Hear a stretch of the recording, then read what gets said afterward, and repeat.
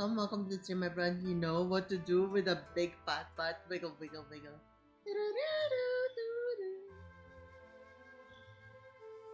The baby. Hi everyone. Happy guys been? Just chilling and vibing right now. I'm gonna be playing Nikke, right? So currently I'm just like downloading the update. And then we bowl. It's 598 MB anyways, right? So anyways, chat, how have you guys been? I'm at the ER right now. Military dear.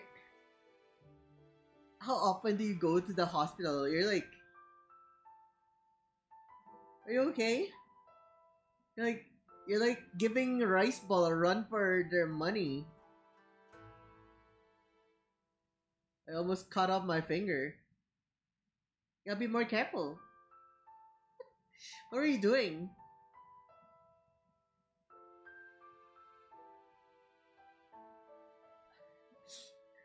Can you just casually tie chest while you're like, I'm gonna lose my finger? I'm sorry, it's just like crazy. Try not to go. Yeah, it feels like that, right? I got free healthcare since I'm a veteran. At least he got free healthcare. It's actually just funny because like I also have another viewer who tends to always get themselves into a hospital. So it's military deer and it's Rice Ball. What do you call this, right?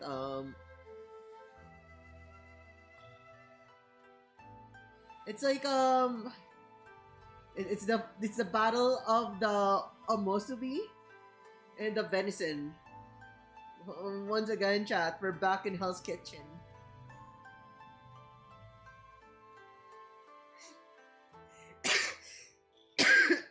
Instead of food that sends people to the hospital, it's the people that sends the food to the hospital.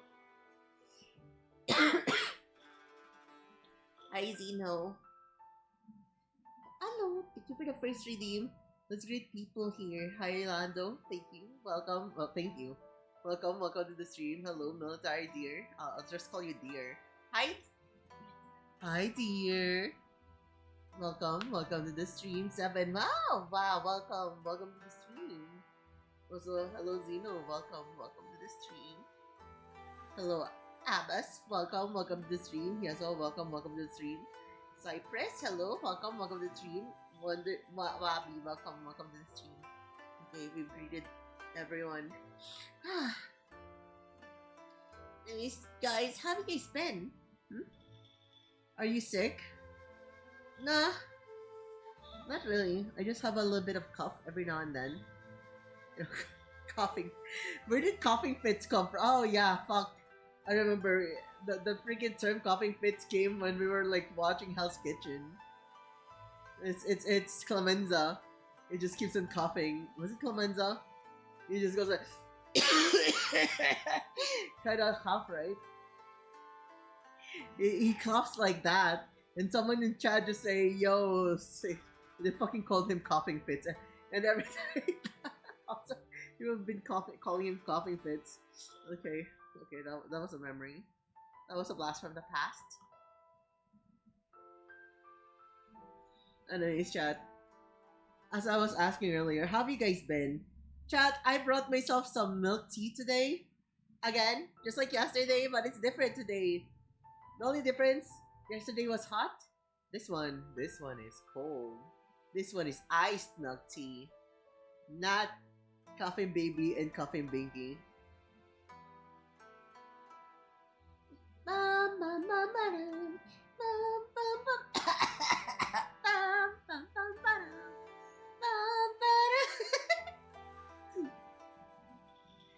Coffee, little baby. I know that maybe you could cure me and send me doggies. I don't know what to say. But anyways, chat. Let me tell you about my day. I had 2 pizzas today. It was so good, disgusting. It tastes good, right? It's Pizza Hut. Wow, yummy breakfast, Pizza Hut. But the downside, it was reheated. I came down, it was already reheated. So let me tell you why I don't like reheated pizza. Yesterday, the tomato sauce was super wet and like super sweet, right? Earlier today, my mom heated up. Like, yeah, it's no longer cold from the refrigerator, but guess what happened? The tomato sauce dried up. And since the tomato sauce dried up, it's no longer like slippery and all of that, and it's like the texture is like weird. The dough as well felt drier. And of course, right, the worst part, the sweetness kind of disappeared and the freaking cheese got dry as well, so it's just like, it's a very sad pizza now. Like the only thing that was worth eating there earlier was the stuffed crust. But you know, I'm not gonna waste food, so I just ate the entirety of it. Like, this is why I hate reheating pizza when once it's already in the fridge. If you slap me with a pizza from the fridge, I just straight up eat it off the fridge. That's just how it works. Like, dude, I swear, if you heat pizza from the refrigerator, it kind of sucks afterwards. So if you're gonna eat pizza, right, like, just keep it in a cool place where it won't get eaten by ants and like whatever, and just keep it there. Don't fucking fridge your pizza. It is freaking awkward to deal with that.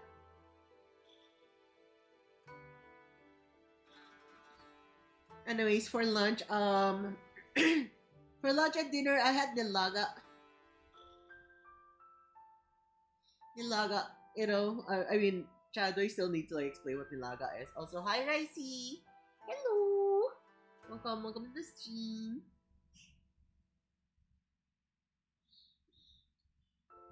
So, I had nilaga for dinner. It's pretty much, I don't know, do you count nilaga as...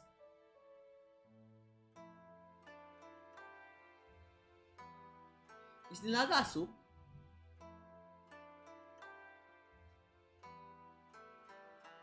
I mean, technically, right? Like, anyways. Because it feels more like a broth than a soup. But anyways, it is a soup. It's made of, like, beef broth. It has, or is it a stew? No, it can't be a stew. It's not starchy enough. It's not thick enough. Stew tends to be a little bit more on the thicker side, right?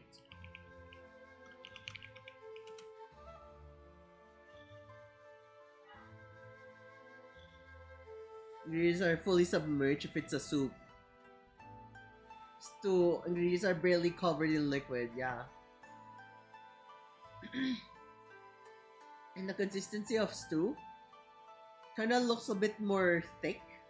It's like when you have beef stew and whatever, right? Like, it's a little bit more on the thicker side. Soup? Well, it just depends, right? If it's a mushroom soup, like, I don't know. I'm just like pulling shit out of my ass at this point. I don't know what I'm talking about. But like, I don't know the difference between a soup and a stew in terms of like, they're both the same, right? It's just one is like fully submerged according, and like the other one is kind of still popping up. So like it is covered with like some soup or whatever, but it's just not fully, you know, submerged when it's a stew.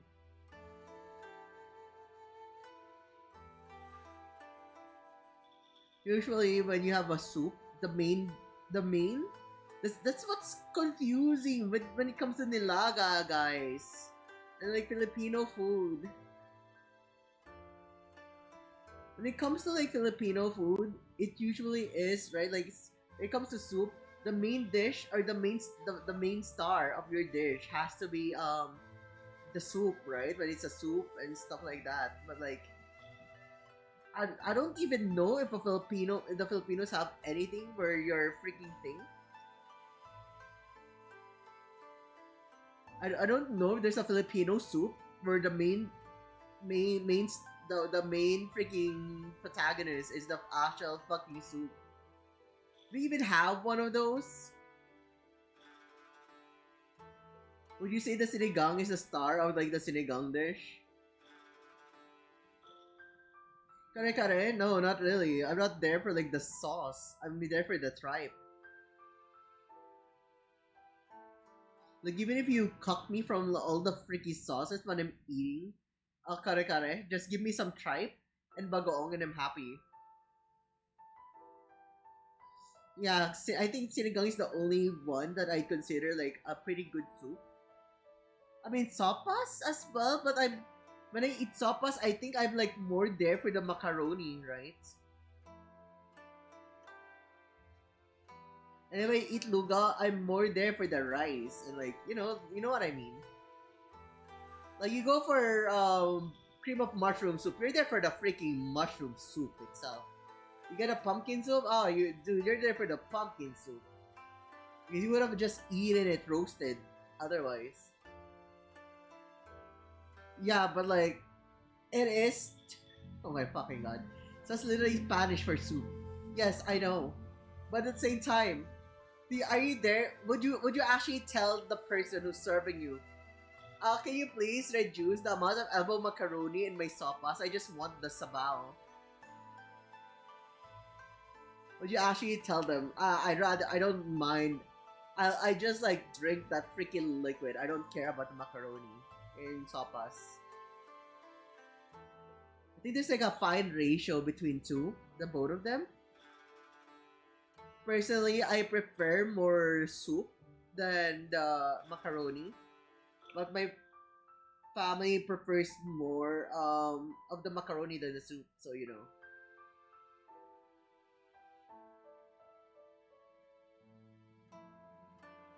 I think you can do that because you don't have to have the macaroni. Are you sure about that?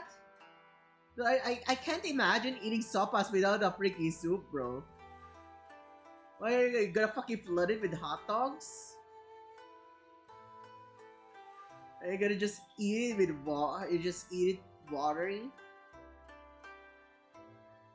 Yeah, I've had sopas with spaghetti noodles instead. Like, bro, that's not the point.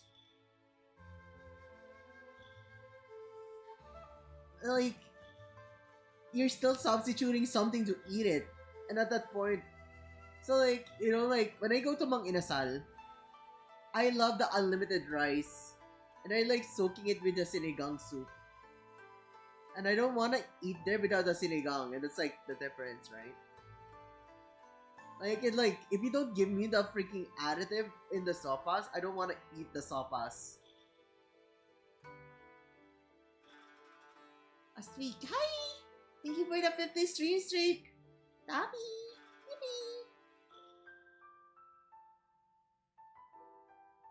My brain's kind of like a bit laggy at the moment. But that's because we've finished the Nikke. We're just waiting for the first ad break to happen. Then we're gonna switch to Nikke, okay?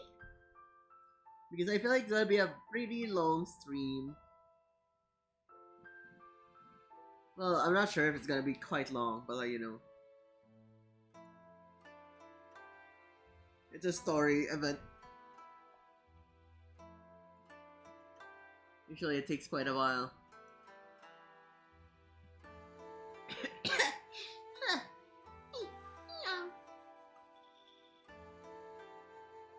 Have you guys tried eating regrub? Regrub? What is regrub? The backward name of a burger. It's 2 burger patties, sandwiching tomato, lettuce, pickle, and sauce in the center. It's a soggy bun. I'll throw you the bun because it just sounds so extra and like useless and unnecessary. But I'd eat it like that. Like, give me sauce, 2 burger patties, sandwich, lettuce, tomato, pickle. Dude, you know what you just gave me? Like, just a fucking Japanese hamburger sandwich. Or like a hamburger steak. Hamburger steak. But it's not a burger without a bun. Au contraire. Yeah, it's just like a hamburger steak at that point. That's literally what they freaking garnish in hamburger steak even. They just like give you some greens on the side, but they make you a bento and like give you some like cherry tomatoes and then just like put the burger and then like put some gravy or like sauce in it. Like, dude, that's just it, right? I'll just eat it with rice or something. I'm just gonna like, you know, eat it Filipino style or Japanese style. I don't need to eat it sandwich anymore. I can wait for someone to combine both to make it a burger grub.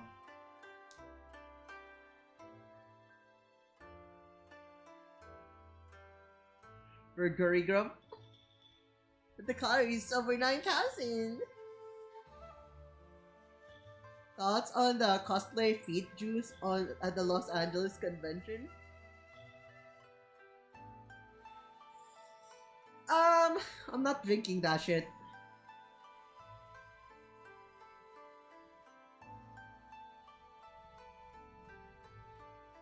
That's all I gotta say about it.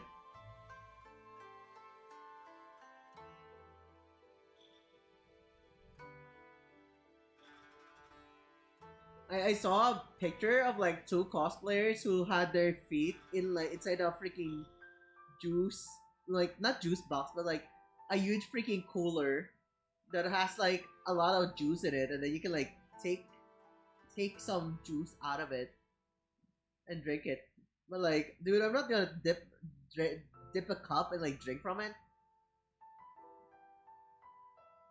Yeah, but one of them is literally Rappy. Is that the voice actors for Rappy in English dub?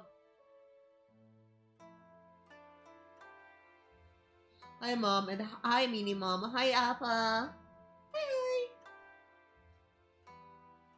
Thank you for the hydrate. Hi, Zora Potato. Hi, hi. Okay, so like, let me just explain why I don't. So first, okay, no offense. I don't know. I don't know about like, I've heard like a lot of people, and ironically, not jokingly, don't always take daily showers in the US of A. And they've always made jokes about hygiene and conventions. Like literally, if the feet is just sweaty, sure, right? But when was the last time they properly cleaned their socks and cleaned their shoes? And stuff like those. And that's what bothers me, right? I don't want to get sick for a fucking meme. You're not gonna believe what they use to sanitize the feet. And before Lana just tells us, they sanitize it with a drink, guys. Let me drink the water first, though, because I got hydrate checked. They sanitize it with a fruit punch, guys. It's clean.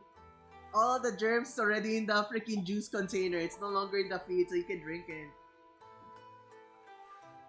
With Everclear.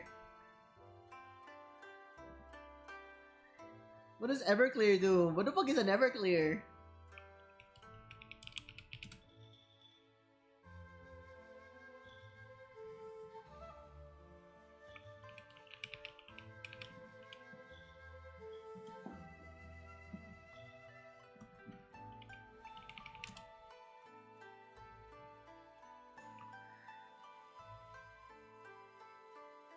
I thought you were gonna make an evergreen joke. No, because like Nikke, Goddess of Victory, Rappy, Evergreen, they clean it with Evergreen, guys.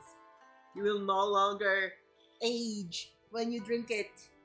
It's a drug that stops you from aging. You're gonna be an immortal cosplayer. It's literally vodka.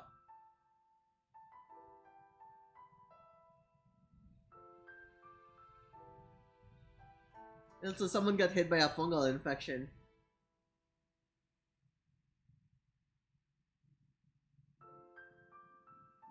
Ah, it's such a bad day to be a congoer in Los Angeles, huh? It must suck. Right? You went to the fucking convention to like have fun, you saw cosplayer letting you drink their feet juice, and then all of a sudden you become the next fucking main antagonist in Last of Us 3 with a cordyceps infection all over your brain. That's crazy. Well, it's 15 for a cup and 20 if you want to sip from the foot. What the fuck am I doing? Why do I even have Raekathon at this point? I should just let people drink my feet.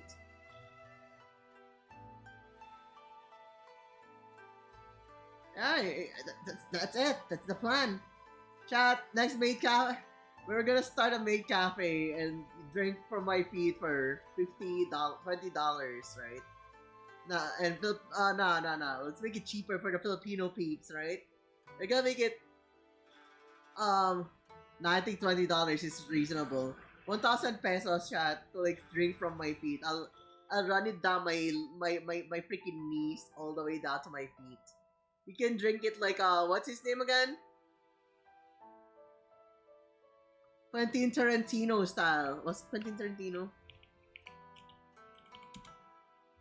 Yeah, it is. You can drink it from my feet, Quentin Tarantino style, just like in the freaking movie, right? I'm just gonna slide it. I'm just gonna spill it on my leg. And you're just like. Do you think Tarantino put that scene in there just so he could like lick fucking alcohol from a woman's feet? Dude, he's really ahead of his time. Imagine he's like started the freaking thing before he was even a meme. Dude, he's the real OG. Before feet became a freaking hot topic and like became a big meme, where he's just like, I'm gonna drink off this lady's feet.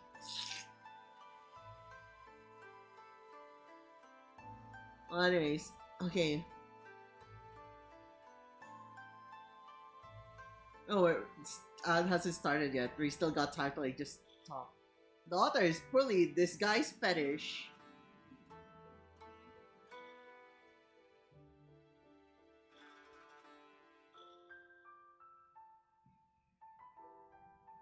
You know, as much as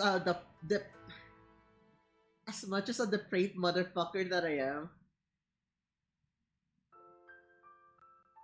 I still can't fathom the freaking story of Redo of Healer.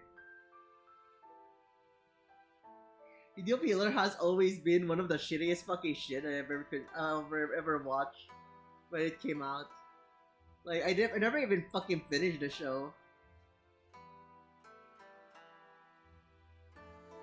This entire story is just like, hey, I was a victim, so I make everyone else that made me a victim. Yeah, boy. That's his entire persona, right? That's hi Regan. Hi. So like that's the entire freaking thing with Redo of Healer. It's just like he was like used and abused.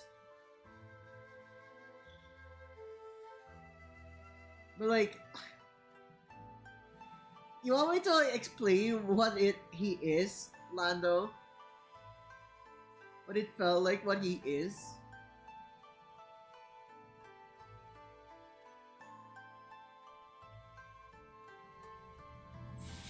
Scared some people because of my drone. Don't do that. Oh my gosh. Oh my gosh. Don't scare them. What do? You just like, oh, I'm gonna video you. Oh, I'm gonna put you on YouTube. Ah. Anyways, my only gripe with my gripe with Redo of Healer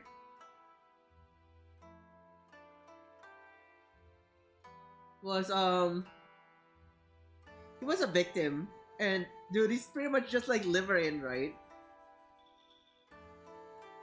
I was a victim, and all the time I'm still a victim, even though he's already broken through the chain of it. He's had his revenge, but like, he finds this new wolf girl, and the first thing he thought of and does is, I'm gonna manipulate this innocent girl as well. And he just became like, just like everyone else. He would be like, yeah, like that's reality. It's like, yeah, but like, dude, you cannot make me sympathize on someone who chose to like be the same as everyone else. You know what I mean? He chose to be like his abuser, like he got someone innocent involved into like his own freaking scheme. Like, dude, like, okay, like he was an asshole at the start, and they don't make you try to sympathize with him. Maybe I would slowly sympathize with him, but it's just like weird. Yeah, greedy lust. Wait, what is this greed from? His greed sickens me. The drone is huge. I mean, I guess maybe a lot of drones are big nowadays. I know what it is. Phone loses reception. What? Do you know what they say? What they said? They said to me thought it was a military drone. Oh,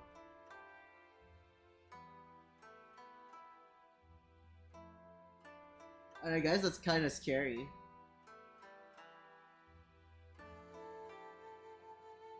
I don't even know what military drones do. Like for real, I don't know what military drones do. Like, what do military drones even do?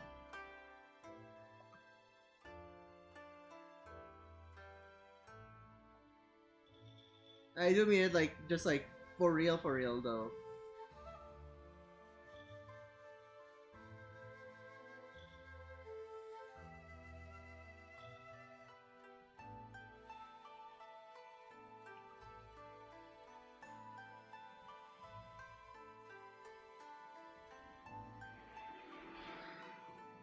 They kamikaze or drop bombs. If I saw a military drone on top of me, I wouldn't be scared. It's either like at this point it's just like I die or I don't.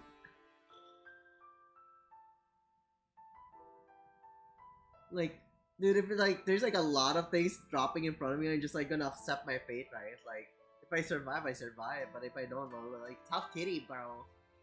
And I guess yesterday was my last stream, huh? Kind of moment. You know what I mean?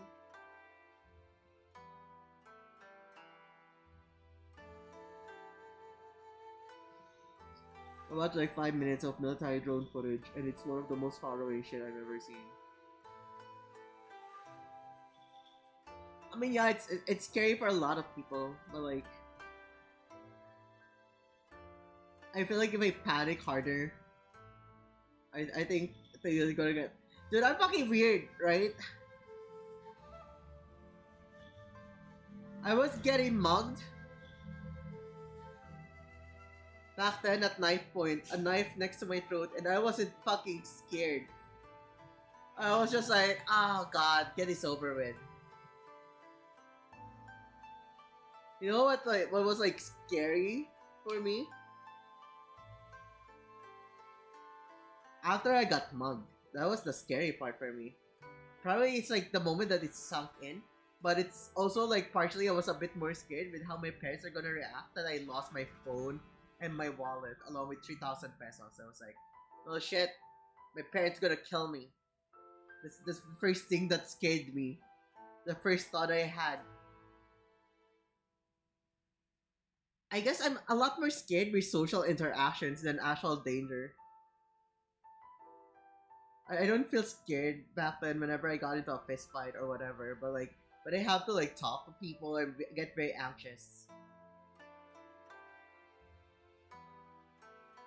Like the time that someone tried to kidnap me, I'm just like staring at them. Like, dude, I don't have time for this. Like, go away. Go away. Go away. Go away. And that was when I was like 14 or 13, dude.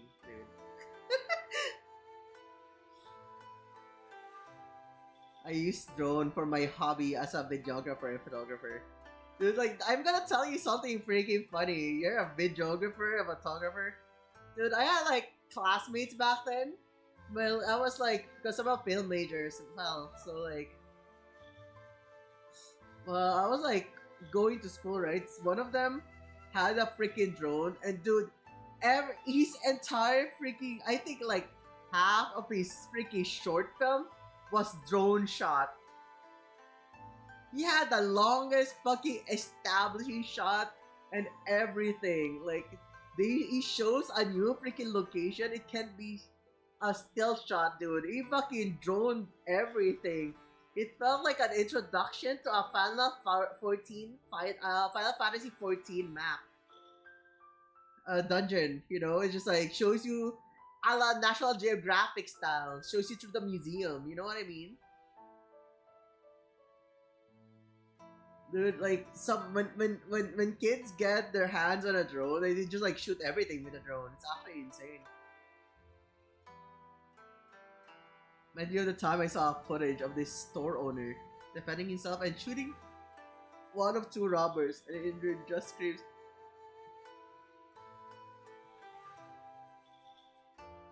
No, he did not. He did not. He did not shoot them. He did not shoot him. The guy jumped over and he started stabbing him. He started shivving him. Dude, he was shanking him like he's just a Tuesday, right? Just like, and the guy's like, "Oh no, I'm dead. I'm dead. I'm dead." Dude, the guy just started shanking the guy.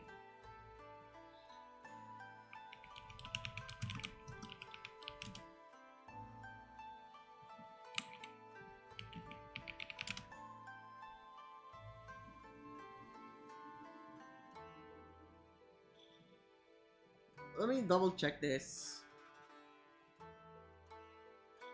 I'm gonna pull it on stream. Might get in trouble because, like, literally.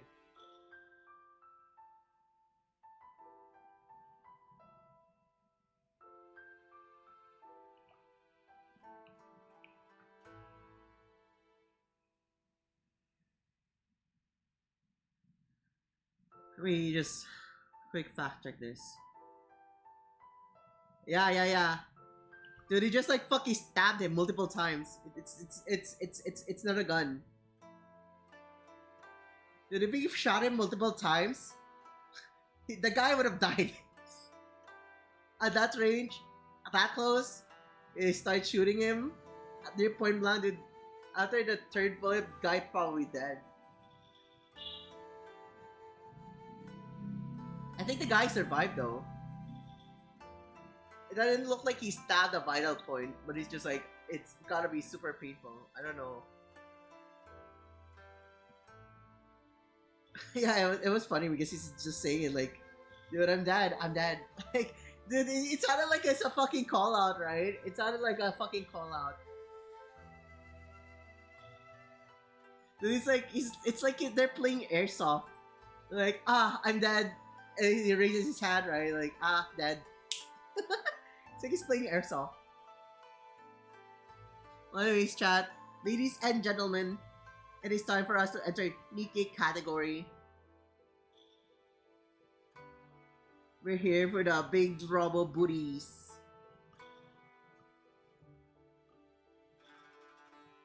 Let me just change the category first.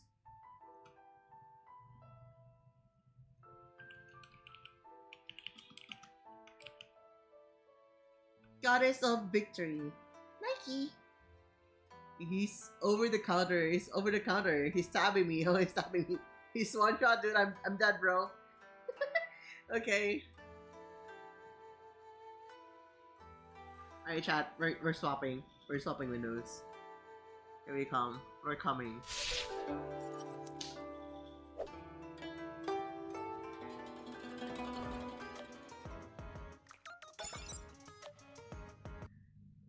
Chat, lo and behold, you've seen it once, you'll see it again. Now it's time for Prika!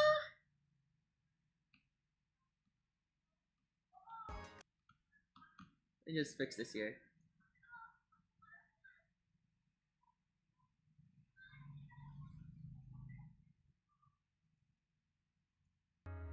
Let me check how the audio is like. Game audio. That's good enough. Let me just open chat on the side so I can read chat while we're doing this.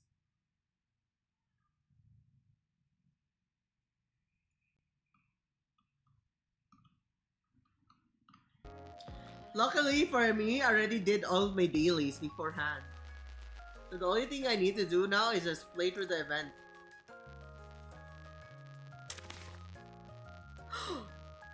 Oh my god, I got the rewards! Give me that. Give me that shit.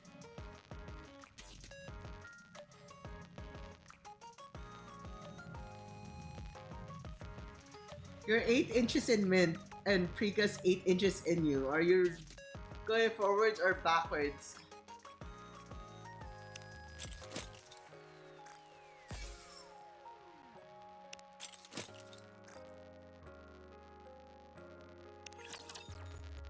You know, I am actually not sure.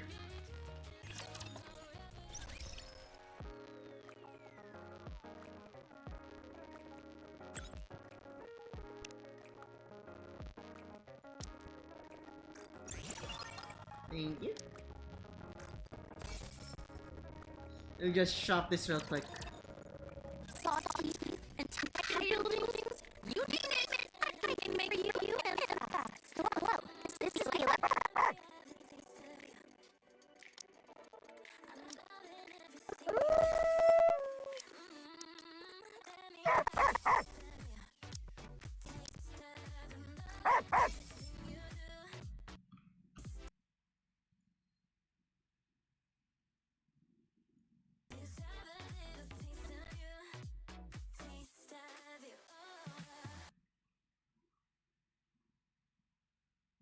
I don't think it sounds bugged.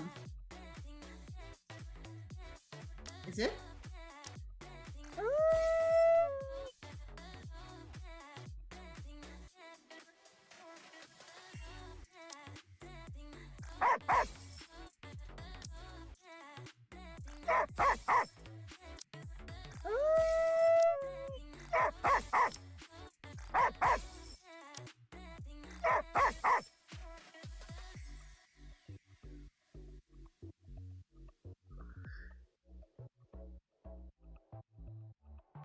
How did I get 45k?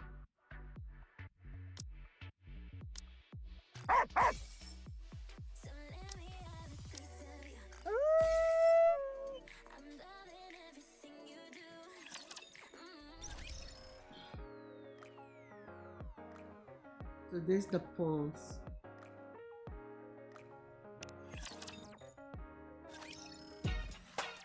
Ah! Dun dun dun!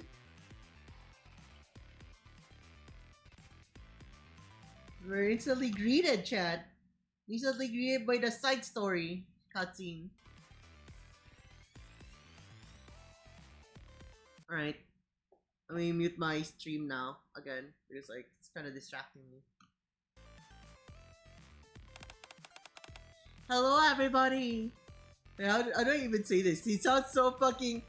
The guy sounds so freaking... looks so freaking boring. I don't even know how to like voice him. Is he supposed to be happy? Is he supposed to be hype? Supposed to be hyping shit? But maybe, right? He's just got a straight face. It's so freaking awkward. Hello everybody! Today on the show, we have the stars who have been lighting up the arc recently. Give a warm welcome to Mint and Prika from TV Star! Hello, we're the Shining Star Duo. I'm Twinkle Twin Stars Mint, and I'm Prika. Nice to meet you both. Your popularity is through the roof. Does any of this feel real to you? Yes, of course. So many people recognize us and are cheering us on. Thanks to them for enjoying. I could do an announcement as a host. Thanks to them for announcing every day of this. We're enjoying every day of this journey. I'm glad to hear it. Now, this might be a rather difficult question, but do you mind if I ask it anyway? Of course, go right ahead. From where we're sitting, the two of you light up the stage so brightly. But the memories of when there were three of you are still deeply ingrained in all of us. Doesn't the void Anis left feel significant? We don't feel it at all. If anything, I think we've only grown stronger now that it's just the two of us. Oh, can't believe they done this. Oh, my wife. I'm sorry, chat. We're sliming them. We're killing the other two. I do not take any slander lightly. This is treason. This is a death penalty. This is a death sentence on my book. Chat, we are sliming them. Don't you think, Mint? Yeah, for sure. I know a lot of fans out there who still feel the loss. That said, Twinkle Twin Star will shine even more brightly in the future, so stay tuned. What a wonderful answer. Thank you. Now for my next question. Great work. Great work, you two. Thanks for the hard work, everyone. Thank you. Great job, everyone. Rika and Mint return to the green room.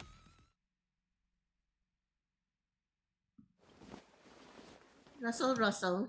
Mint starts packing her bag.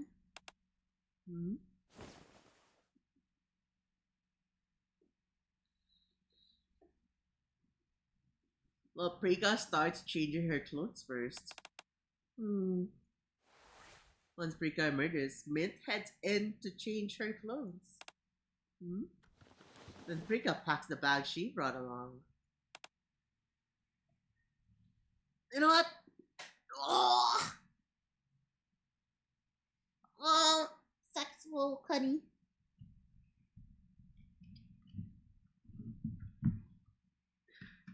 Chad, are you wondering what I'm doing right now? My keyboard is in such a weird freaking position right here.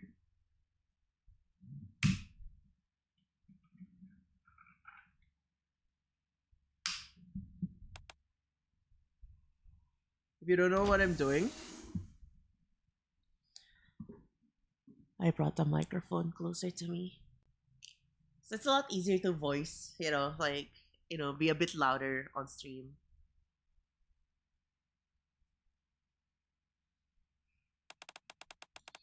Another shoot that went without a hitch. Great work. What's next on the schedule? That was the last shoot for today. Alright, I'm going back to the studio. Oh, okay. How about you, Min? Guess I'll go back to the dorms. I'm gonna have a snack and get some rest. See you tomorrow, Havistar. Thanks for everything, Havistar. Sure. I'll see you tomorrow.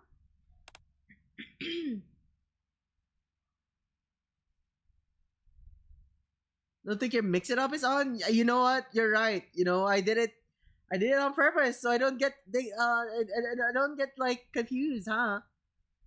I don't get interrupted while reading. Just kidding. Let me put it up.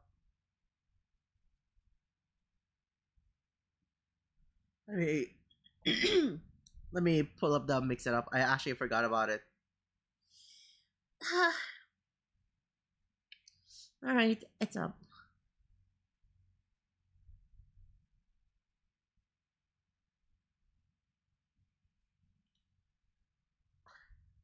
I look cortisol today, chat.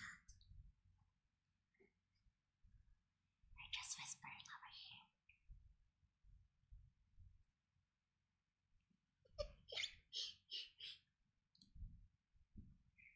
Ow! Son of a bitch.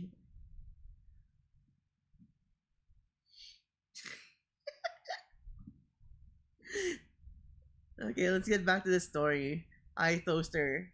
How it's going? I'm just chilling. Just try to do the story for the new Nikke story.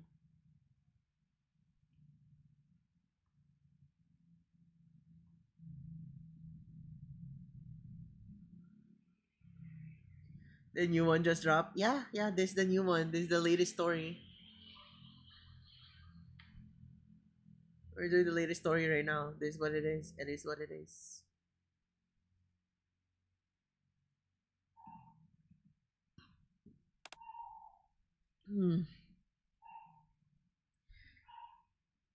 The two stars of similar colors, never once illuminating each other.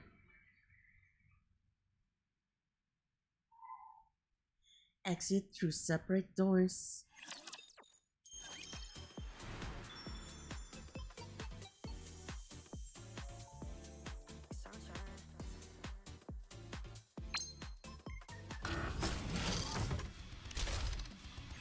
We start off with the event.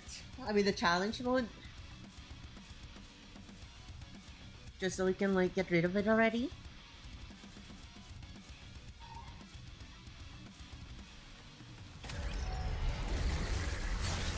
Chatterbox.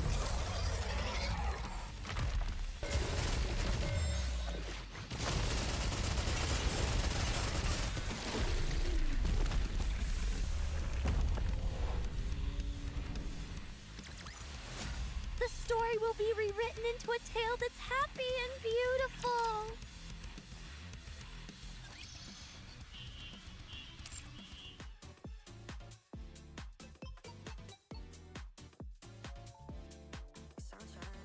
Yeah, it's challenge zone. How many do we have here?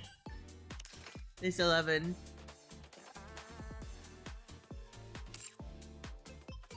Um.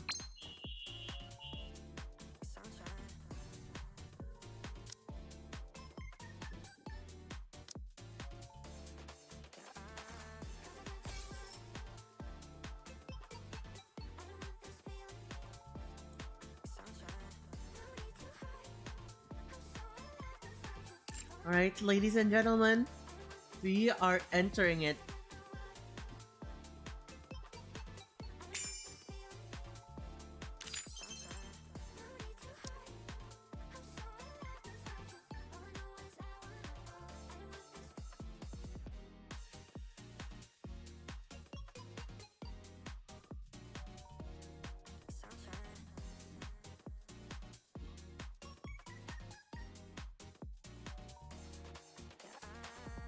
What the hell, Lee?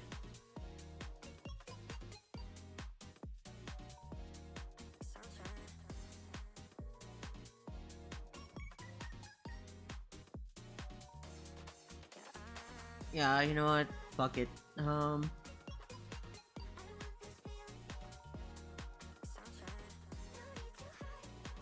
Let's go with this.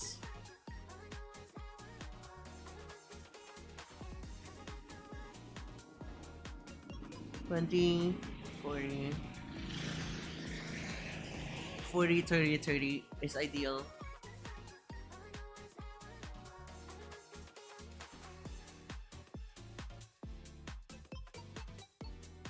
Roger. What's on the Did someone call for a chef?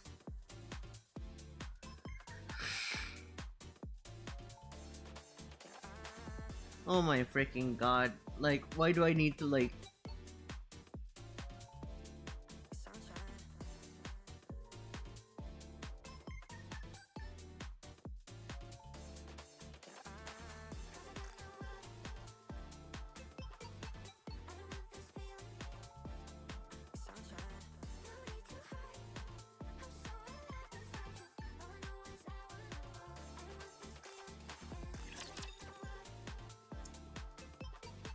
They're forcing me to use characters I don't even want to touch in game.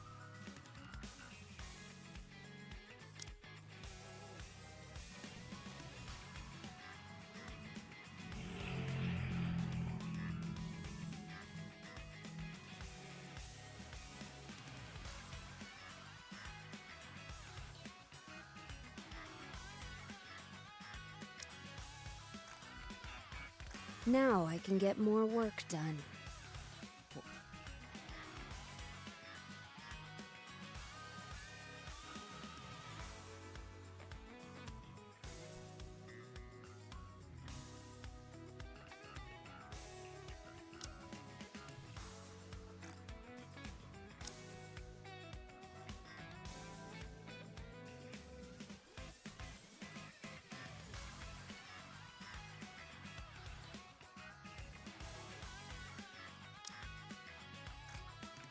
I feel a tingling in my fingertips. Could it be my cooking Oh yeah, I can skills are level. awakening?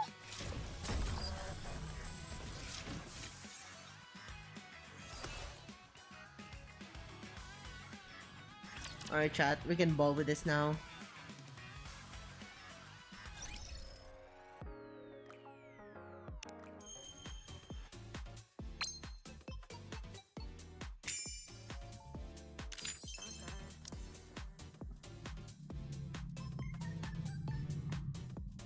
Roger. Did someone call for a chef? Okay, leave it to me.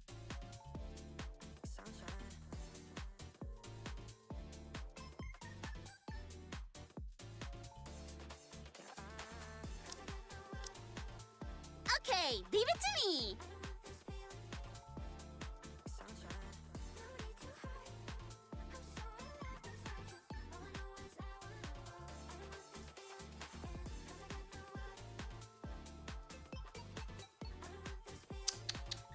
Who else would I want to put there as a level 1?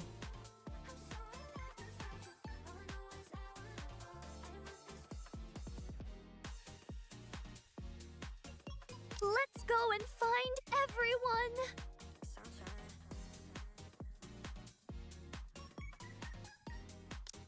What's on the menu?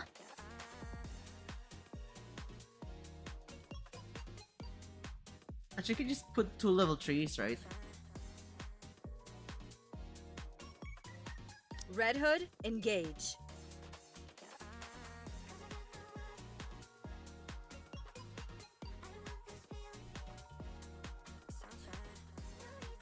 Forty, 30, 30. Okay.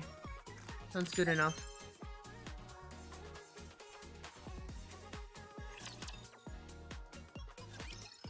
Right. Whoa! Straight into my wife! Right into her loving arms. Commander! Turn on the TV, quick! Anise, what's on TV? DD Star is going to be on a celebrity talk show today. I'm like getting a bit distracted by my own voice. As long as you reach 100% drop rate, you can choose whatever you want. Yeah, that is the thing. Now, I'm actually like deciding whose ass I wanna be at like left and right. Because when I play, right, when I'm in center, the center is more push forward.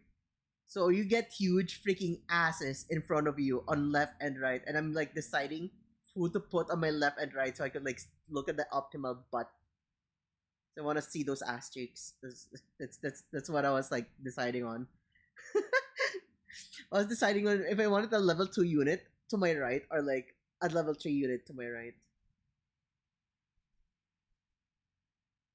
I usually put you Anise and you Snow White so I can speed run the level within 10 seconds. I see. Could also turn off UI transparency.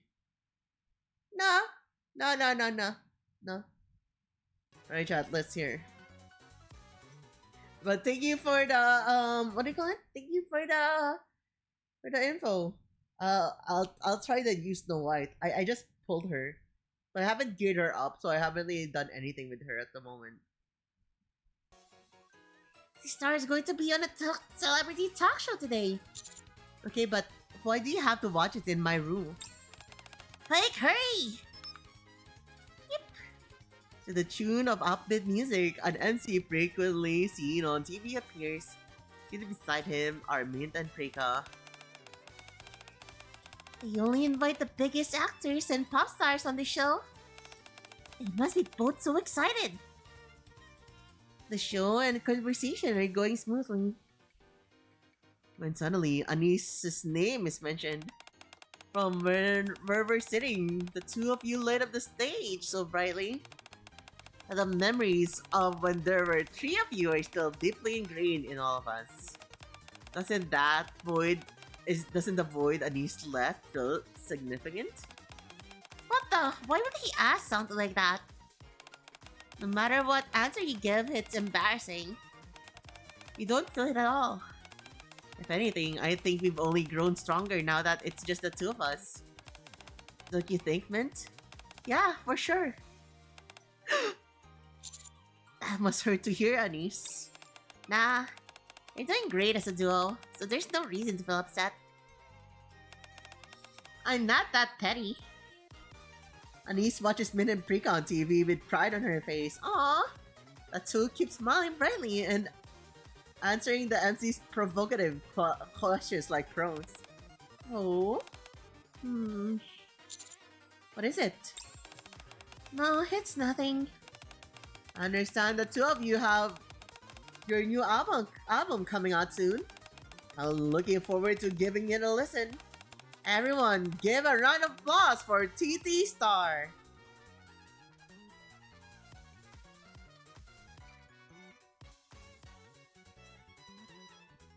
Play charge use no ignores that and just hold charge for a single sec. Let go, rinse and repeat. I see. Beep beep. Those two really are pros. They never missed a beat. Uh-huh. But don't you think something was off about them? Huh? Like what? They were acting really weird. And did you notice? They never once made eye contact with each other as they talked.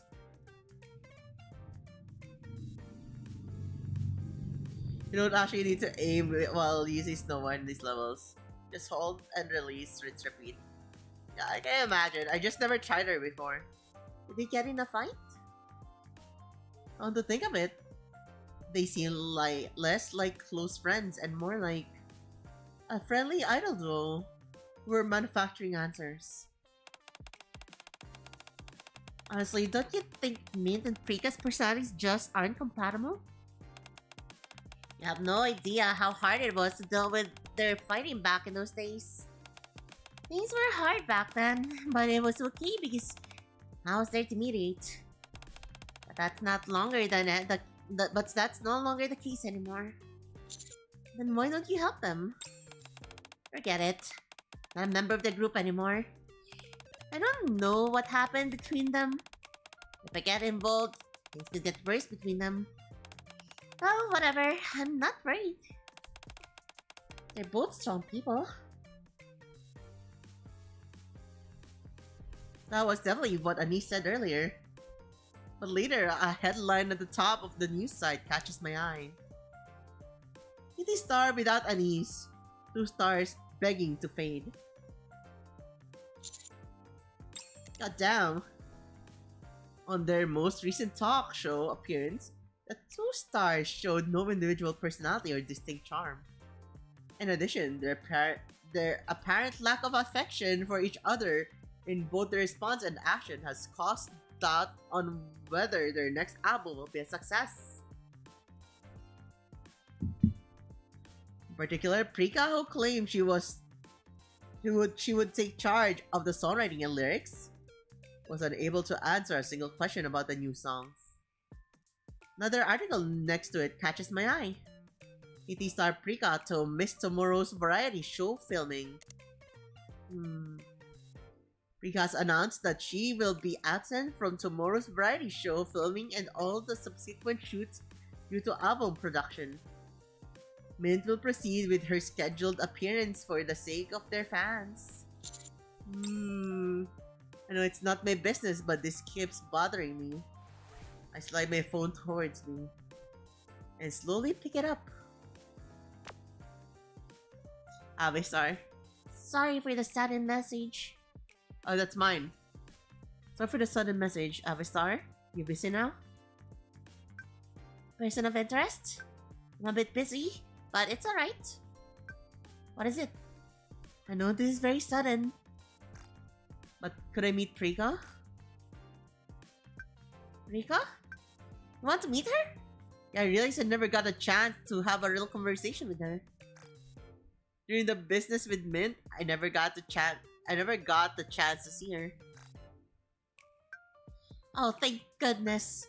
Then could I ask you a favor? I'm actually very busy accompanying Mint on her schedules. I haven't been able to look after Prika lately. She's probably working away and not eating properly. I'd like for you to look after her. Sure, I can do that. Thank you. I'll leave it to you. I close the articles, turn off my computer, and go to the address Avistar gave me. Dude, they're gonna slide. Mustang's gonna slide me, dude. Engaging the enemy. Commander right here is just limit testing at this point. Yeah, right? Like, it's just look at ass. Better reload. Picking these guys up is a real hassle.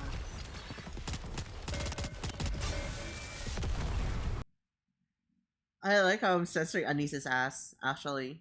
It's actually insane. You're just straight up blocking it. Also, Admiral Akinum? Would you prefer if I call you Admiral or Akinum? Thank you for the follow. Thank you.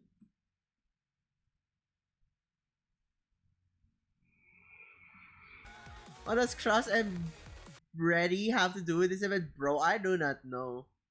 Like, I don't know, and at this point, I'm just like not questioning, right? I don't know what they have, like, what they have here. Knock knock. No one answers. Knock knock knock. Sure enough, there's still no reply. I punch in the passcode Avi thought he punches the door. I punch in the passcode Avistar gave me. In case Rika doesn't come to the door. What, is she naked? Is she changing clones? Oh, it opened. Excuse me? I step inside cautiously. Rika is wearing headphones and fiddling with the computer, surrounded by all sorts of instruments. Excuse me? Excuse me? Rika! What the heck? She's so surprised, chat. Surprised Rika pulls off her headphones off and stares at me. You're Anisa's commander? Hi, I brought you something to eat. This is all a bit too sudden. Oh, Rika, I thought you said Rika. That's crazy. What are you doing here? Amistar gave me the address. Why? Because I'm a TT Star fan? Huh? Huh? I guess Avistar must have put you up to this. Tell her I'm eating enough. She doesn't need to worry. I appreciate the thought, but you can take the food back with you. Her gaunt face looks exhausted. Since I'm here, do you mind if I watch? Sorry, but you'll just be a distraction. This is your first album as a duo, right? Yeah? The monitor shows a program I didn't recognize. It's screen completely empty. I may not know much, but I can see she hasn't made any progress. Does it look like you've gotten anything done? Huh? It's not entirely true. I made several songs. None of them feel right. I don't even know why I'm telling you this. Anyway, I have a lot on my plate. Please leave. Okay, guess I don't have a choice then. Get at it. The exit Rika studio, leaving the bag of food behind. The next day. Good morning. What? Why are you back here? I brought you a snack. Why do you act like you own the place? I noticed you ate the food I left yesterday despite your attitude. I... Looks like you still haven't made any progress. Women! Hi, Onibara. Can we have a shout out, please? Don't look at that! Ding! Oh, this is gonna fuck me up. I'm just like gonna listen to myself while I voice them. So I can like adjust accordingly. Oh, that's an odd sound coming from a piano. It's not a piano, it's a synthesizer.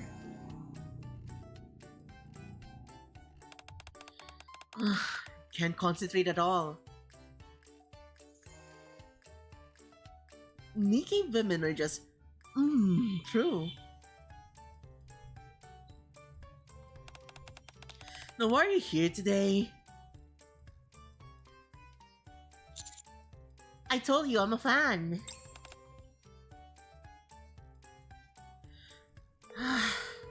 Rika picks up her phone and dials a number. Hello? Happy Star? Anisa's commander has come by to the studio 2 days in a row now.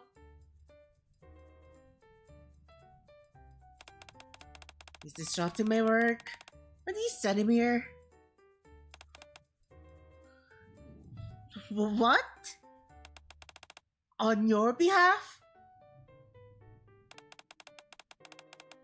What are you so busy with that you had to... Oh. Should have taping with Mint. Okay, I'll take care of things here. Okay, got it. Ironically, they're made with their consciousness of what they're perceived as their perfect self. That's why it's rare to see Nikkes without big honkas. I see. Rika is my second favorite Nikke. Nayura is my second favorite Nikke. Next to Anis, my wife. Wait, this technically happens before the Mint event, right? I don't know. I honestly do not know. They're asking me questions when I just started playing this. We literally played this at the same time, Lando. Or you're watching this as I started playing it.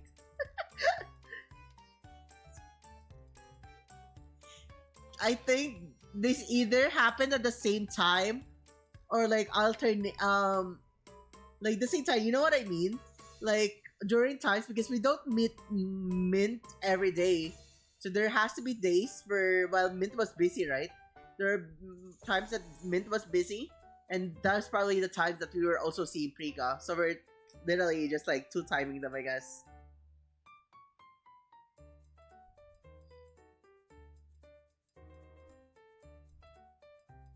Yeah, I know what you mean. I'm not saying the days before the Mint event. This is simultaneously happening at the same time.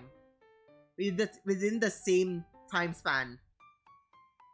Because they both had the same intro of the game show.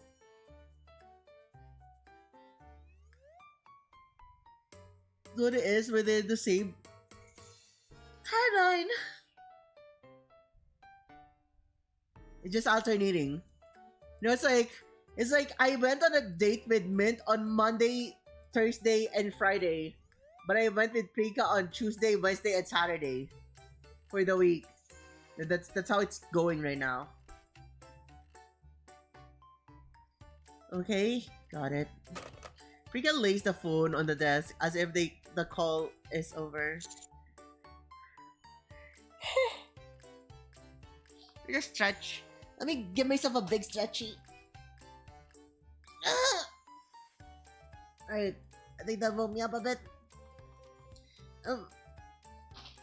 Nah.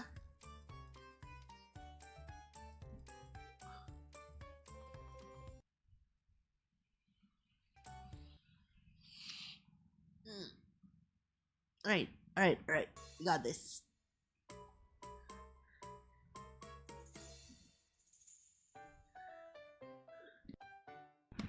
Alright, here it is.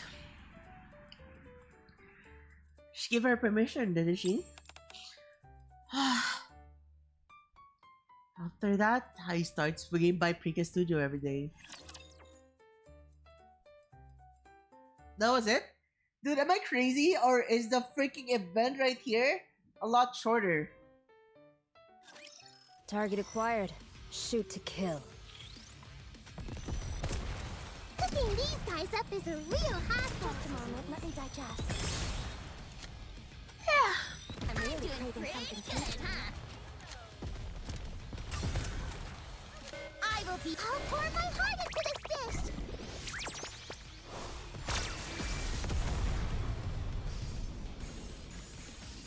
But is it me? Mission complete.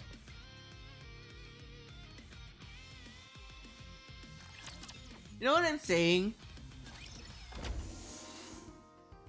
Like this event, the dialogues and everything, the CGI, whatever you call this, right? It feels less than the Mint event. I feel like you had more more moments where Mint is just like all over the place, and like the dialogue feels like it goes for like 6 minutes each or more. This feels a lot shorter. Is it just me?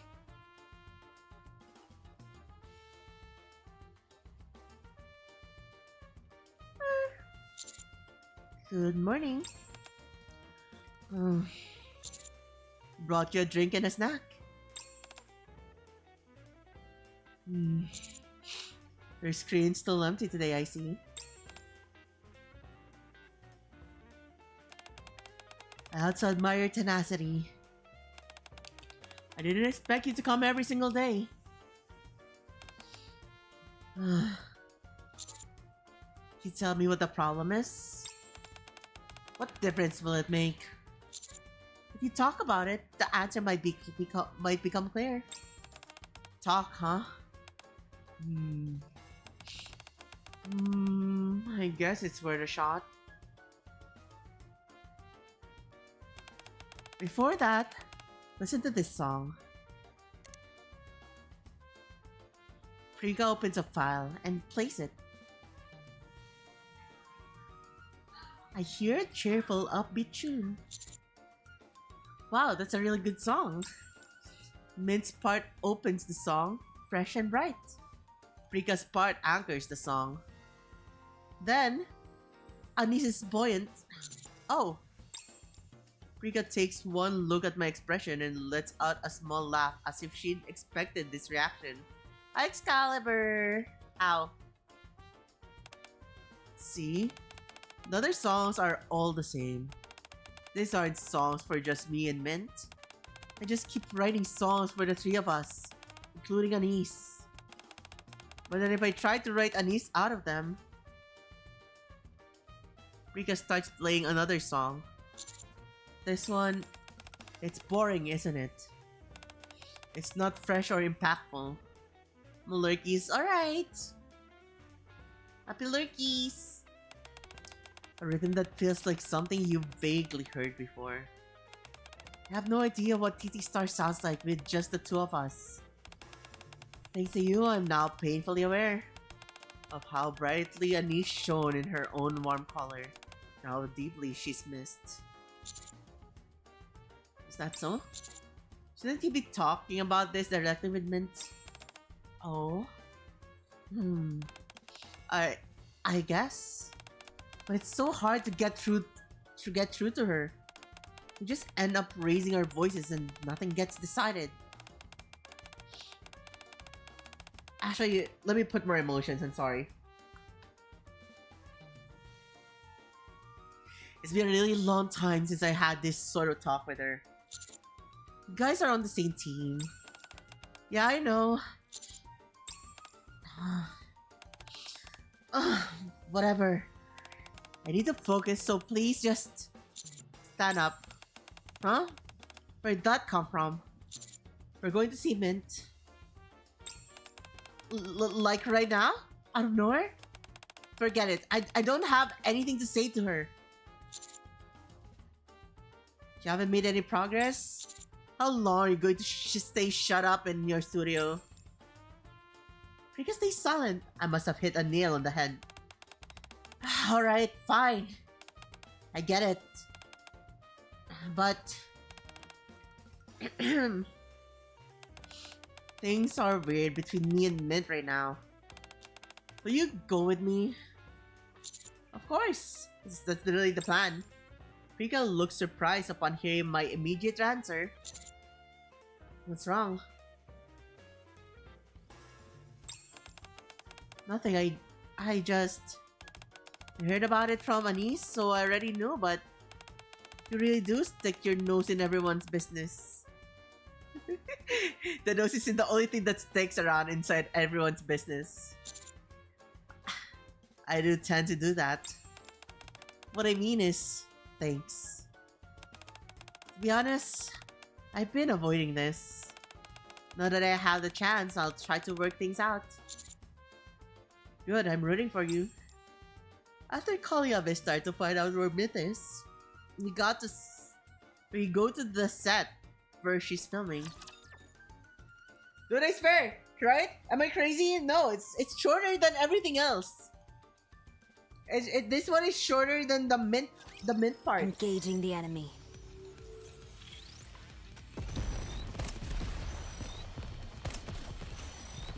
Cooking these guys up is a real hassle. I remember that during mint, it takes a bit longer with the interactions. This one's like a lot shorter right now.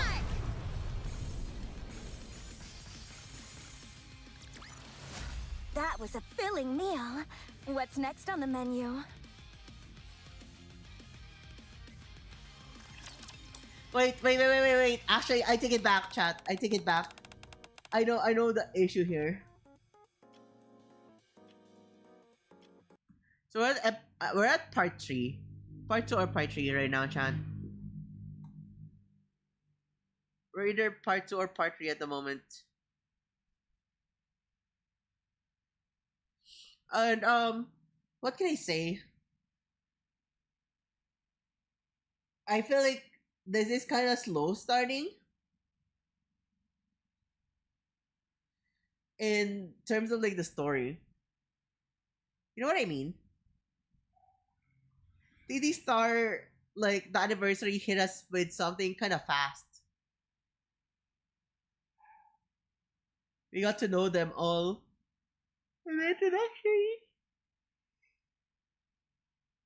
And then everything was quite interesting, right? That's the thing. That's the difference. With Mint's story, it was also kind of funny, right? A lot of things happening. Mint is like, "Yo, why is this guy so into me?" And I'm like, trying to like be so scandalous. And then now that we're here, we're at Frika's story. Everything's just fucking boring. But no, it's not bad. Maybe it's just slow starting. But like my point is, right? I feel like it's faster because it's just like there's really nothing happening. Like, it feels slow, but I'd say that it also feels fast because nothing's happening for real. Like remember when we started going for Mint's story, it felt more like, yo, she's trying to like one up the commander, but she keeps failing. So there's like a lot of things happening at the moment. Nothing happening for now, right? Like this is what I'm saying, right? So it has a very slow start. We have no idea what's happening, and she's just like, yo, like the most intriguing part of this freaking part in the story so far was the talk show where Aris was like, nah, I'm okay with them saying that they're doing a lot better without me. Like, there's nothing wrong with that. I mean, they're doing well, right? Okay, dude, my character's tweaking, my model's tweaking.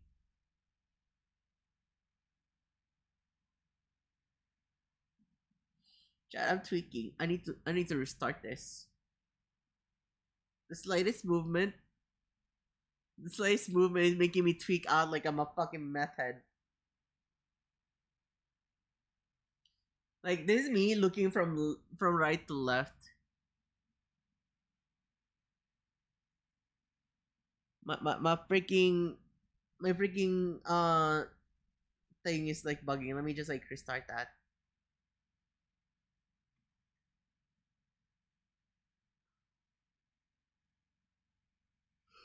Oh no, he's gone.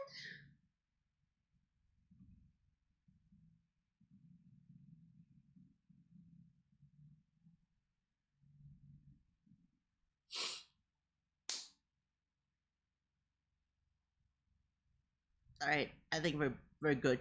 I think we're Gucci. Let me sit upright. Maybe that would help things a bit more.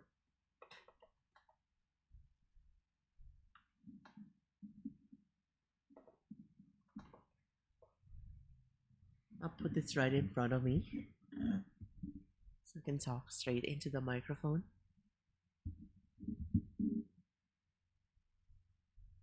Oh, we're back to look Cody's Reika, huh?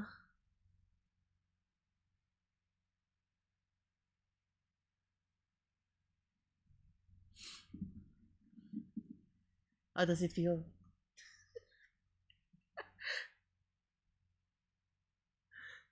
Don't give me that face. Oh, don't give me that face. It's gonna make me sad.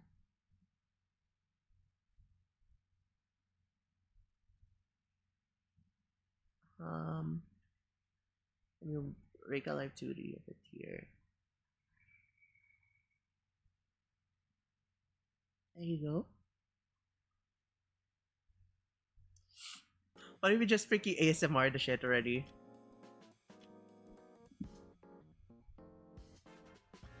Thanks for all your hard work, director.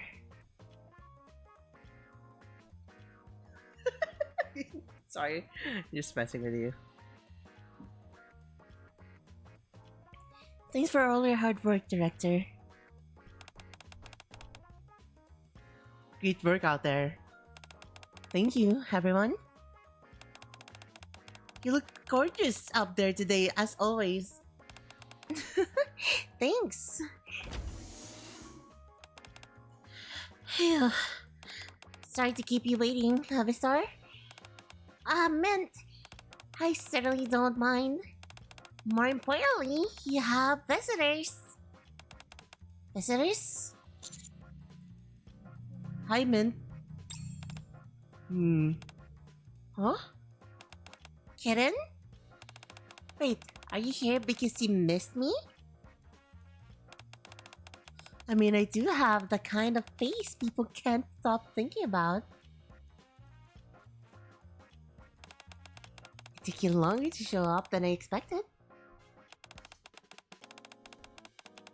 Did a good job holding yourself back. I'm proud of you.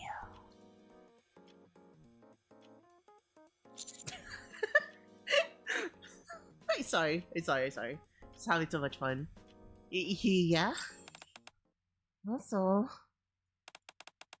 Hi, Prika. It's been a while. Yeah, great work out there. What kind of show was it? It was the variety show you and I were both supposed to be on. Oh, that. So what brings you here? Did you finish writing all the new songs? No, not yet. That's actually why I'm here. What do you think about taking a break from shoots to focus on our next album? Not this again. I told you I know nothing about songwriting or composing, so I can't help you. Once the songs are done, I'll pour everything into practicing them. You're the one who said we should each focus on what we do best. Yeah, I did. But the music just isn't coming. I don't know what dual version of TT Star looks like. That's why I'd like for us to spend some time together and come up with some ideas. And then what about all our scheduled appearances? It's already bad enough that you'd suddenly backed out. Now you want me to take the time off too? You know you're pushing yourself to make things happen. We're shining at our brightest now. How can you not push myself to the limit? Don't get it. This is our first album without Anis. Is being on TV more important than our album? Of course not. I'm just doing what I can while supporting you. Do it for us. For us? No, you're doing it for yourself. Going to all these shoots is purely for your own self-satisfaction. Self-satisfaction? Hold on, Prika. Why do you insist on writing our songs? Even when it's not going well. There are plenty of good agency out there packed with talented songwriters. What? It's our album, so obviously I should write it.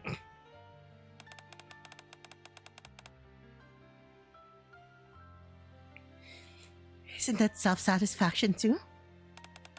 What's most important is that we put out a good album. Does it matter who wrote it? Prika, what kind of song do you want to write? What's your idea of TT Star? I'm still out here working and waiting. So think it over. What kind of music do you really want to make? Boop. Then gently pokes Prika's cheek. Look how dry your skin is. Writing songs is well and good, but you need to do basic self-care as a pop star. The room is super tense. So this is what Prika meant when she said they would only raise their voices without reaching a conclusion. Wait a second, Mint. Mint glances back at me. Wink. And with a wink, she walks out of the green room. And Prika? So you can never beat her in an argument. I can't convince her of anything. It always turns out like this. Convince her? It didn't exactly sound like Prika was trying to convince her. Anyway, thanks. At the very least, you were able to talk. Prika stands up with a tired expression. Are you alright, Prika? Of course. You know it's hard being in the middle, Avistar. I'll give it my all, so trust me. I can tell you one thing, Prika. You look exhausted. Your skin is looking pretty ragged. You haven't been sleeping much lately, have you? You should let go of your burdens and come get some rest. Okay. Dude, it's just like an ad break, bro. I just need to complain and we get some drama. I'm having fun. Dude, like, story needs to have more drama. It's so fun to voice them a lot more when there's something happening. Bubble, bubble, sizzle, sizzle! Just a moment, let me digest. You know what I mean?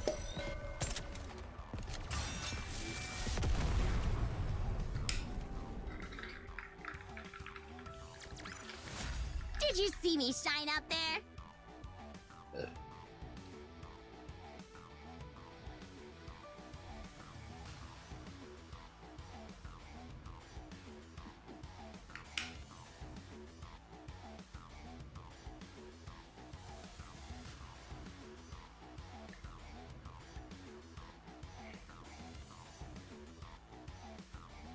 Alright, next part of the story.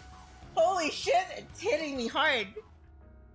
I'm in the tea. I'm drinking tea. I have ice milk tea right now. With Carolina Reapers.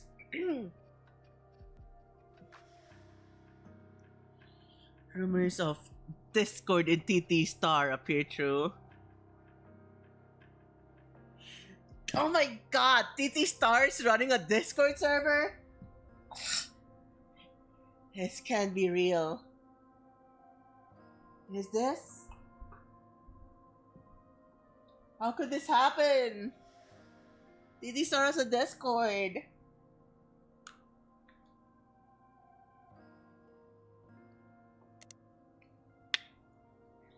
According to staff members, the sound of an argument could be heard from the green room where... After which, Wind and Prika left the green room separately, confirming rumors of discord between the two.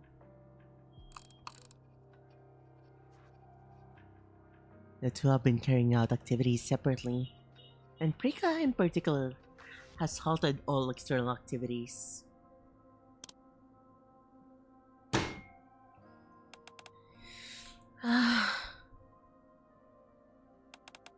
People will write articles just about anything these days.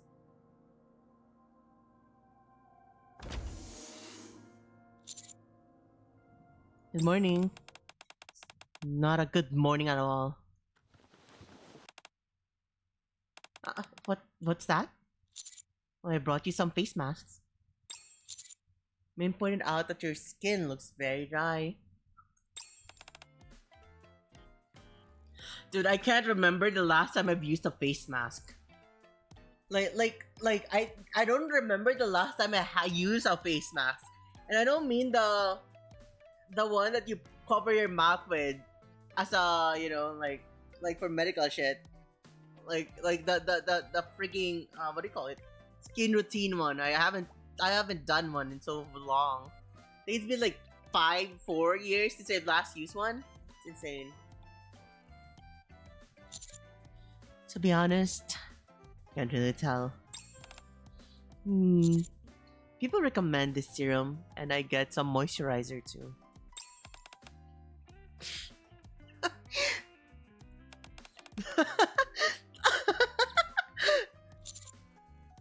Rika?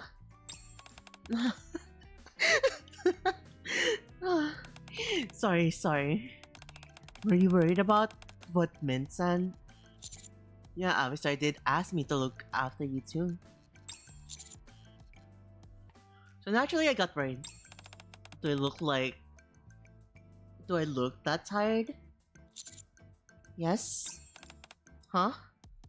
Alright, fine. Beep! Rika presses the power button on her computer.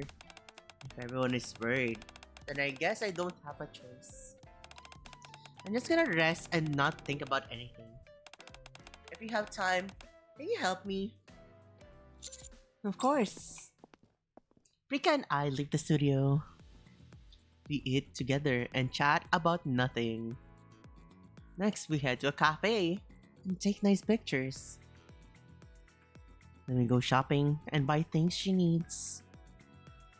As the sun starts to set, twinkle, twinkle, shining stars. Whoa, a Titi Star song is playing on the street.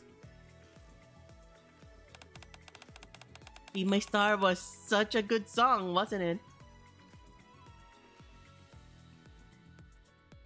Ah, fuck. It was a different song. It was Twinkle Twinkle Shining Stars. Oh my god, fake fan. Yeah, it was. It's getting late. Want to go back to the studio and watch a movie? Oh my god!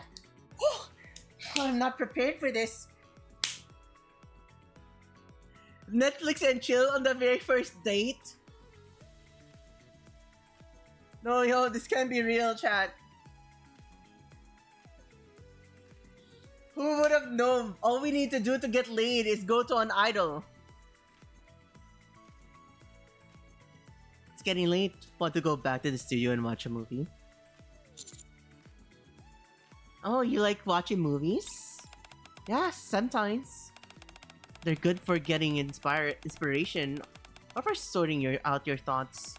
Oh my god, my hair is like flying all over my face. How about you? I like movies. Is there anything the commander doesn't like? Holy shit, bro. Like, dude, is there anything this commander doesn't like? And before we just get a freaking Nikke here who says, yo, I like it when someone watches me while I do it. And the commander just like, yeah, you know, I like sitting on the chair as well every now and then.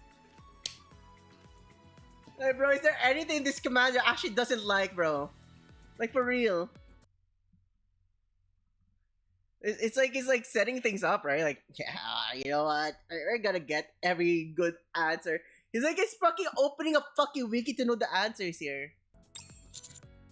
Let's get some popcorn. That's not my question. We know he's building a harem, but like, he likes so many things. It feels so plastic. You know what I mean? Hi, wait. Hi, Yesu. Let me give you a shout out, cutie.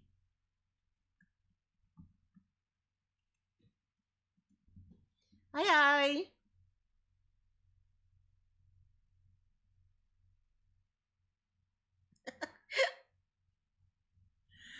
Oh my god, my back. Have fun streaming. Focus on your stream, cutie. I was just in your stream early because I haven't started it kanina.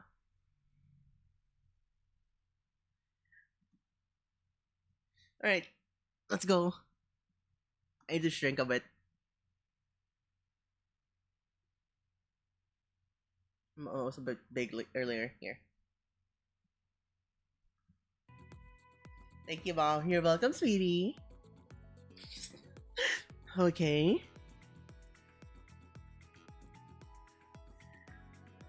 La la la la. Let's play. What is this? A kid's cartoon? There's nothing better for getting your thoughts in order. It's bright and energetic, and there are trials, but everyone manages to overcome them. I forget about my fatigue every time I watch it. I had no idea you like this sort of things. Adorable 3D animated characters appear and start dancing. The music is cute and the story simple. And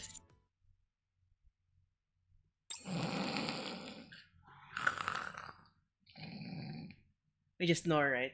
We snore like fully immersed chat. Rika carefully turns the volume down. She gets a blanket and uses it to cover the commander. You must be tired after hanging around me from morning till night. Rika stares at the commander asleep in the chair. Uh-oh, we're now in the chair chat. And she turns her computer on. She puts her headphones on and fiddles with a few things. No way! She knows that Mint likes the commander. She also likes the commander. The next song, she be writing all about the commander next. She's gonna be writing songs for the commander. This is it, chat. She's gonna be writing the first fucking album. It's gonna be dedicated to the commander. I'm fucking dying. If this is not how it goes, chat, I'm gonna die. A little while later, the sun starts to come up.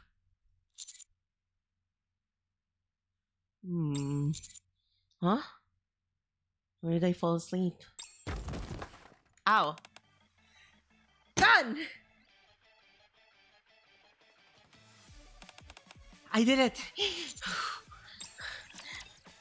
She did it! She's done it, chat! She's done it! Get lost. I'm busy.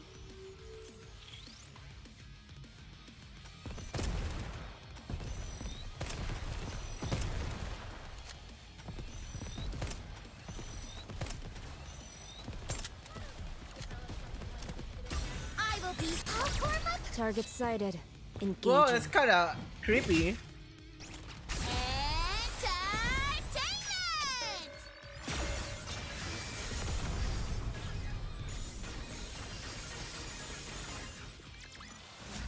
Did you see that? I'm strong, but my comrades are stronger.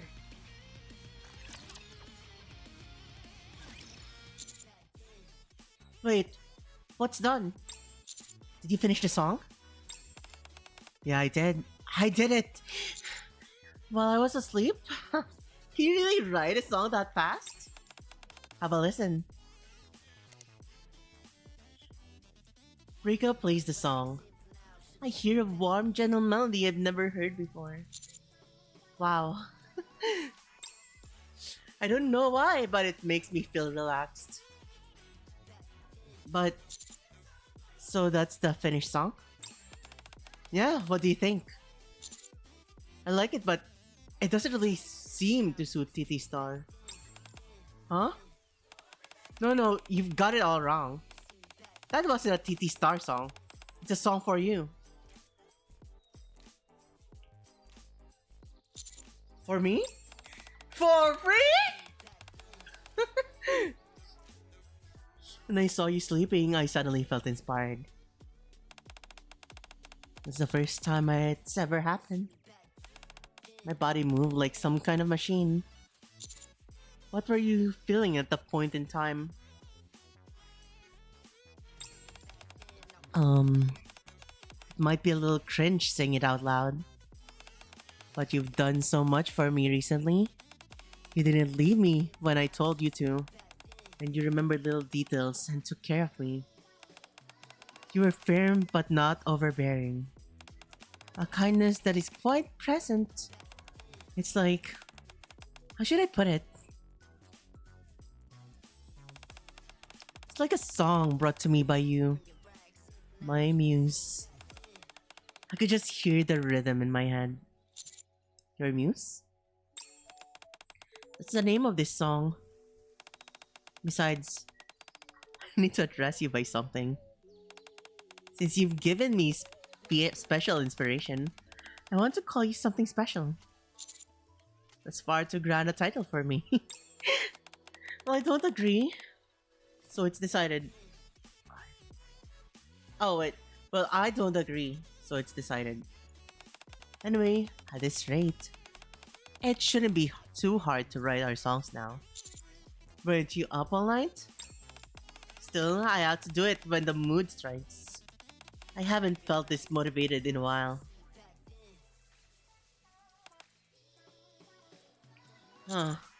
Prika? I couldn't write anything. Why? When I look at you, the feeling just comes over me. Muse? And that's only natural. TT Star and I are two different things. You and TT Star are different. Why? What's so different? I can see where this is going, but I can't find my way there. So damn frustrated.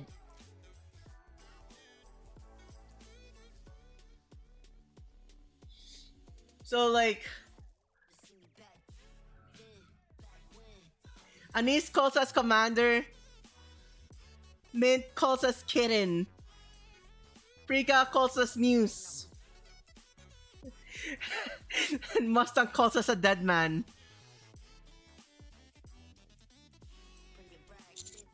Prika, don't rush things. Right, I've been observing you for a while, Muse. Maybe something will come up if I observe Mint. I'd better go see her right now. What? Aren't you going to call her first?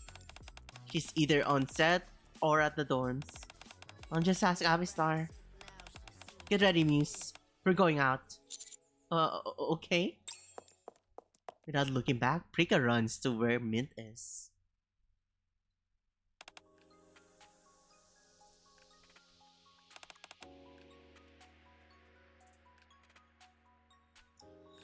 Hi Prika. Are you here because of Kitten?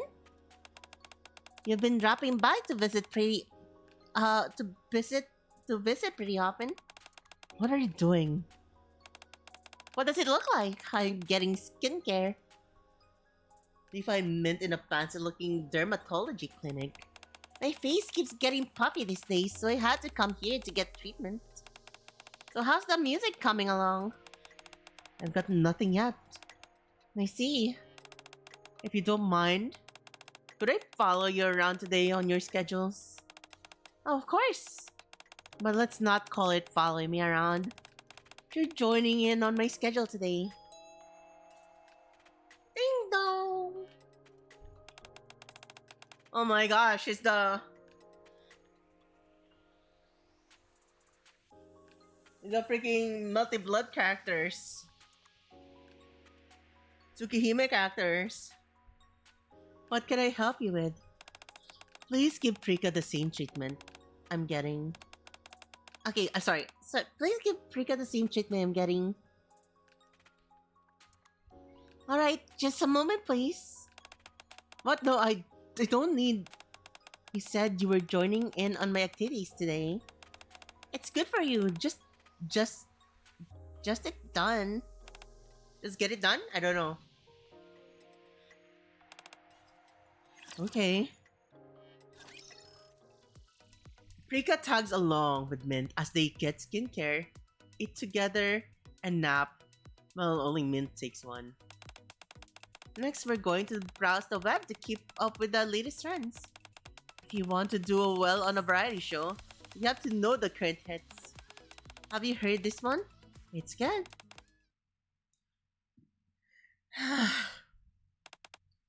Mint. Didn't come here to see this side of you. Then what side of me did you come to see? I came to see a more professional, radiant side of you. Really? What do I look like now? You look relaxed, at ease. So not professional or radiant? That's not what I'm trying to say. It's just a side of you that's hard to use as a reference for writing songs.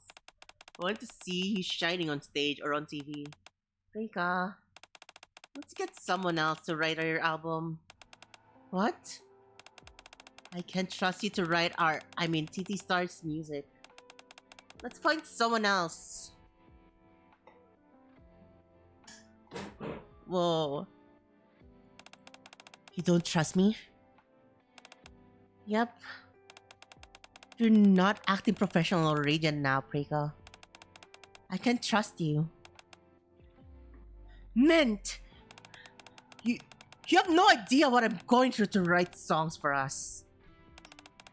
Anis isn't here anymore. So you have to do this. Just the two of us. I want to stand in front of our fans and sing the best songs possible. Stop bringing up Anis already. So what if things don't go well? I'm working my ass off making TV appearances. I'm managing my appearance, filming shows, ads, and all the other stuff. I'm doing all this to lighten your burden while you write our songs. Are you kidding me? How does running yourself ragged help lift my burdens? You really wanted to make things easier on me. Then you should have taken a break from filming too. You should have just stayed by me and cheered me on. Doing this to protect TT Star's image. And what is our image? I don't get it, Mint. What exactly is our image? Is it showing up on TV all the time? Is it us fighting without ever putting out a single song? Are we even pop stars? Stop it! Get some help! Guys are both really worked up. Let's take a break. Sorry, I'll get going.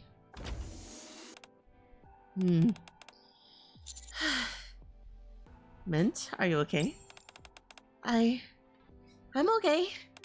I just got so angry. Thanks for stepping in. We've never fought like that before.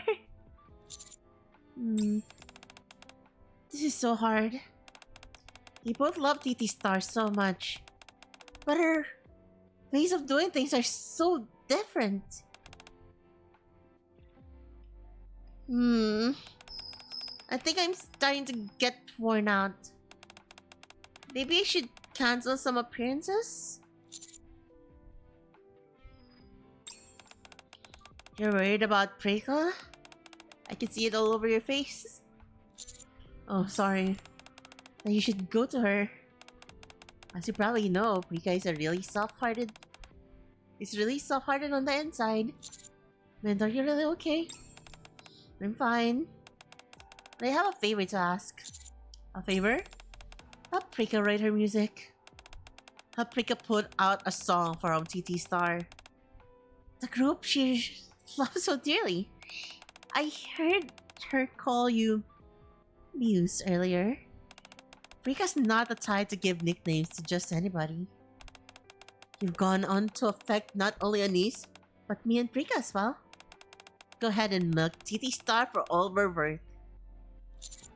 Milk you? Milk her! Oh no. Oh, chat.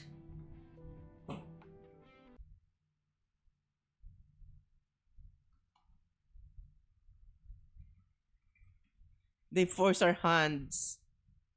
They force our hand, chat.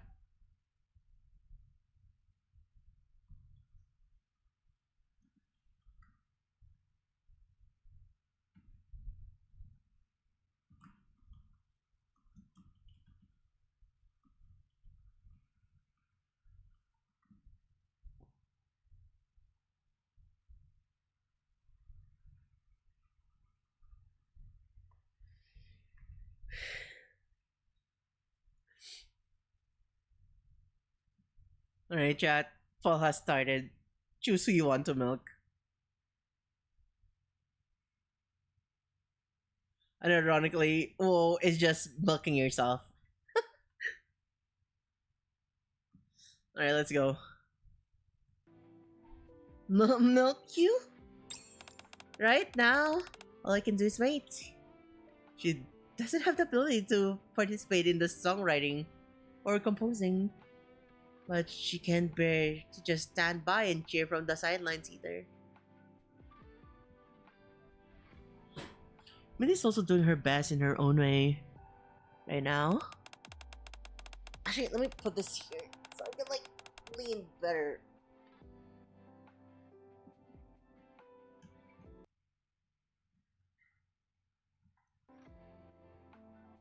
So it work out if I just bend or give in a little. I'm pretty stubborn, huh? No, not at all. You fit Diddy Star's image perfectly. And can I ask you for one more favor? I know she's busy and she's probably not that keen on it. But can you ask her to watch at least one of the shows I was on?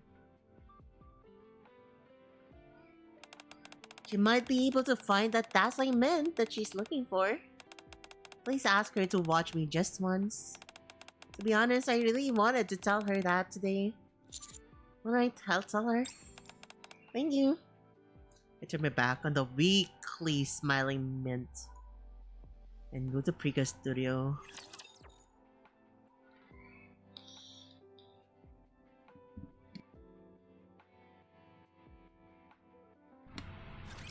Watch closely, Commander. Oh, I'm watching. Reloading. Just a moment, let me digest. Let me catch my breath. Cooking these guys up is a real hassle.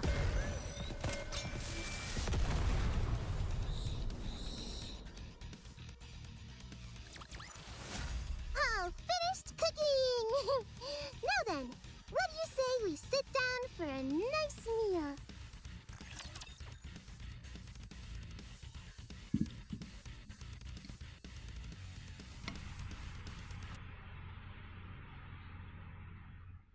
What is that, Paul? In a cutscene? In one of the cutscenes, Mint said, so milk us, milk titty stars for what we are or something, something. And then, how do I say this? Alright, she said something milk titty star. And then the commander's response was, milk you? And then I just like put up a poll. Would you rather milk Mint, milk Prika, or milk yourself? What I mean. Sometimes it just gets crazy like that, you know? It just gets crazy like that, you know?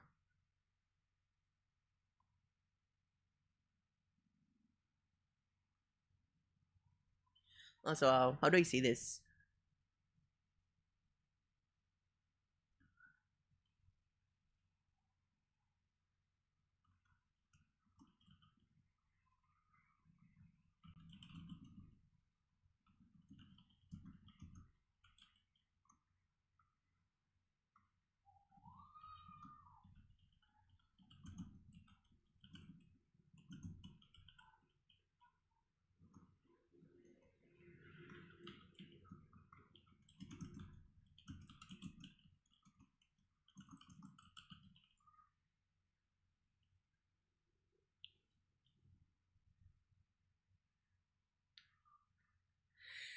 I just take a quick breather, okay?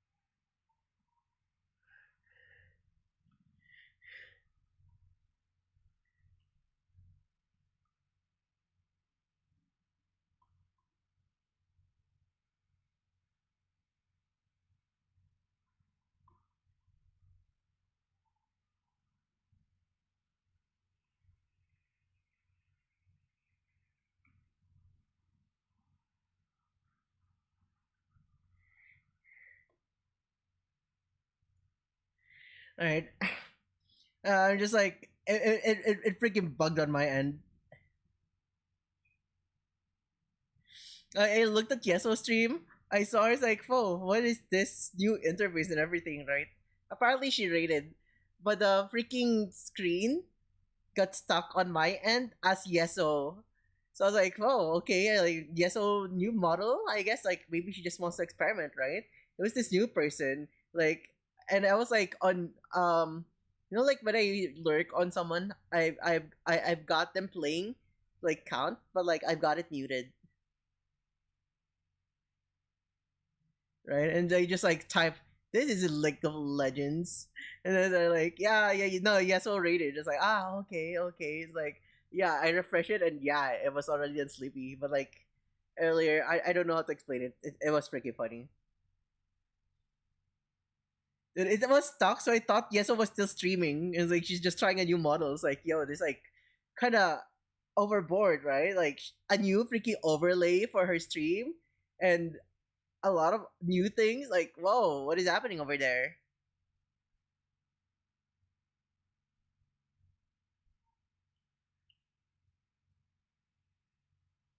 So, anyways, let's continue. Titi Star.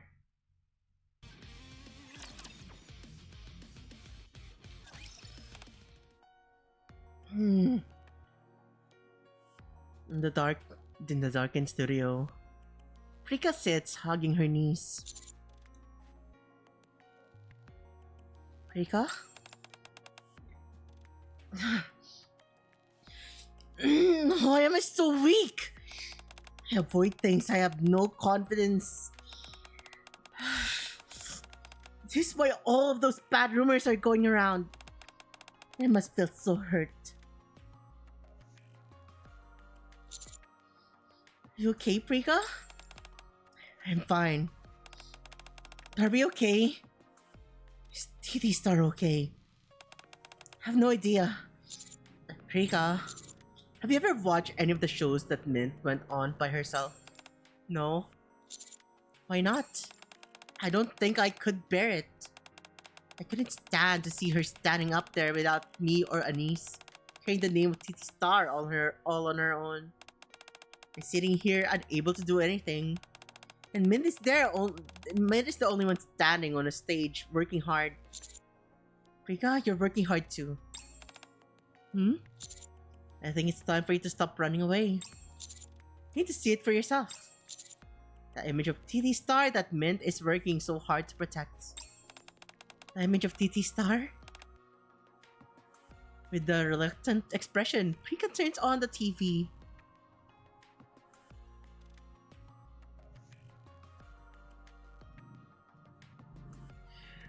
Trying to entertain beats or ass for raising daughters? Not yet, not yet. Beep. She pulls up a fan-made compilation of all of Mint's appearances.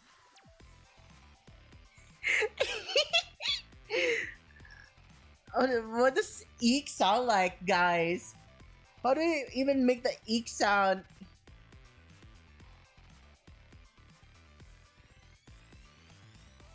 If you were... How do you make... Eek! Eek! Like, what? E? I don't know how to make a shrill E sound.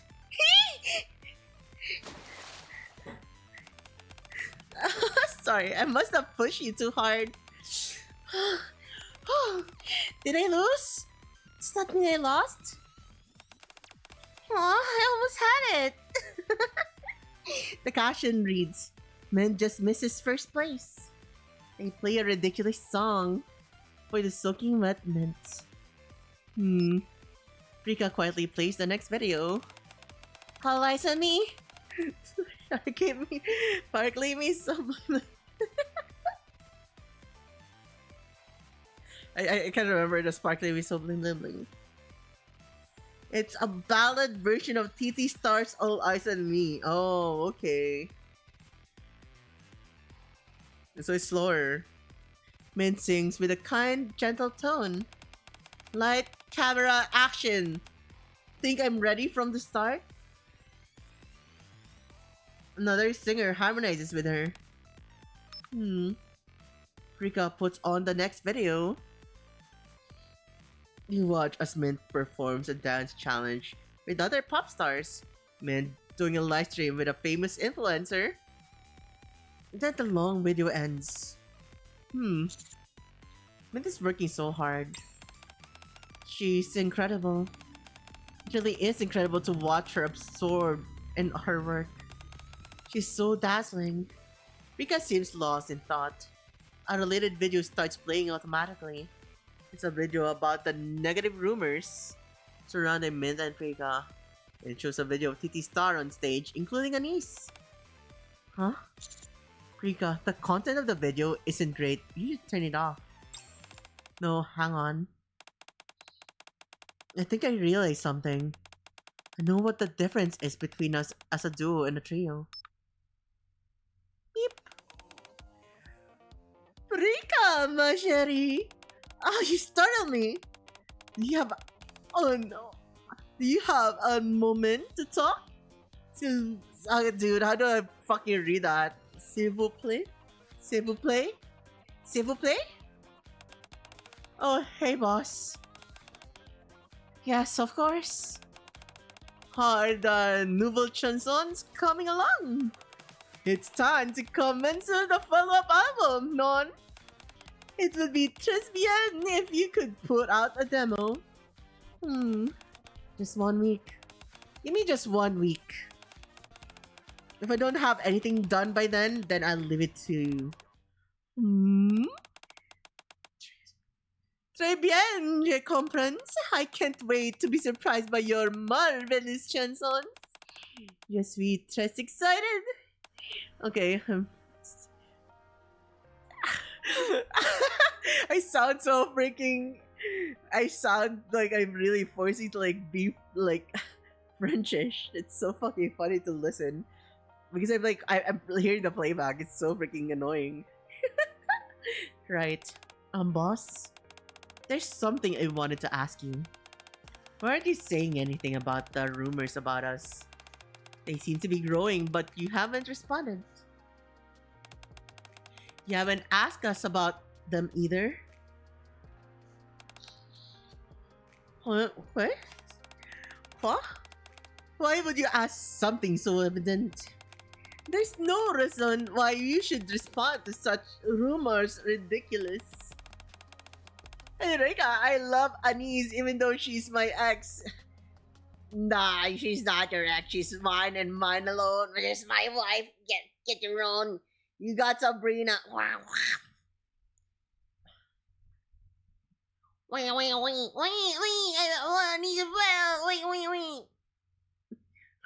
Hi, Gabe. welcome to the stream. That's my wife. No, put a sock in it, Lando. She's mine. She's mine. Polygamy exists, I know. I'm in one. But she's mine. It doesn't exist in a gacha game. We always need to one up the other commanders. Fuck you, she's mine. Get your own. Checkmate.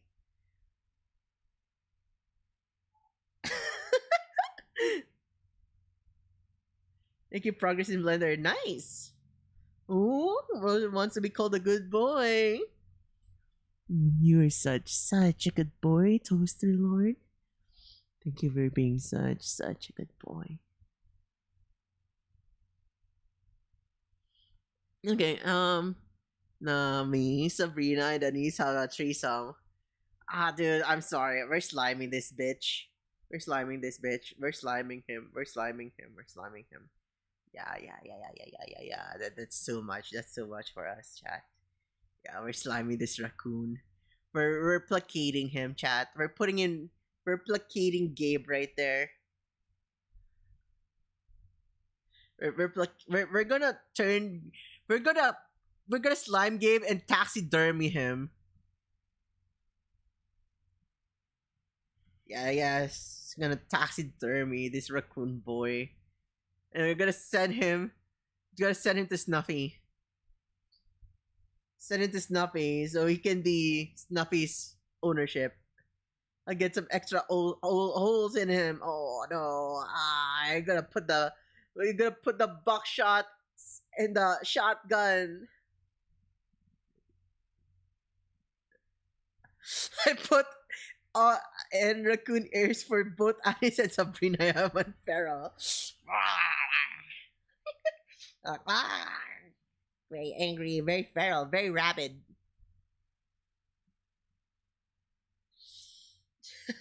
Welcome.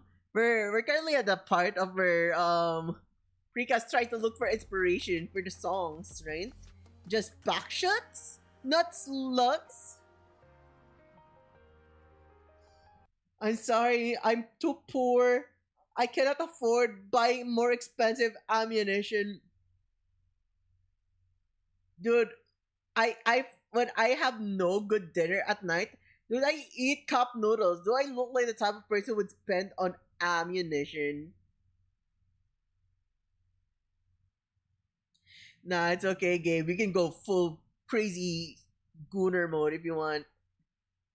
Because I'm just like gonna read this now. Cybernetic Rika, locked in.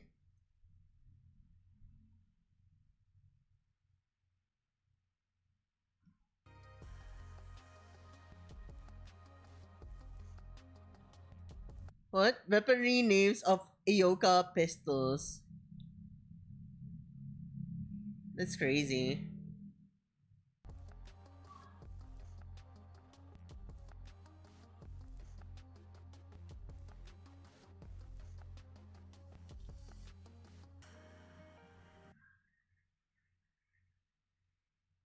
Hey chat, have you heard what happened to Babier? What if they're not just rumors?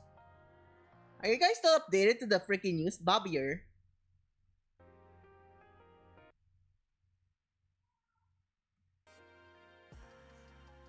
Sabrina sitting on my face was Anise ride me. It was the best honeymoon of my life. Babier chat. Babier who? You asked? Bob your head on this dick?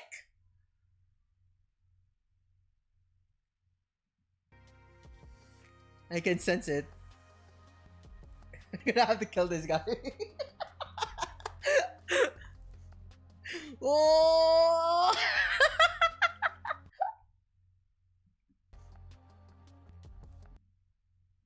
I'm sorry, I'm just that's who I am. I'm just an old granny. I'm Anish.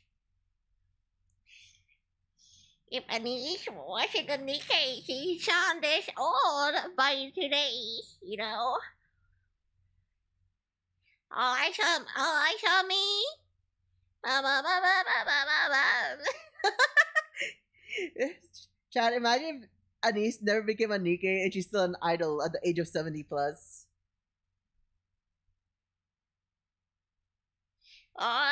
Welcome everyone to the new show of TV Star.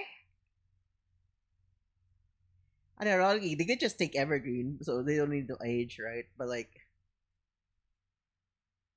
I think it's funnier if they're like grandma idols. Like, dude, imagine watching a grandma idol and then she just fucking backflips, right? And then does a backflip, does a freaking peace sign by her eyes, spins once, make a freaking hello sign to her eye, and then swishes her hand and gives you a heart finger hearts.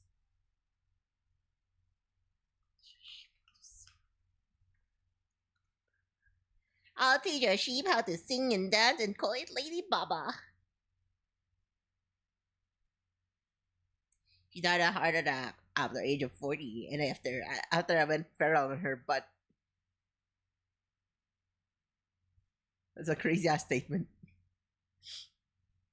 Grandma does a backflip. You sure she ain't on Evergreen?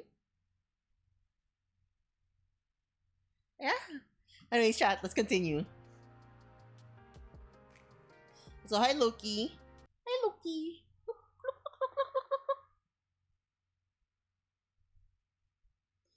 Let's continue the story. But what if they're not just rumors? None. Ce sont des rumors. I trust Miss Etoiles? Etoiles? Etoiles? Etoile? Mais Etoile? You two are très for Marjorie. Dude, I can't. Fuck French, bro. Like, yo, there's just so many freaking combinations. God, my idol. Yeah, her name is Osho Marine. Yeah, but she's not really Annie's age, isn't she? She's not really like 80 plus years old, isn't she? Huh? What do you mean? I won't take up more of your precious temps. Au revoir. He thinks we're strong. Huh.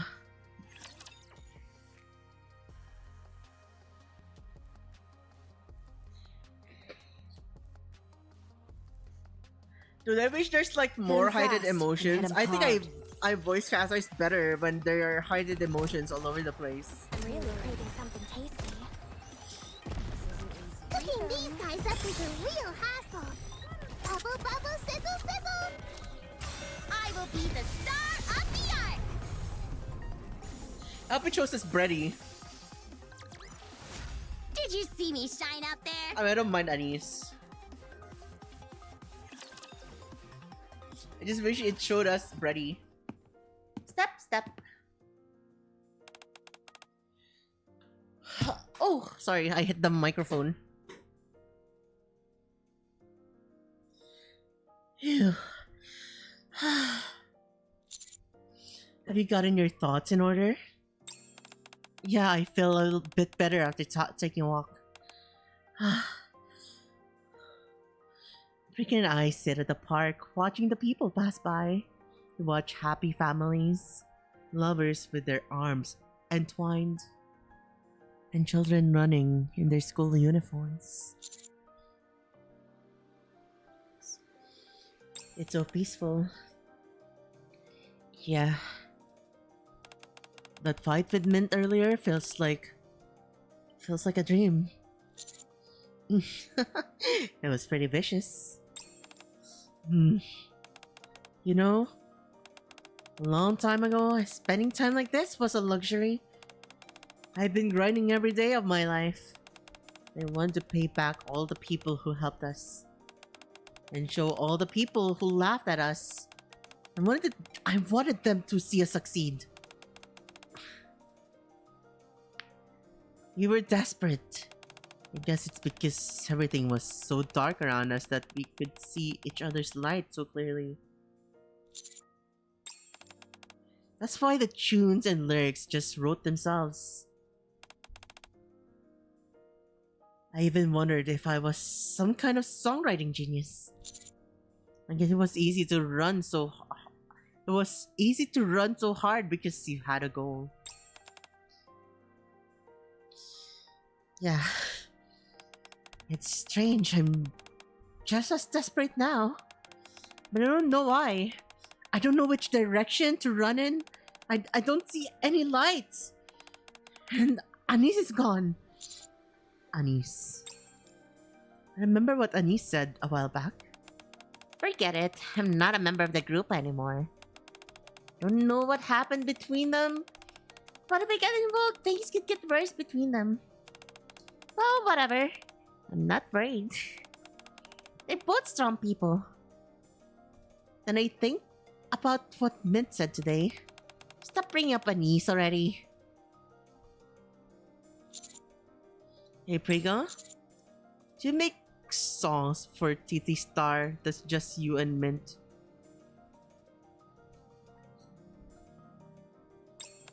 What? Of course I do. What else? Or do you want to make songs for TT Star without Anise?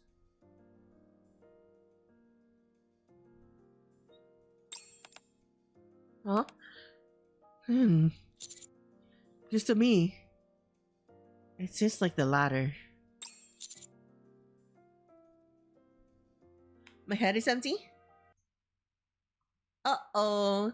Uh-oh, spaghetti.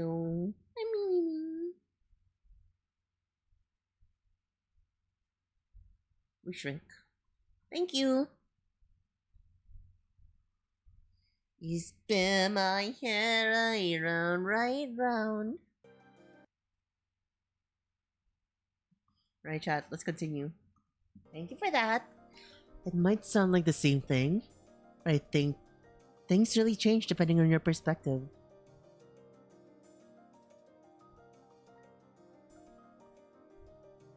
Actually, never mind. Cut the neck and Binky be the head.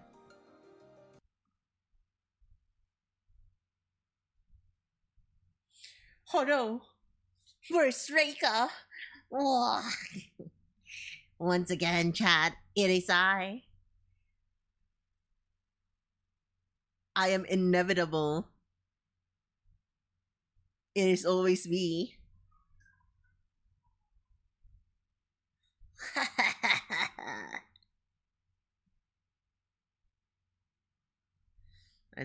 let's make Binky go back down. Ah, the mastermind of my demise. Oh shit. Hi Ricey, welcome back.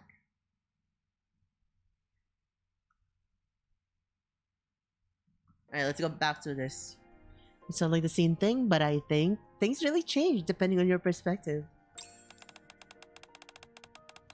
At the start, that's just me and Mint. Yeah.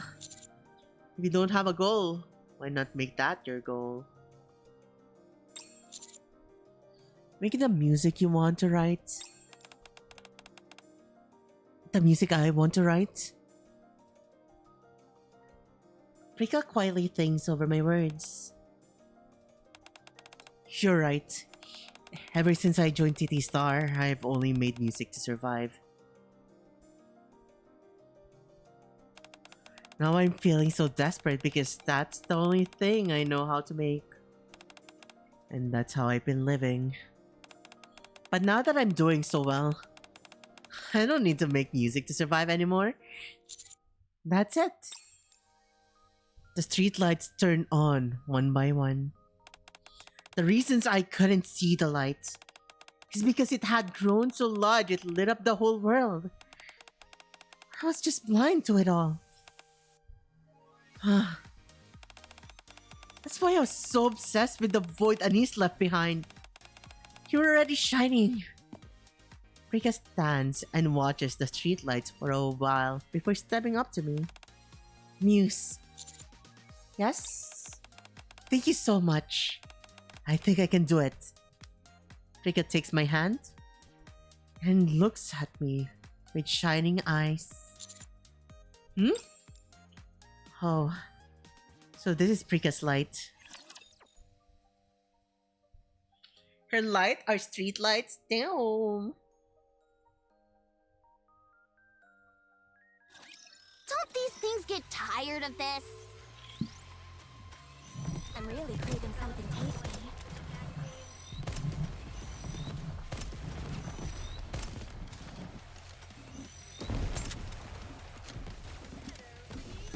Just a moment, let me digest.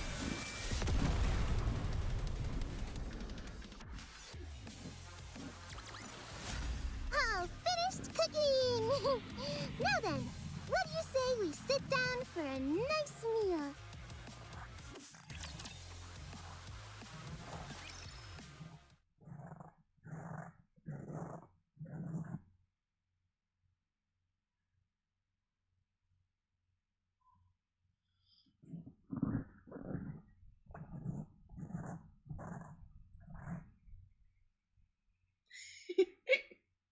Okay, let's get back to it.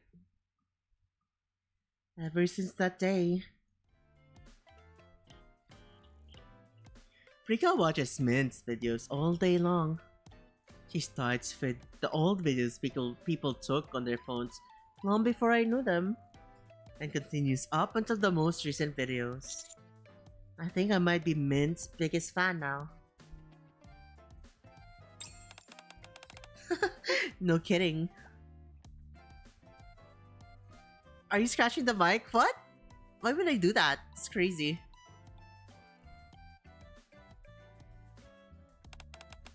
What do you think after watching all that? She's always smiling in her videos. She smiles kindly, looking beautiful from every angle.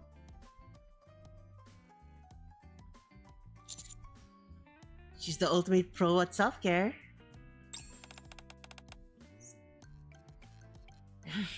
You're not wrong. She does look like the epitome of a pop star. She sleeps a lot and seems lazy, but even that is to keep herself and her appearance in the best condition.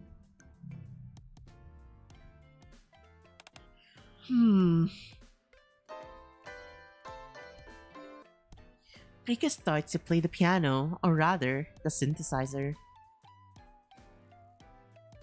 It's a cute bouncy rhythm, but she offsets it with some unpredictable notes that keep you guessing. So, what do you think? It's based on my impression of Mint. It fits her perfectly. Great, so if I take this feeling and keep going... Several hours later... Phew, it's finished.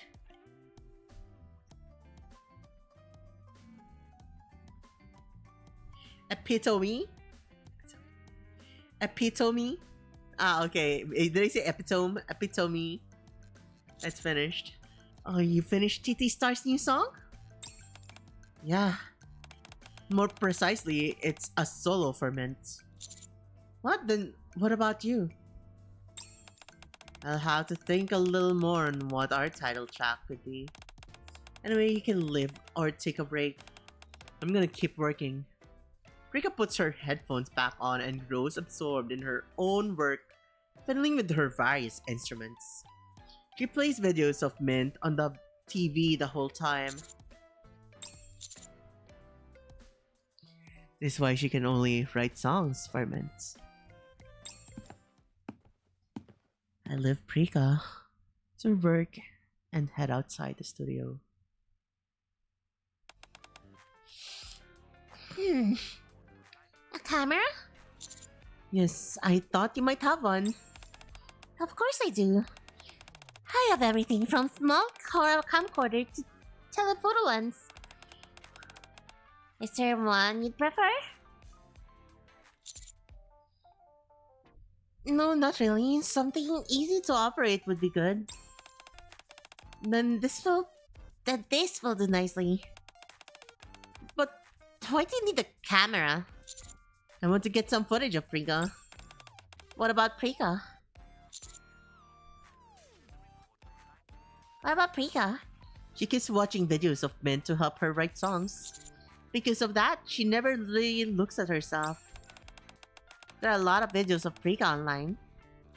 I know that. But I want to show her what she looks like off stage. Avatar smiles slightly. I see. Fortunately, it seems like things are going well. Yeah. How's Mint doing? She's in top form. Would you like to see her? No, I want to film Rika for every second I can. Sorry, I said hi. See you later. Take care. Avistar! Yes? Person of interest, just listen to this. What? What's This? Apparently it's my solo song for the new album. What do you think?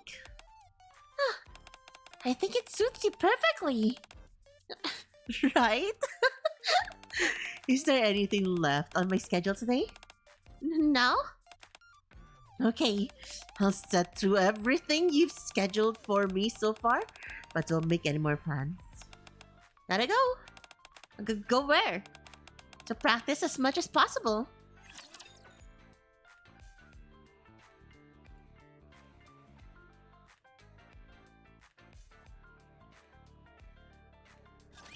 Once I'm done, I'll make you something tasty. Just a moment, let me digest. Bubble, bubble, sizzle, sizzle. I'm really I will be. I'll pour my heart into enjoy your meal. Cooking these guys up is a real hassle. refilling.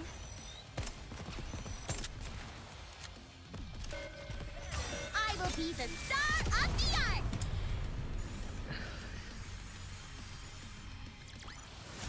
Did you see that?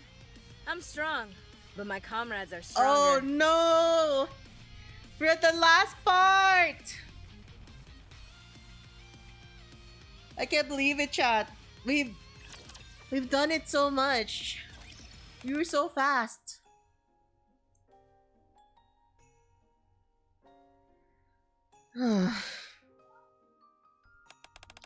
Men's part is coming along nicely. My part is the problem. I only have 2 days left. Rika plays a video of herself. She stares at herself smiling and dancing on stage. The electric guitar would be too strong, but it's not impactful enough to flow naturally. What about a beat like this?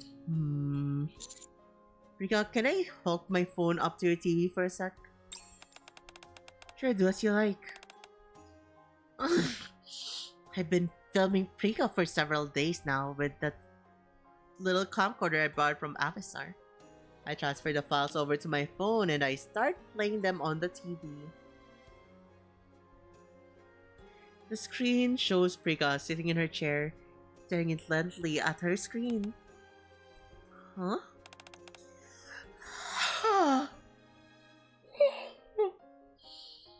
A moment later, she gets up and stretches. Oh. 1, 2, 3, 4. So you get up and stretch whenever you can. Yeah, I don't want to get stiff. Get up and stretch with me, Muse. Well, my body's a bit stiff. I'll help you. I'm good at teaching people. Oof.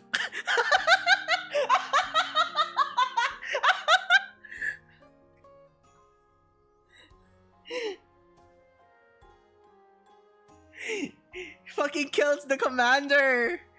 Oh my god, Prika. She forgot she was a Nikke. She forgot she's a Nikke. Commander, let me grab your back and help you stretch. Commander, oof.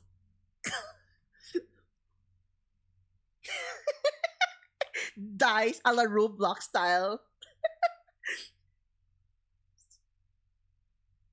Holy shit. Dude, the fucking oof caught me off guard. Holy shit. It fucking killed me, bro. So like, he said, right? Like, so he's gonna have Prika. Prika said, I'm gonna help you stretch, Commander. And like, I'm pretty good at teaching people. The Commander's just like, oof. Oof. Like, how do you do this, Roblox son? Oof.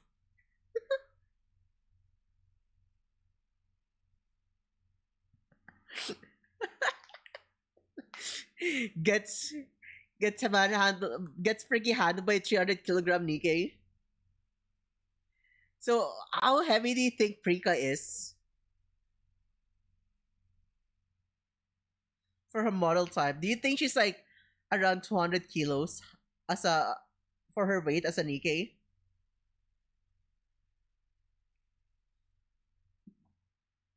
Because we're pretty goddamn sure that Anise is heavier than Prika. Just because I don't know why she's gaining weight. She is gaining weight, but you know. Like how heavy do you think Prika is? Like, dude, can you imagine someone just like freaking grabs you by your back, like put your hands across your chest and then they just squeeze you tight. Dude, that would break my back, bro. 500 pounds? Yeah, I wouldn't doubt that. I bet, I bet. Alright, chat.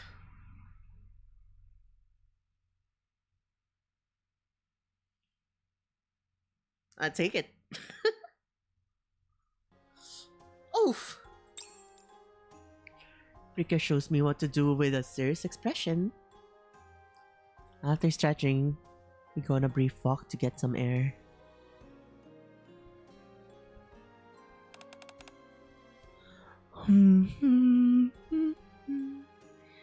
Every once in a while, she hums whatever comes to mind.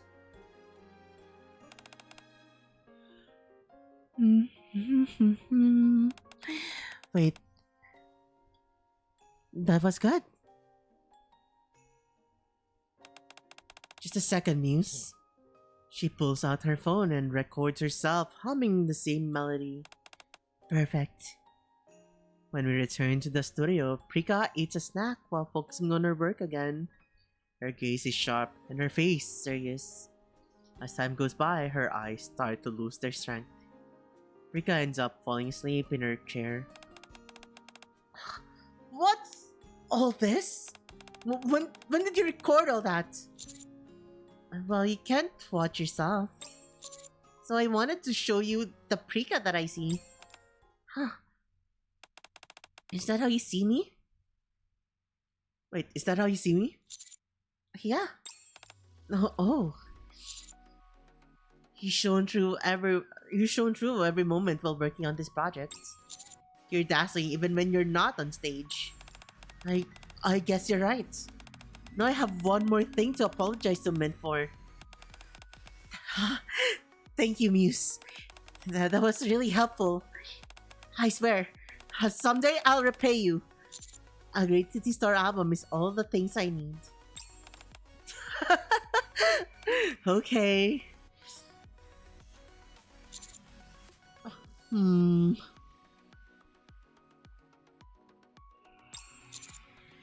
did I fall asleep? I rub my bleary eyes and look around. Rika is slumped over her desk, and if she falls asleep while working... Hi, Fahad! Hi! Also, a song pours out of Prika's headphones, like she left it on repeat.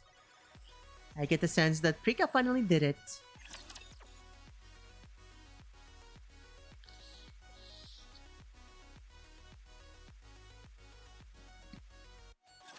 This all looks rather unappetizing. Bubble, bubble, sizzle, sizzle! Time to add some seasoning! One more plate coming up! Just a moment, let me digest. I will How have you been, Fahad? enjoy your meal! Please be Anise, please be Anise, please be Anise. I'll finish No, the wait. meal. Oh, there's another Now then, stage? What do you say we sit down for a nice meal? I've been great. Oh, that's good. Wait, how is there another stage?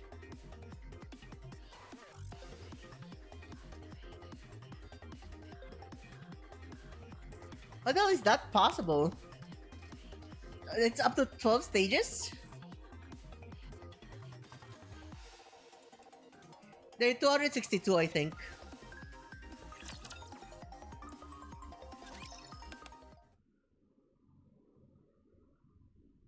Oh boy, I can't wait to take a piss. Chad, I need to pee real quick. I'm gonna be running real fast. I'm just so happy to get to pull a new character in ZZZ. My mood couldn't get any better. Oh, that's good. That's good. That's great.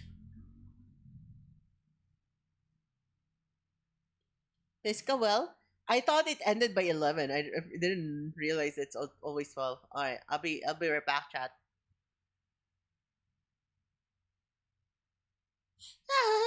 Holy shit, I'm feeling the P. It's rising. Uh-huh. More level rising, baby.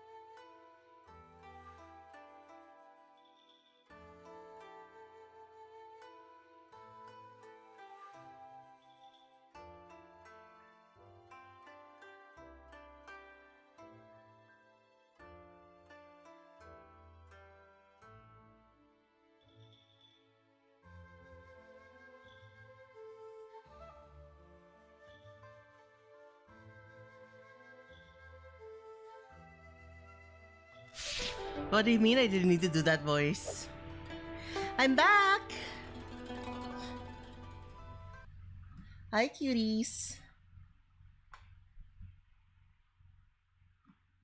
Get back to Nikke. Fuck, I forgot this. Give me 5 seconds for 3, 2, 1. I'm back. Speed run. I actually forgot my vape on the other table, so like, I had to reach out to it.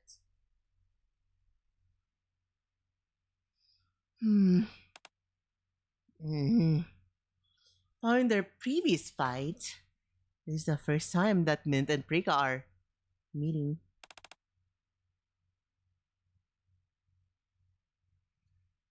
Man, Rika, I'm not that quick. Count down to 10 next time. That is so fake, by the way, chat. Shotgun gave me a 2-pump chomp. He's a double pump shotgun. A double barrel, chat. It's like a super short. It's like a freaking sort of shotgun.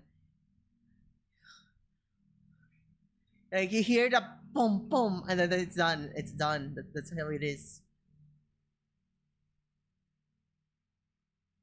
Wow, I didn't expect the Rika JOI. Why? Why, Lando, do you want the JOI experience? Okay, let's go back. Mint I. It's when you're happy. If you're happy and you know it, clap your hands.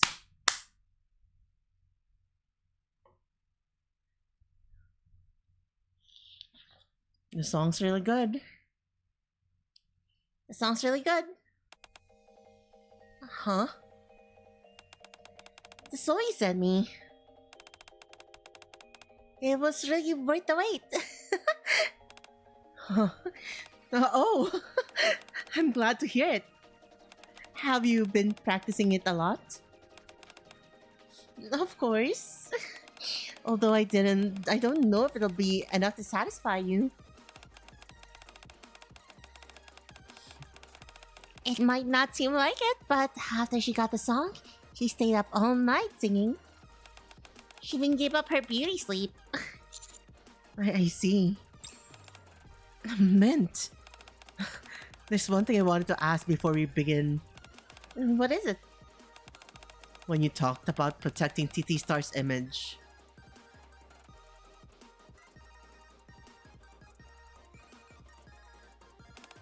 what does that image look like to you? You mean you still haven't figured that out? I found my own answer, but I have no idea if it's the right one. If you found it, then it's right. Right. Let's start recording. Rika's precise direction and Mint's clear voice begin to fill the song. Several hours later. Okay. Great work. Thanks.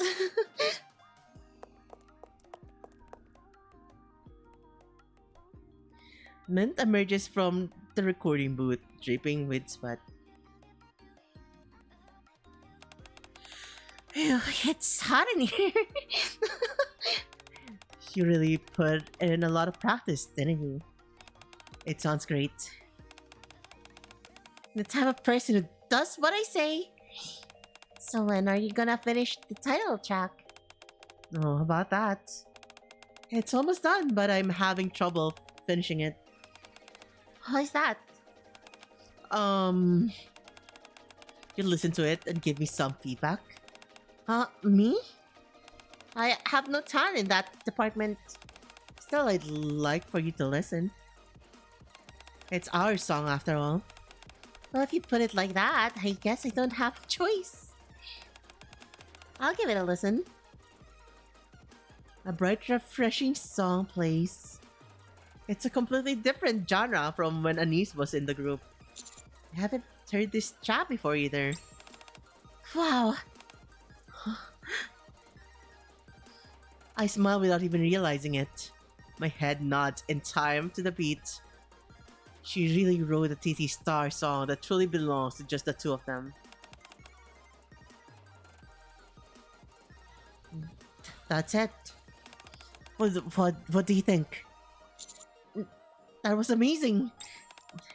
It's incredible! This part is yours, right? Yeah? Not sure about it. Voice that. I don't really know, but it feels kind of off. You can clearly tell my part was written for me. It'd be nice if your part was perfectly for you too. Right, but how? If you explain it, I can get a sense of how to change it. I told you I'm not good at this sort of thing.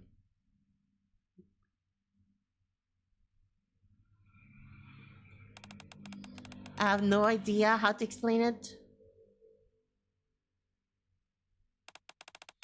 You can say the instrumentation sticks out too much. Or the beat feels soft. It'd be good if you can add something more distinctly you. Something pow wow bam! You really have no idea how to explain it. Never mind, I don't know what to say, so we can just record it. What would be the best Nikki to do a Joy? I think the best one would be Label. With the amount of knowledge she's had from like the content she keeps on consuming on a daily basis, I'm pretty sure she'd be pick at it.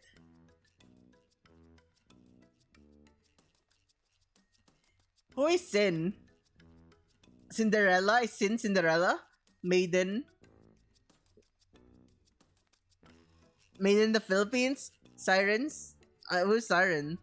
Oh, Siren's Little Mermaid. To be honest, I think the one who do the best freaky thing. Who is Maiden?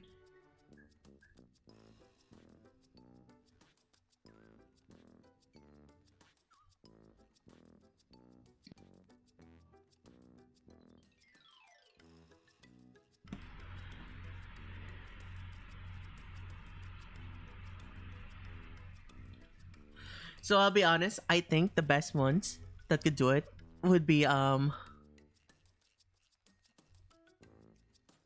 unironically, this is like jokes aside, it's gonna be for me, it's gonna be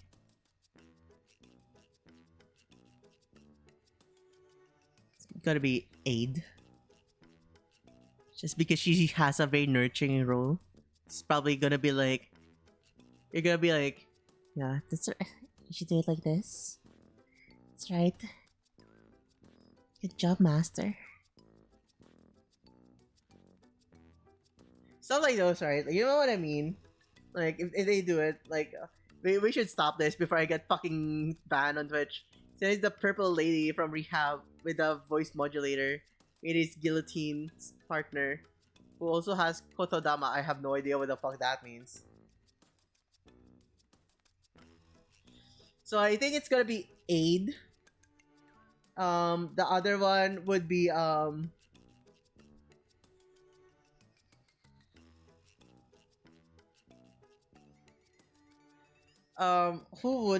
else would be?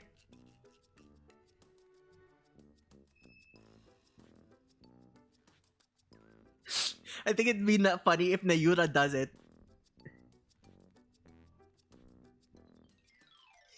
He just goes like, "Fairly, pretty tell, have you placed the palm of your hand upon your shaft and stroke it with such vigor?" I think it's gonna be so funny to hear her speak in like old English type shit.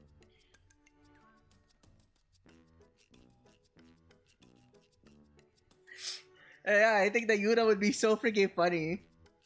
I want one, not because it would be so sensational to listen to, but just because it sounds so freaking unhinged and weird. It's like you're asking a nun to do it for you.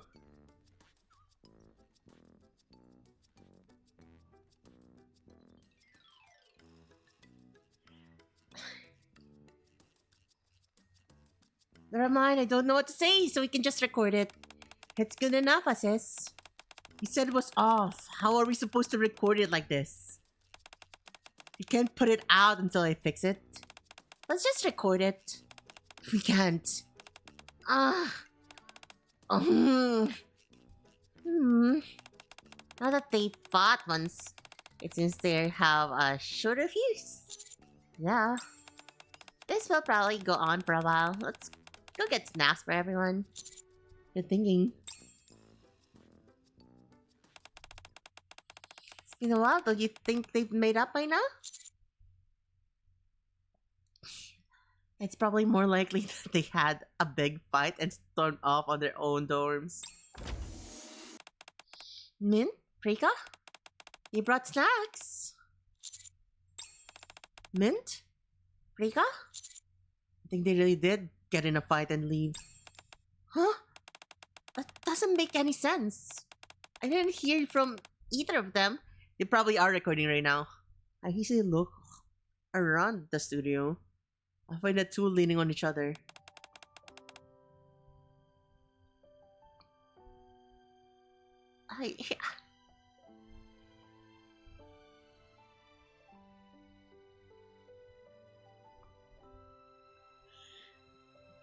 Yeah, chat. I don't think I can continue with this. Can you just like admire it and like stare at it for like the next 5 hours? Now to eat. You have a fun stream, Rega. Okay, night night, chat and Gabe. Bye, Gabe.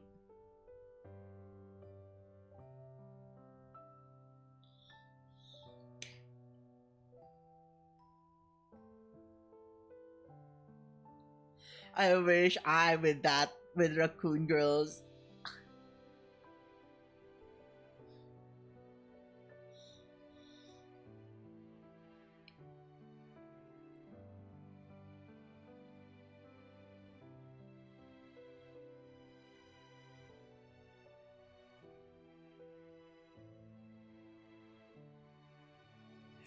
I'm sorry, I find it funny because I just can't imagine, like, who the fuck wears socks like those? What are those type of socks for? And I know the other one is leg warriors, but what kind of socks are those? What are those?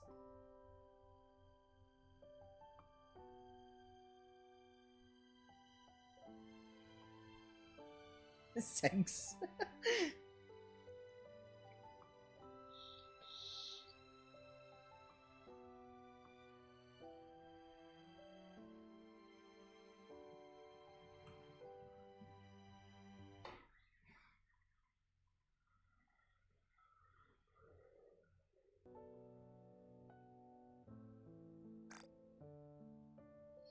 I should probably call Avistar. Shh.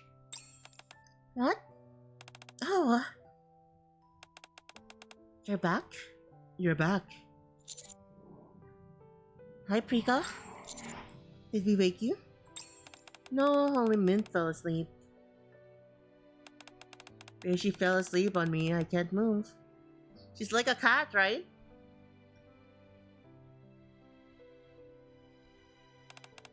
I was just finishing up some work on my tablet.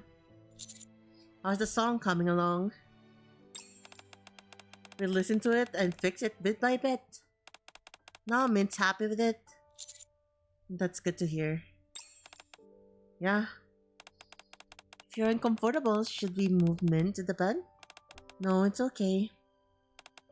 There's no harm in sitting like this for a bit. Mint probably wants to preserve this moment. So did you find out what it was? What was the image of Titi Star that Mint wanted to protect? There's something like this. A Titi Star that is dazzling, solid, and most of all, strong. A relationship where they can rely on each other and tell each other everything. The people with their own strong colors, but look the most beautiful when they reflect on each other. The name of Mint and Prika's first album as a duo is called Aqua Star.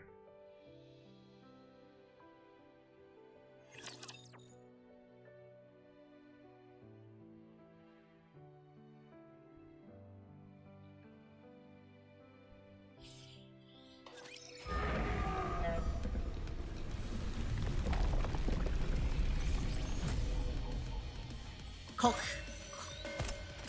I will be the star. I'll pour my heart into this. Let's keep the momentum going. Ah, he's dead, Chad. Oh, finished cooking. Okay, guys, Well then, are you ready to what do you die? say we sit down for Are you ready to die with me? meal? We're about to see Mustang again, for sure, right?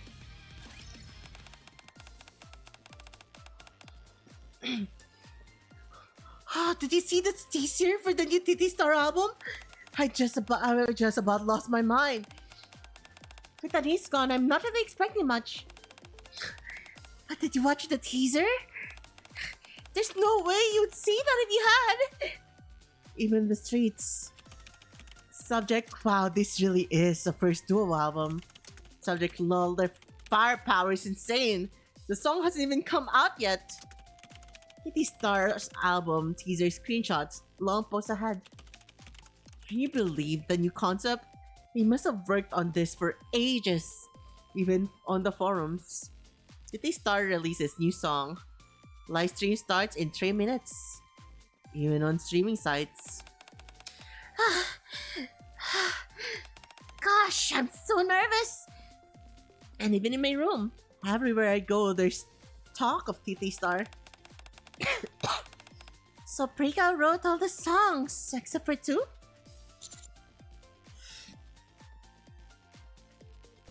Yeah, Mint even wrote the lyrics for one. What? Mint? What came over her? I'm not sure, but whatever happened, they probably fought about it. Hang on, how do you know them so well? Oh, that's right. I heard you helped Prika. How was it? As you said, I had nothing to worry about. They're both very strong. See? I told you so. Oh, it's starting. The countdown ends. And we see Mint and Prika standing on stage. They look Honey's quiet down. The performance and the choreography are incredible. All of the songs I heard being written place. It's so different seeing it performed live. Yeah, the lighting effects. The lighting and effects plays a huge part. Wow, this song is so good. I'm kind of jealous.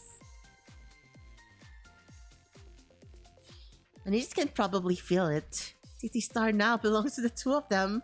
Anis's absence isn't even noticeable. I stare at the screen.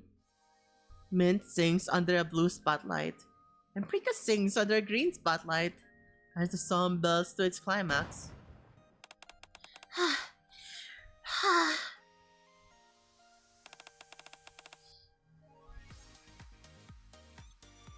French over the French accent? What French accent?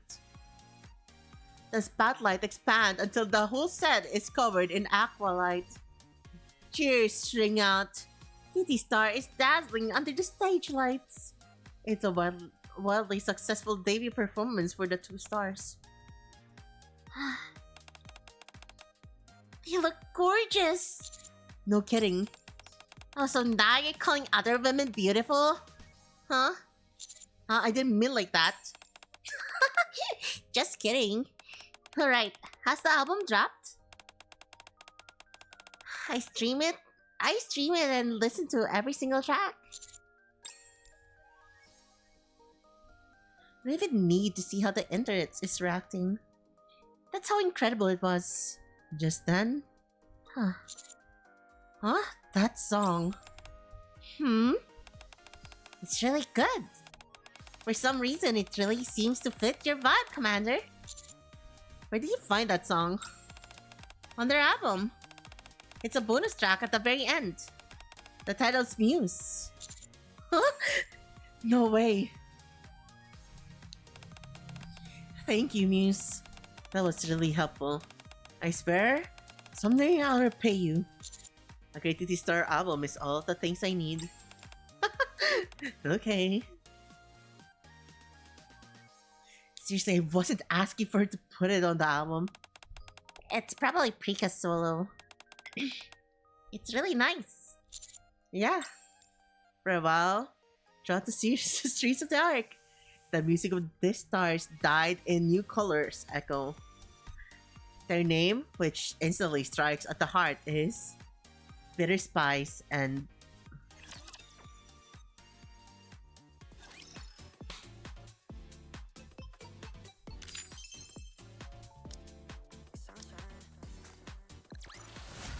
Did you see that?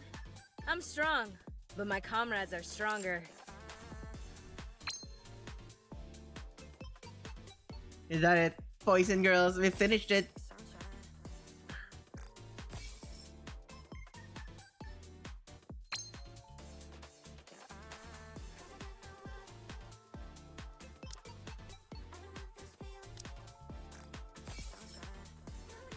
Chat, should we attempt a 10 pull on Prika?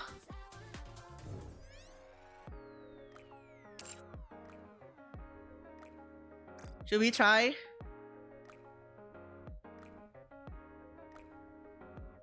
Right, the only 10 pull that we're doing.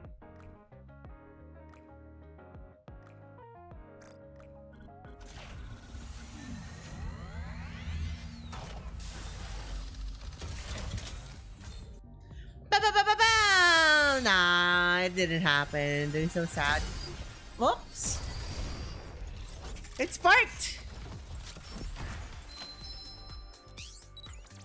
This shot will make Either. I'm Neon. Nicely done.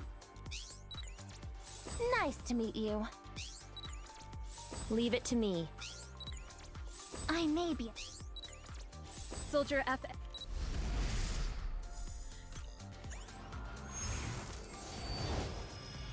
Hello, we're the two shining stars, Twinkle Twin Star. I'm Prika.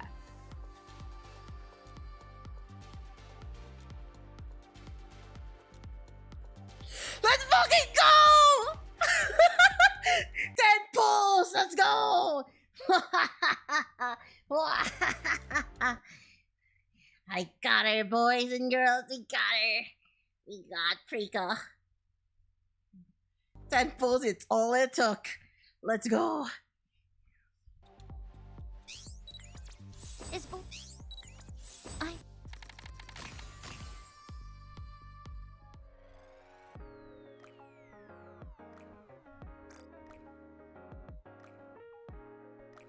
Never that, the streamer luck.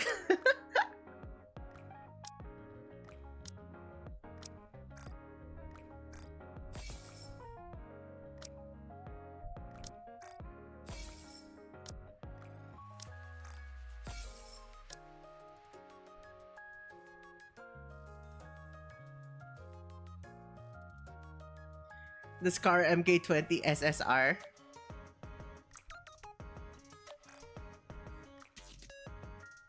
What is your powers, Preka?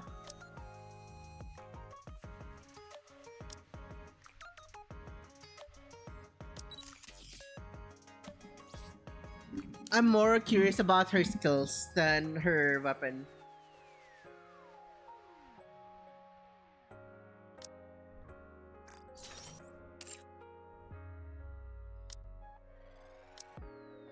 Activates when attacking with full charge. Affects all allies. Oh, so you need to fully charge her. Projectile explosion damage, 11 burst damage, more burst damage, okay. Performance, effects of potency of HP restored, continuously gains. Pierce continuously.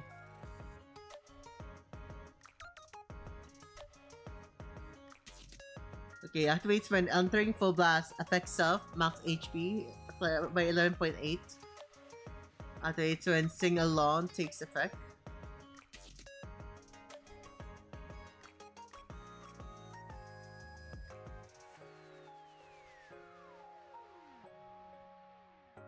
Affects all allies. Hmm.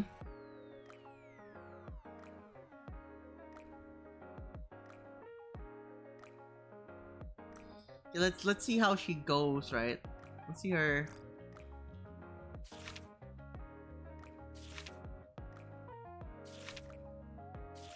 Okay, I like her idol outfit more than her casual.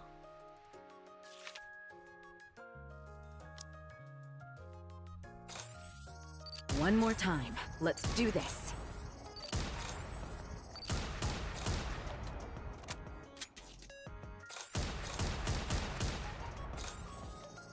Doing great so far. Whew. I need a sec. Guys, look at her ass jiggle. One more time. Let's do this.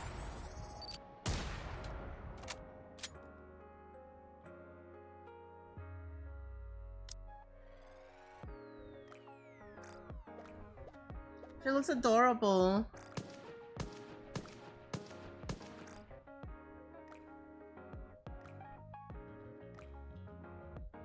Sniper support rifle, I see. Since there's no practice room here, I've just been using the gym. I can't let myself get rusty. I'm surprised that there are people here who recognize me. I'm really glad I never gave up.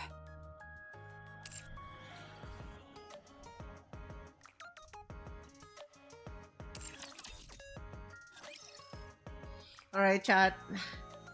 Ladies and gentlemen, we've done it. We got him.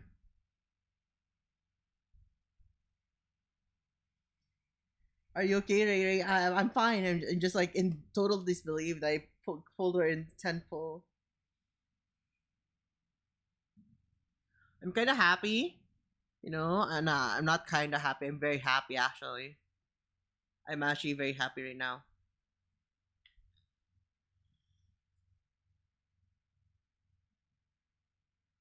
It feels amazing, pulling, you know, pulling good characters.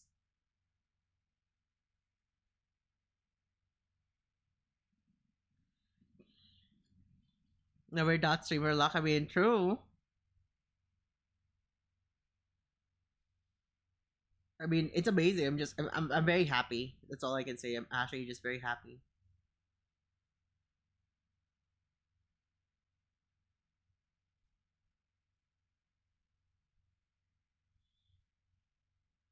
Anyways, okay, chat. The story, the story finished super fast.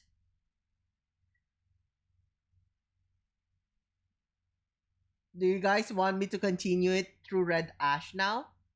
Because there's like we still have like a lot of time here. Do you want to continue Red Ash?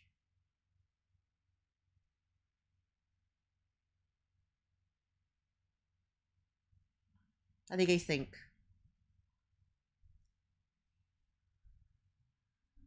You can go back to Red Hood story.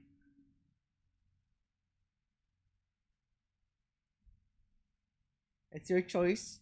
I'm giving chat the option because I could either end stream here, or I could go for a reaction stream, or I could continue Red Ash. That is like I'm asking, like, chat, what do you want? What do you think we should do? Huh? Do you want to continue Red Ash right now, or do you want to like just do some reactions or whatever?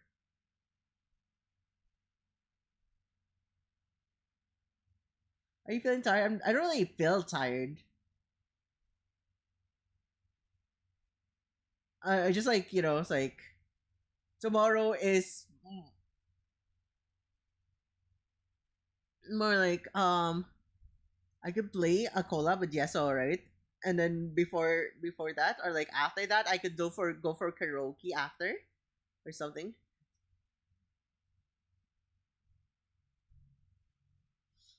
You know what? That actually makes it a bit easier.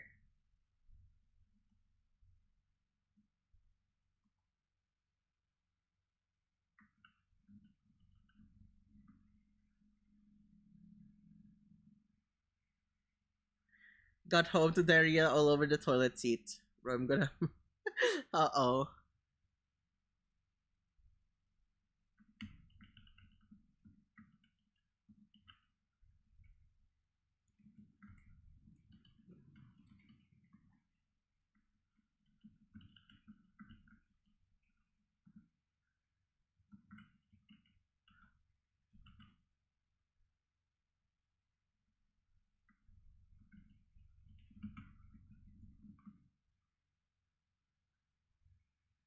Alright, chat. Here it is. Here's the poll, chat. Come on, guys. Butt jiggle. Yeah, it's a butt jiggle game.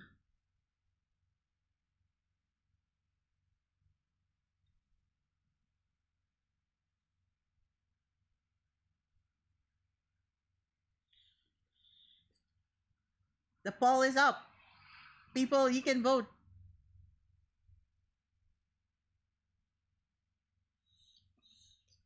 What should we do? Do we end the stream? Do we continue Red Hood story, or do we do yaps and reacts?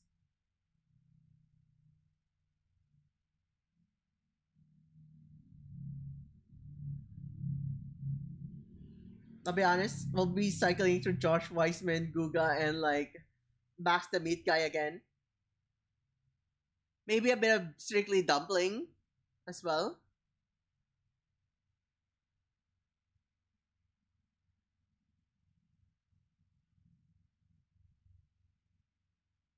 Mm-hmm.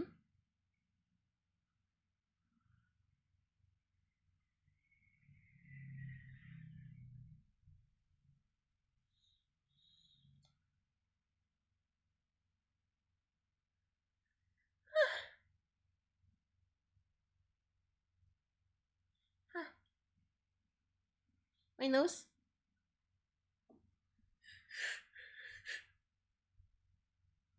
I got cooked!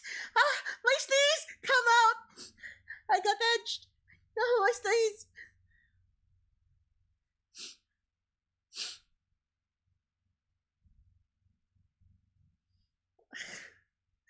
I fucking hate it.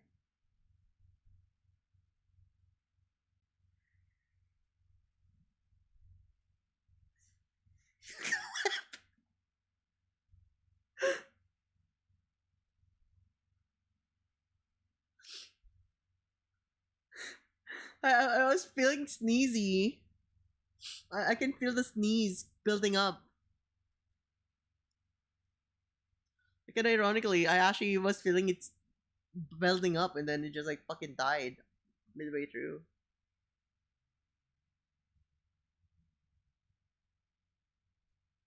Chat, last 10 seconds or something, I don't know.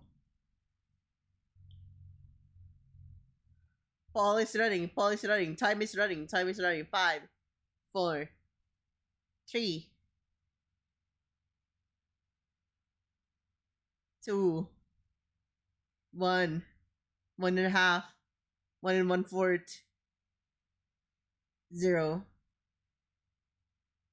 Okay, we go to Yaps and Reacts chat. We're done with Nikke for tonight.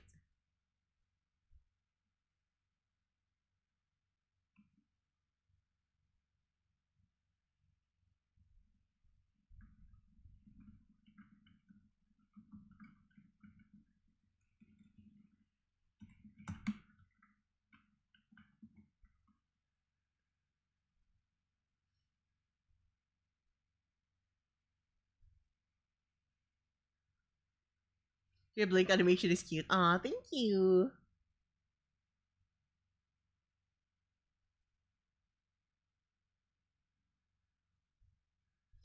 Just chatting now. You want to just chatting chat. We're done with our Goddess of Victory stream. Thank you for joining the Nikke stream segment. I really had fun. I really enjoy Nikke's story. It's super I don't even know how to explain it, but it's just very relaxing for me.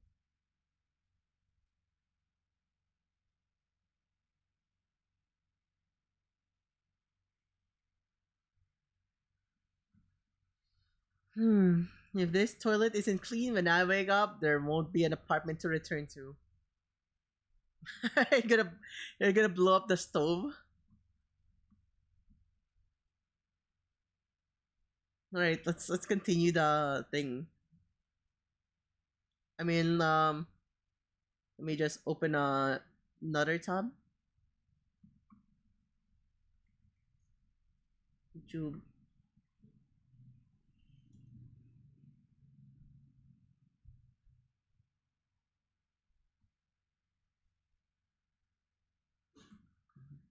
And then set this up. So there's settings. Audio. For Brave.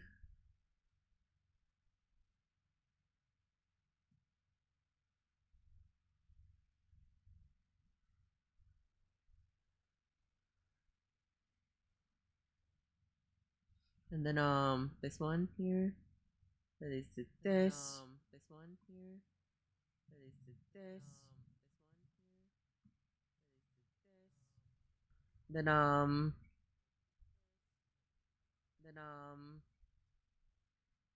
move to watching.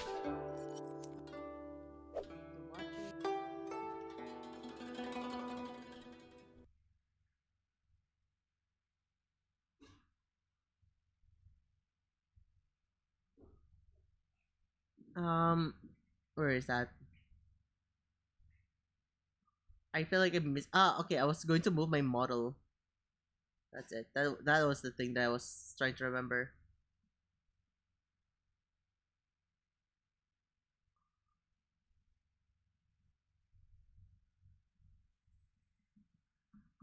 Am I tweaking again?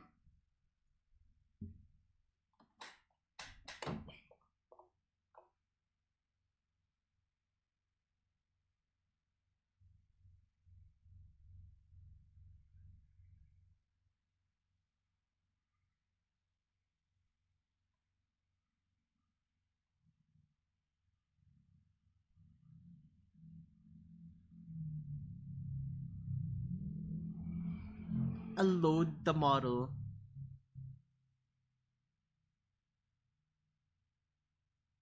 And then we load the model.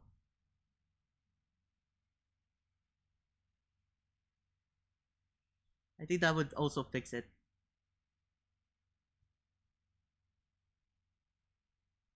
Nah, fam. They're just like bugging.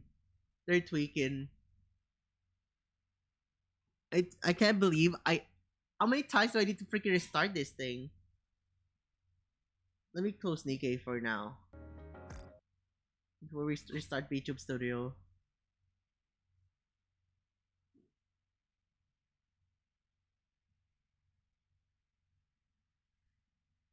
What is subservient ghost face, Lando? Is that a music? Like, what is that?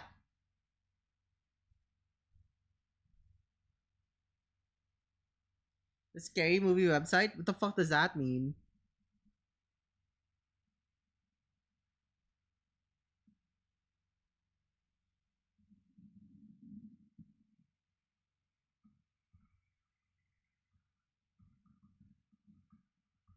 I guess. Well, sure, whatever.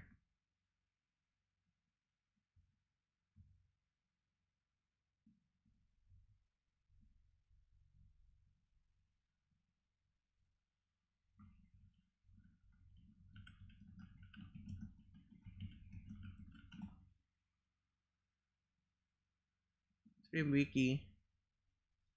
Observant Ghostface is a web browser that features Ghostface from the Scary Movie franchise, and you give him several different actions to do.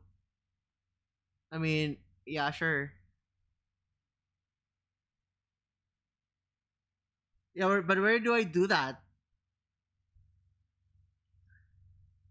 Where do we do that, Lando?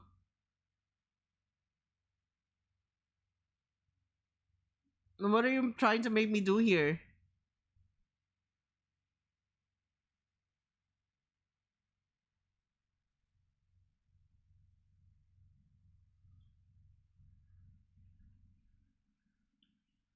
Okay, I pull up. Imagine once we open it up and it says, yeah, it's region lock. You can do it because you're Filipino. This definitely can't go wrong. Remember the Ghostface in Scary Movie, chat? The one that goes, "What's up?"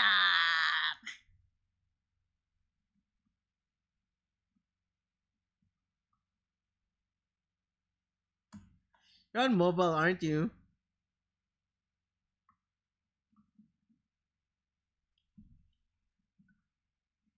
I knew it.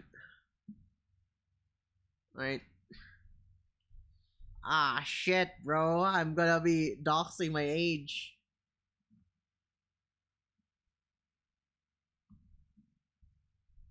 To be fair, I don't really care.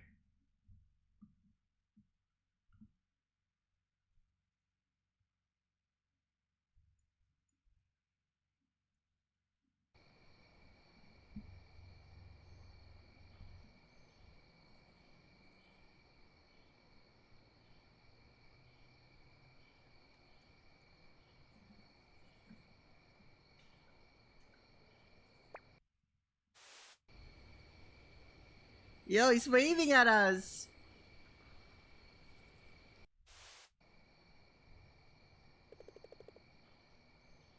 Sit and watch.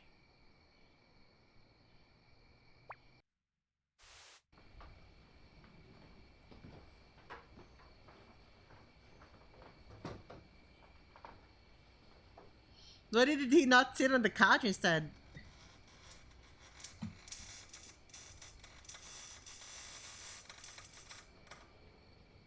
Gotta go now. Okay, bye, Fahad. Have a wonderful night as well. Do a flip. That's not a flip. What do you do, a Kamehameha? Or Sengun? Nah? Wow. Kiss. Surely he has a kiss.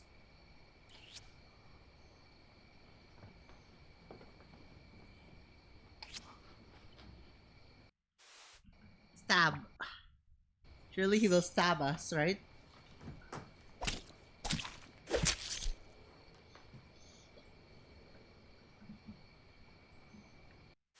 Nah, we put me. Nah, he didn't stab me, chat.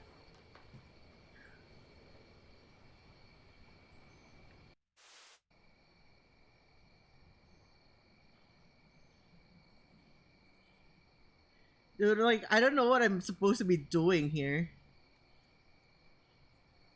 I feel like I should be a bit more remotely excited, but like, I don't know what I'm doing with him. Is that it? You just want him to do a 6-7?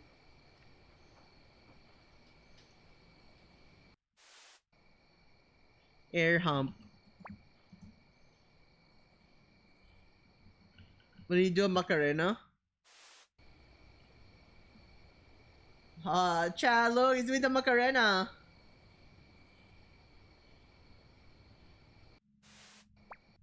Twerk? Would he twerk? For real? Without big booty, pretty hoochie mamas like me. Grabbing nickels, throwing ass on ATVs. Make them say, I got masterpiece.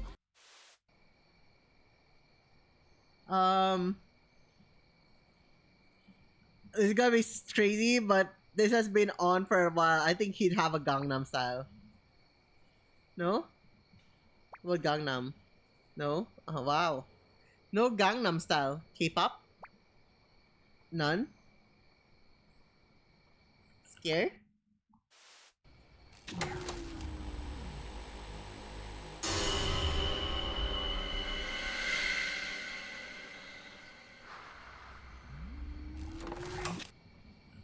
Eat.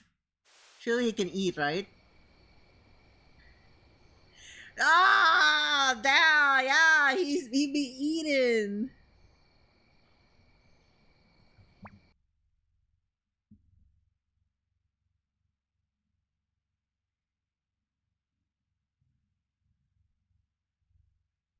It's gone.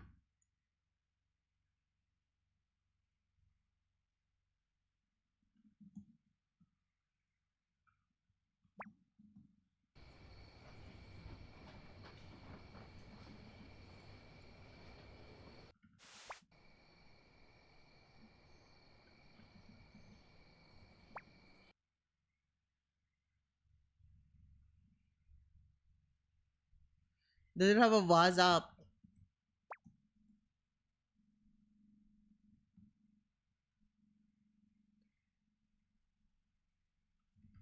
Maybe he has a punch. Surely he has a punch, right?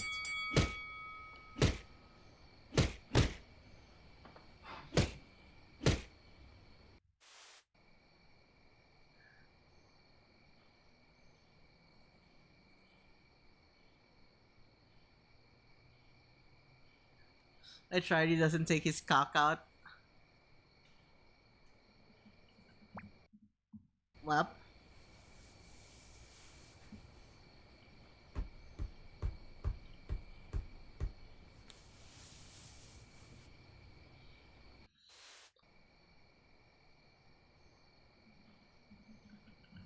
Would he do a Harlem Shake?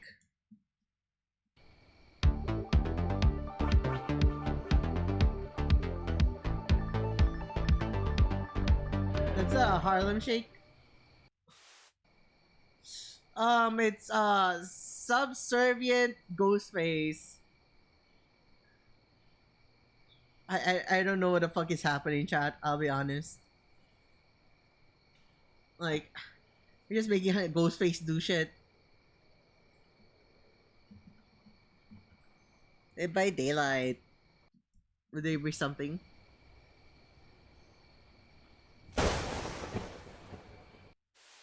The frick was that? Fireball? Magic. Do a magic trick for us. Come on. It's not magic.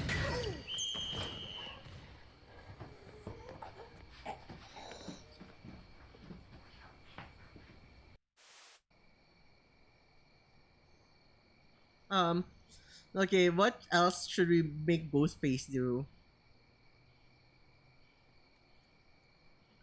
Paint.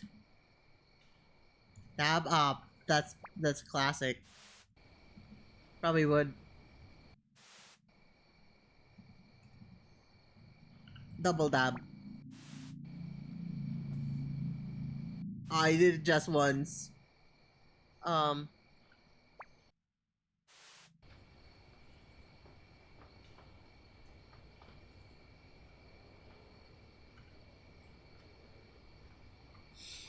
Okay, chat, I'll be honest. I'm already getting bored as fuck with Ghostface. But we are still in an ad break, so let's just go for a few more, I guess. While we're waiting. At least one more. Maybe as a gun.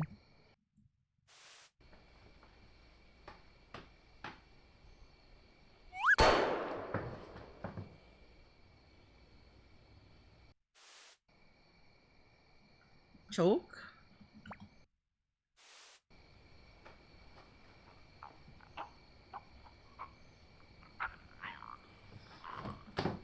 Actually, let's try spit.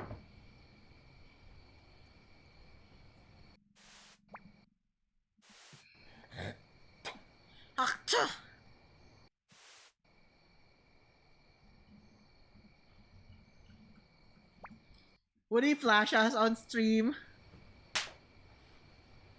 Oh, damn!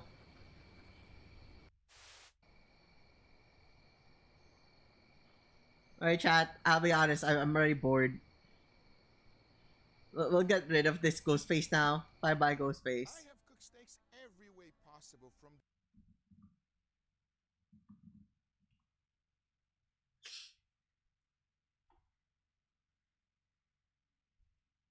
That was enough Ghostface. We're watching Google. steaks every way possible from the easiest method all the way up to the most complex ones. But I still believe I got a lot to learn. On this video, I got 6 pros to impress me with their technique and steak. Most importantly, I want to know from you which one will impress you the most. Enough talking, let's hit the road because we got a lot to cover.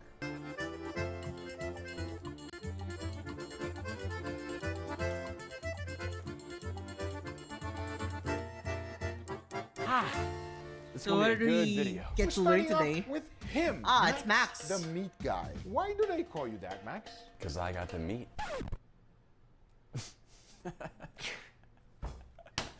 Okay, Max, I know you can cook. Thank you, Max the Meat Guy. Max the Meat Guy? Because your name is Max and you're the guy with the meat? Oh, okay. Cook a lot of different things, but I want to have a Max steak. Can you make it happen? I can do that. Let's go. Okay, Guga, now there's a lot of ways to make a steak taste good, but there's one thing that's most important. Starting with a good steak. An absolute beauty. This is a bone-in ribeye, super thick, probably 2 inches. Notice how it has incredible marbling, that intramuscular fat. Also You said bone in steak, but like, where is the bone? has a beautiful cap, which, as you know, is the best part of the steak. I agree. Best part of the cow. After picanha. Max? Debatable. All right, take it away, Max. Okay, we'll of course start with some kosher salt. Max, what would you say is the biggest mistake most people make when they're cooking steak? It probably comes down to seasoning. Specifically, a thick steak like this, people get scared of salt. Right? Couldn't agree more. People think, it's gonna be too salty. Look how much we're using. Look how big this steak is, okay? A big steak can take a lot of salt. Even a small steak can really take more than people think. The next thing we'll need, in the spirit of Guga, of course, is some black pepper. And we can't forget about the size, even the bone side. That looks great. And finally, in the spirit of Guga, we're of course adding some garlic powder. Now, specifically with the ribeye, I actually like to tie it up. We have that beautiful ribeye cap. What tends to happen as you're cooking it is it kind of peels away, way overcooks while the inside's still raw. One thing I will say though is, don't go too tight. If you go too tight, it'll buckle and it'll kind of just get crazy and fall apart. So you actually can go very, very loose, barely holding it together. What may happen through the cooking process is it can kind of burn off, but at least for the initial part, we're keeping it nice together, leaving us with one solid unit that'll cook evenly. Perfect. How are we gonna cook it? You know how we're cooking it. We are, of course, cooking over charcoal, and it all starts with applewood. Facing that bone towards the heat source to kind of protect the meat, that should be perfect. Starting it indirect here to slowly bring up that temperature, and also pick up some smoky flavor. All right, Guga, while that smokes, this right here is where the magic happens. Sauce? Take your butter, Uh-huh. step back, Okay. open it up. Oh no, Max. Oh yeah. Max, I suck at this. Yeah! Let's go! Guga, I have one question for you. Yeah. Why do we add so much butter? More butter, more better. Exactly. That's right, absolutely. Next up, we'll add in the fresh garlic, rosemary, thyme, a little bit of chili powder, some whole grain mustard, green onion, parsley, and finally, the most important ingredient, we have some crispy bacon. Not only are we gonna add some beautiful smoky bacon flavor, but more importantly, we're also gonna add some insane texture. What is he that doing? all incorporated. Yes, Guga, we're going heavy. I like.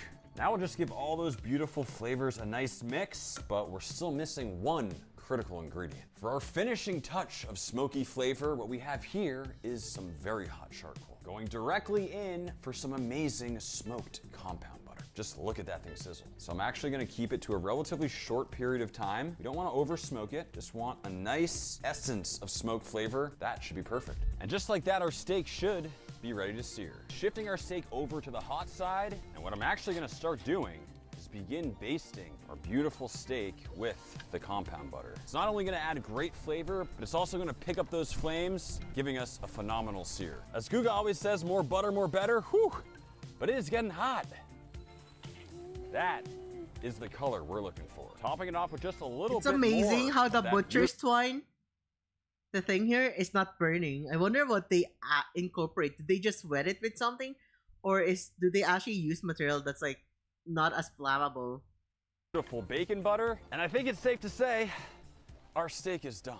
All right, Guga, just like that, our steak is finally done. Wow, it looks really, really good, Max. When it comes to steak, Guga, I don't know if there's anything better. From here, just gonna very carefully. Chad, does this look good to you? I mean, the browning of the steak looks cute and like looks amazing, but the fucking compound butter looks like someone fucking puked on it. It's like I got into a freaking bar, ordered some nachos, and I just like, whoa, it's so freaking spicy, and I just started puking all over the steak, and that's it. Dude, like, it doesn't, the freaking thing, the butter all over it looks so disgusting. I mean, dude, am I crazy? Am I the only one seeing this? It looks gross.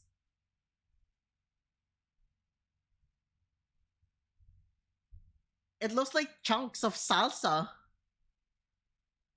Follow that bone and remove. And from here, we'll just take our beautiful slices of ribeye.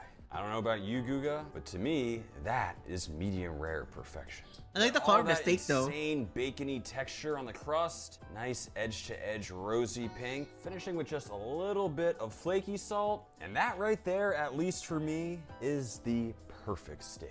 Wow. It looks good, juicy, nice crust, but the taste? Let's find out. Let's go. Cheers, brother.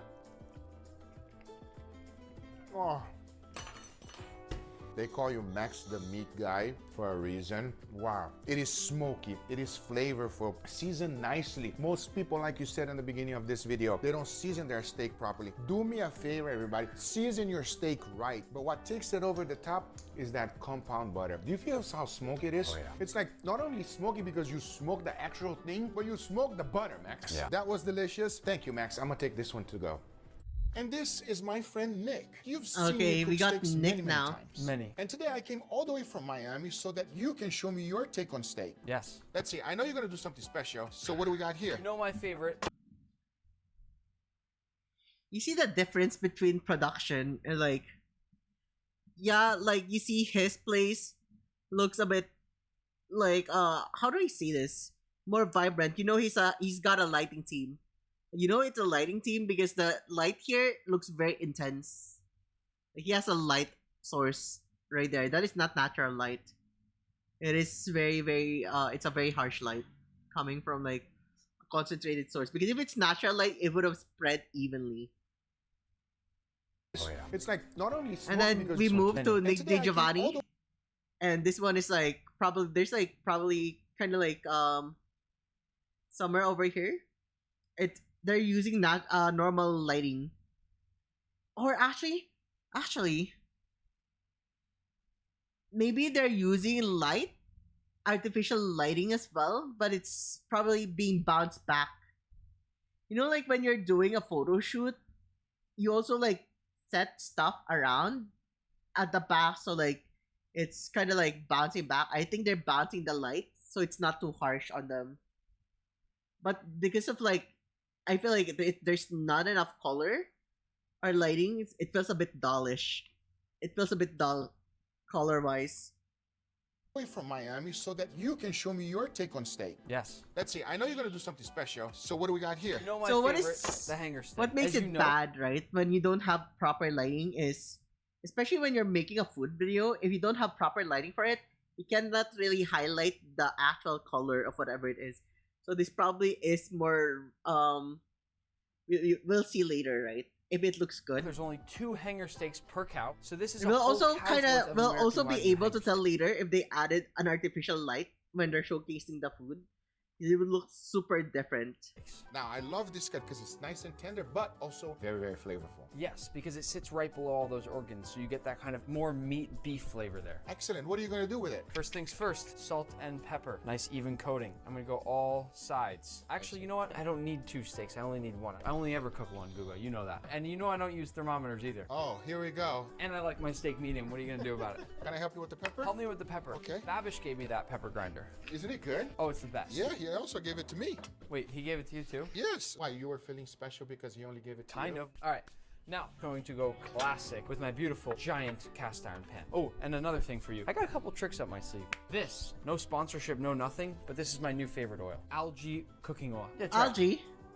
Literally tastes like butter. It does. It sounds silly to get so excited about oil, but you know, we're always looking for the Algae latest and cooking greatest, oil. and the fact that I can use an oil that gets so hot and can get me a better crust. Like I said, I'll show you a few tricks. Trick number 1, algae oil. A lot of it.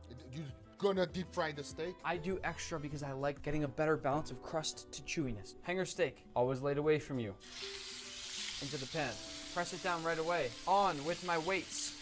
Okay? I like it to be real pressed down. And then, little snacks for Guga. Like you see, I'm kind of deep frying them almost. You're literally deep frying them, yeah. Not quite deep frying because I'm leaving that whole middle section untouched with oil, but I am looking for the most beautiful, incredible crust possible. And now, as they cook, I rotate the pan. Always, always, always rotating, get the most even crust possible. I'm keeping a timer in my head. How long has this been on? So I can do the same thing on the other side. Look at that crust, Guga. Beautiful. Here's your first snack. A5 Wagyu Teres Major. I'm gonna go for the flip. How's it look? I'm not gonna look, I believe it. Wow, look at that. Nice, beautiful color. That's you know, a deep crust. frying is perfect for this steak because of all the crevices. If not, it's almost impossible to get a good sear. You don't get up in there. Yes. All right, flat iron right there. Here, try the Teres Major. Okay, let's go. See what you think. Oh, it's beef butter. Here, flat iron. Down. That's delicious. All right. I've never seen Once it's algae done, oil we before. take it off, we let it rest while we make the other components. Nice crust. Now, quick compound butter. You're in luck, Guga, because just 2 days ago I went sea urchin diving, and I've got plenty of sea urchins. So, I'm gonna add my butter to a food processor, okay? Compound Whip the sea butter a little urchin bit. butter? We don't want to whip too long because, as you know, the butter will start to heat up. From there, I will add in some sea urchin, then some of this kombu seaweed seasoning for my up. From there, By the way, Chad, I wanted to know that this sea urchin has already been cleaned. Because there's like a lot of impurities once you crack this open, so you actually need to clean them.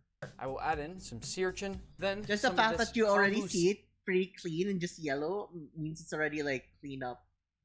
seaweed seasoning from my favorite restaurant in London, and just a few spoonfuls kombu butter will start to heat up. From there, I will add in some sea urchin, then some There's artificial lighting from the top of side. this kombu seaweed seasoning from my favorite restaurant in London, and just a few spoonfuls of gochujang. Also, a bit of extra salt. Mix it up. This right here will change your life, and I don't like to make people wait, so if we fast forward, we are left with a beautiful roll of sea urchin compound butter. Let me show you how it comes together now. For our steak, I'm gonna cut at an angle here so we get that beautiful look when we go to plate it, okay? And by the way, Guga, as you know, I went medium rare just for you. Look at the crust that you got, too. Let's move this off to the side. Now, we've got Brazilian colors just Wow. Damn, we so fucking let's plated put it. some of that steak fanned out in the middle, okay? And then uni butter, nice thin slice right on the top. Wow, this looks incredible. It's gonna torch it, of course. I'm going from high up so I don't cook the steak. Wow. we'll finish it off with just a little bit of this beautiful green herb oil. I like to put it everywhere because it's just that good. Okay. And this is my take on steak. Dive in. Wow. Okay. I have Dive to in. try it. I have to try it. It's not fair. Oh. Oh wow. This one is difficult to explain, everybody. All of the flavors combination and that uni It looks so butter. pretty. We already know that uni and steak goes perfectly together, but when you put it with gochujang and also that seasoning that you're using there, wow. Thanks, Nick, for showing me this, because we're about to jump to the next one. Now I'm in a completely different location with a good friend of mine. What was that? So I'm here to taste your steak. I would love to see your take on it and what it is that you're going to do with your steak. I see this. We've got to have to kind of explain, because this is not what you find in your regular supermarket. No, sir. This is what you find at Restaurant Depot, a place where you get stuff that normally goes to restaurants. And it's very hard to find, to the point where I couldn't find a butchered one. I had to go with a whole primal. So what we're going to do is literally and figuratively butcher this right now. Good luck, because this is not easy. So it's gonna trim him itself. Like you wanna like get rid of like some of the fats, especially if they're like too thick. They won't render well, right? Like it's gonna end up very chewy and stuff like those. And like uneven cooking times. Just like when you're cooking pork chop, right? Like when we cook pork chop in oil, we actually like cook it with the fats attached, and once the meat is already cooked, we remove the meat and like leave the fat there for quite a bit, and it never fully thoroughly cooks all the way through, but it gets crispy, a tiny bit kind of burnt though. Think this is our guy? I Like if the fat is that you've left attached into something is a bit like too thick, it actually just kind of doesn't like get like rendered properly. That's perfect. All right, let's sear the hell out of it, put some salsa verde on it, eat it, and go to sleep. Salsa verde. Okay. Salsa verde. Look, my grill, I got Uga a French Brazilian boy. I blocked that sand. Hi. propane tank, screwed it on, turned it on. The gas don't work. So I needed to pan sear this. So we're gonna adapt and overcome. So I'm going to dry brine our steak a little bit, hit it with a generous amount of kosher salt.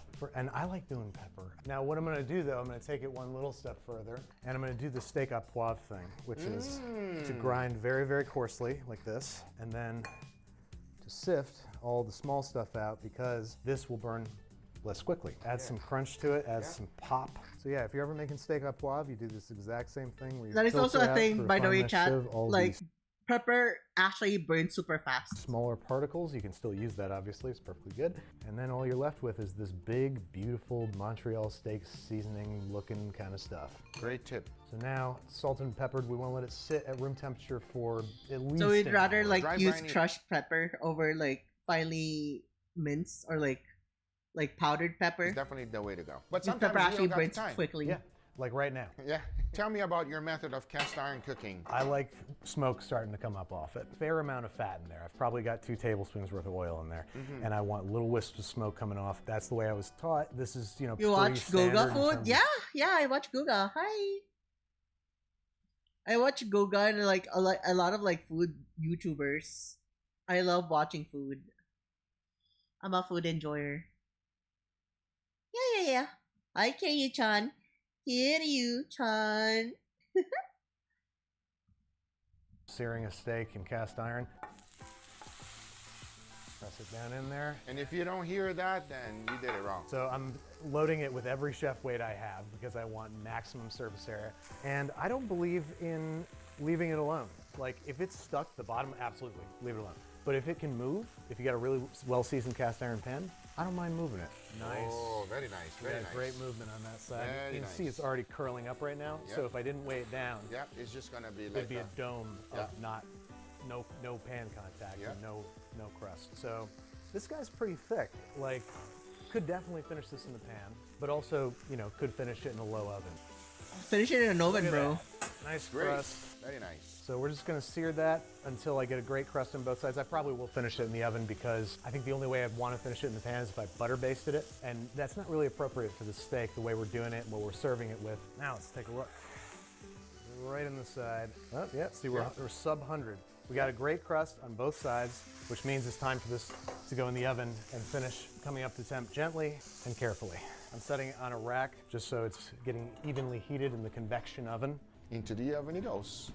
So to bring some of that smoky flavor, I'm going to make a charred scallion chimney. So I'm just going to grab my scallions here, I'll throw them straight on the flames, get some good char on them, just enough to give a little color and obviously flavor. I'm just going to, break these down just a wee bit more. Okay, in goes our parsley and our charred scallions. Remember the so I'm adding a reason pinch of you didn't want to like baste it in like oil, right?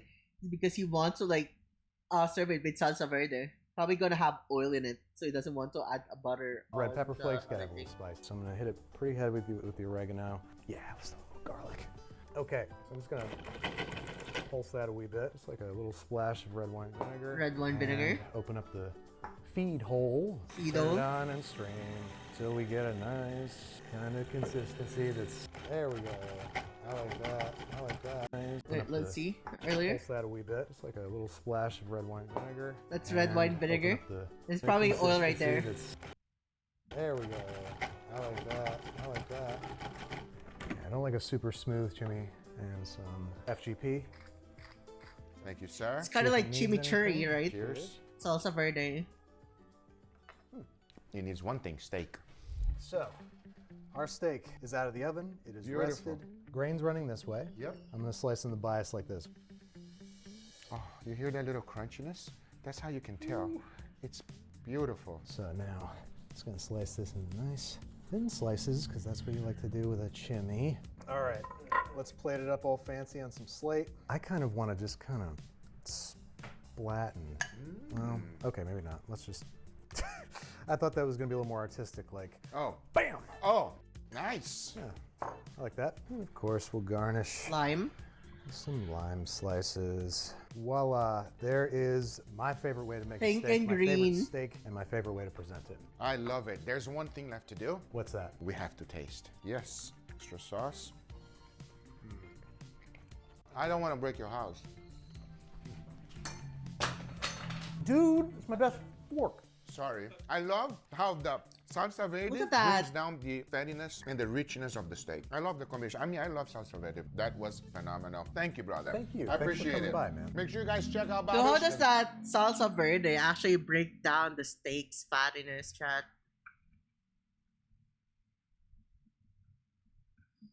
So not only does it have lots of greens for a refreshing flavor, it also has something that would contrast it, adds acidity via the vinegar, the wine vinegar that they added earlier.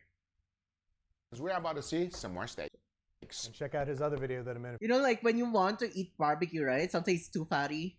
Like one of the best dip that you can have for barbecue is something like either achara, which is acidic, or vinegar, which is also acidic.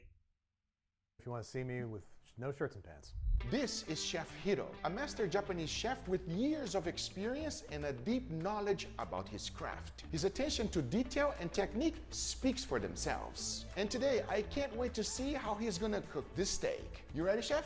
Sure. What are you gonna do for us, actually, Chef Hiro? We're going to make a steak tataki. It's very different. No Steak medium tataki? rare, no medium. It's totally inside the raw. Raw. Raw. Well, steak tataki. Let's go. Okay, first thing, I have a New York strip. I had York strip, I had beautiful, Mark. tataki. Okay, so like I had tataki when I ate at Tepanya. Tepanya is what do you call it? It's a buffet. Well, not really a buffet, but like all you can eat style of a teppanyaki grill kind of thing. And my family always likes their steak well done or medium well or something, right? I ate there. I ordered tataki, and of course, right, it's kind of rawish in the inside.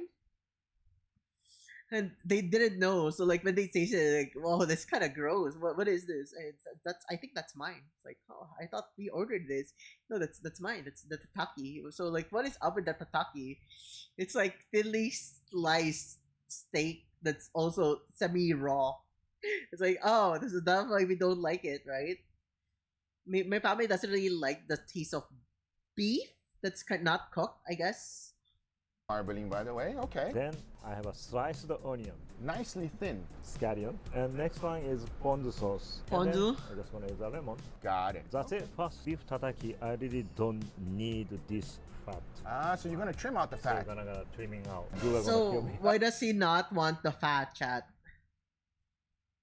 Well, it's a simple reason. It's mostly because it's mostly raw, so you don't really get to render the fat too much.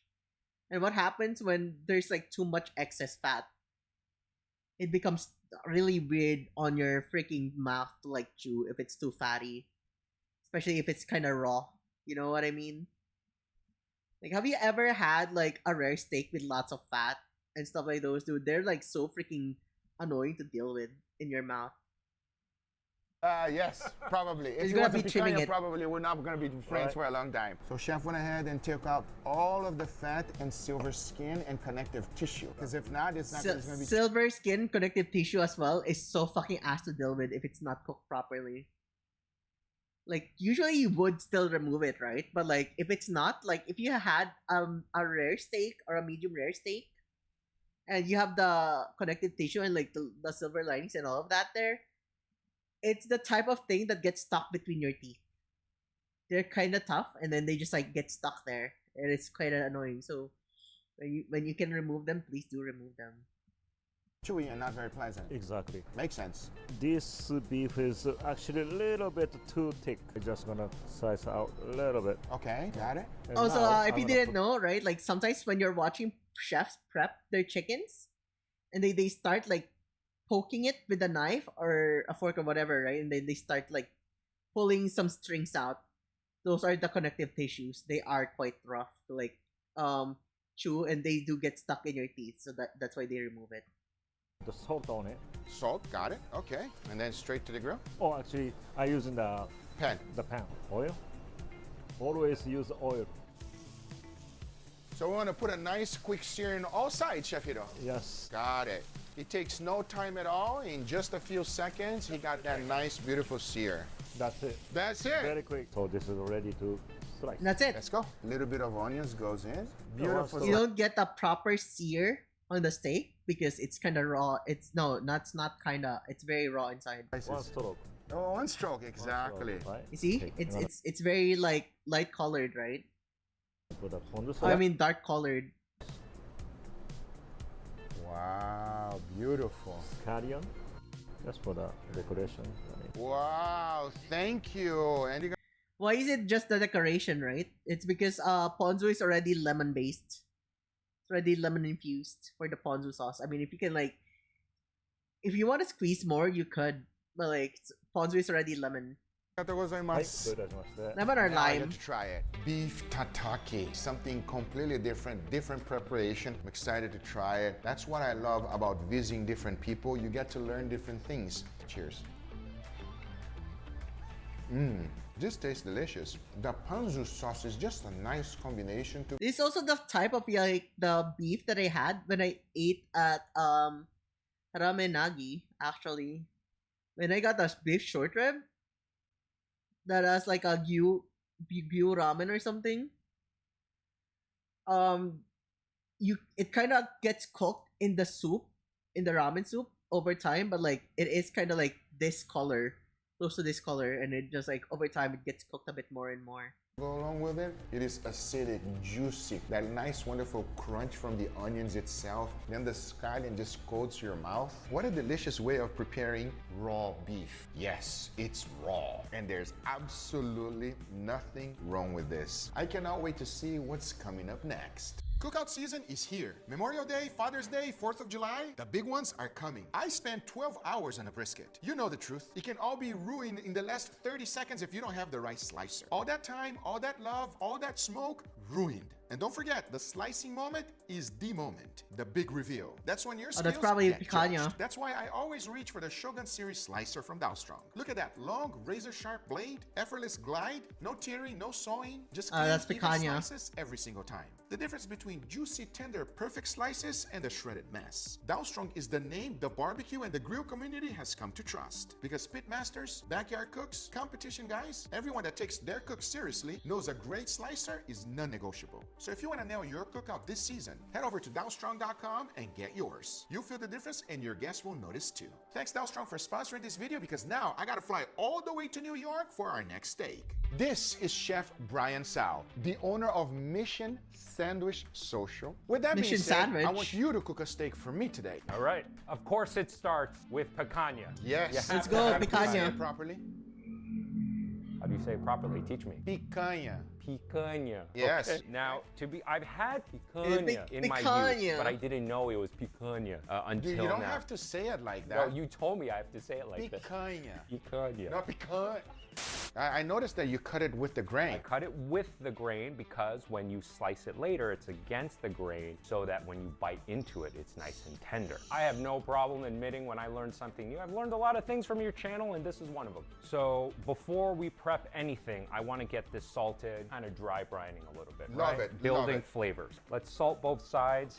All right, let's be generous. All sides. One of the things most people don't do is season the actual season the fat. Right, right. Fat is flavor. Fat is season your flavor. Fat. That's why you and me are very flavorful inside. It's super flavorful. Who do you think has more flavor, you or me? Oh, me, 100%. I'm made out of Wagyu. I'm not going to argue Damn. that, actually. I'm not going to argue. All right, fair enough. Right, so let's let this dry brine. We're going to pop this into the fridge, and we're going to start working on the other components. We're going to work on a Korean pear salad. Scallions first, okay? I'm going to use the green segment. Not only Pear is it prettier, salad? it's a little bit more tender. Some people say it has more flavor. Is that true? Flavor is 100% different. So we're going to cut off this white segment. This we can use for something else. Do not waste that. And then we're going to slice this thin. And that's how you want it, everybody, in long strips. We're gonna soak this scallion in some cold water. It's gonna smooth out the flavor, remove some of that alkalinity, and also curl it up, make it look all pretty. And here we got a Korean pear. Korean pear, baby. This is going to get julienned. We're gonna slice it thin. Now the sauce. Get some brown rice vinegar, some mirin, just a tiny bit. We're gonna go with a little bit of soy sauce, some saltiness. Pass me the sugar, please. Oh, mix that up. All right, if you can pass me the gochugaru. Gochugaru, also known as Korean chili flakes. And then we're gonna finish with some sesame oil. A little bit goes a long way. So we're gonna set this aside and- Back then, I really didn't like adding like olive oil and everything. Like even to now, I don't really like olive oil that much. But I am quite an sesame oil enjoyer, specifically when I'm making dipping sauces and stuff like those. Like I really love my sesame oil. It adds another flavor that's like quite unique that you really can't get anywhere else. I mean, you can get it from like sesame seed, right? But like it has its own flavor profile that you don't really get from anywhere else, or at least not that's like readily accessible for you. That's why I really like sesame oil quite a bit. To grill our steaks. Let's go. Now we know Brian knows how Also, to cook it gives because a look nice what he's sheen to cooking the with. food you're eating once you dip So it we in got it. charcoal going. All right, into the grill goes. I love that you have two-zone cooking over here, Brian. That is the best way to do it. You know who I learned that from? My Korean best friend. Who? In Miami. Ah. Teach me your process of how you grill steaks. Well, this is your process. So what we do here is we'll move the grate from the hot area and go onto a cold grill. Charcoal's a little cool here, but this is exactly how I do it as well. Look at this. This is what you want. You see that nice golden brown caramelization? That's what you want right there, everybody. That makes the steak taste good versus burn bitter. So at this stage, the fat is really starting to render. You're having the fat ignite. So those flames are not coming from the charcoal, it's coming from the fat. And you gotta move faster. So this is where you have to actually move a lot more because you're just gonna continue to have fat dripping down. Look at how nice these steaks are browning up. I would say we're, a few minutes away where we can take them off the grill, put a probe in them, and bring them to medium rare in the oven. Here's one other thing that you just said that I love that you said that, because the charcoal flavor has already been infused on the steak by searing it, because he's just putting a sear. Now you can cook it in indirect heat right here, or you can cook it in the oven. Beautiful, they're looking great. Let's go back inside. Yes. Absolutely beautiful color, nice caramelization, nothing is burnt. Yes, great. Oh. I like. I approve. Now what are you gonna do with this? Well, we're gonna let this rest, which is most important. You know, in Brazil, we don't do that. Well, and actually in a lot of Asia, you don't do that. We don't have time for that in Brazil. We're eating right now, Perfect. While that's happening, what are we doing? Another sauce? We have to make samjang. We're gonna do a mixture of 1 part gochujang to 2 parts doenjang, which is fermented bean paste. This is the non-spicy version. That's a lot of gochujang for a sauce. Really? Yeah. Is it?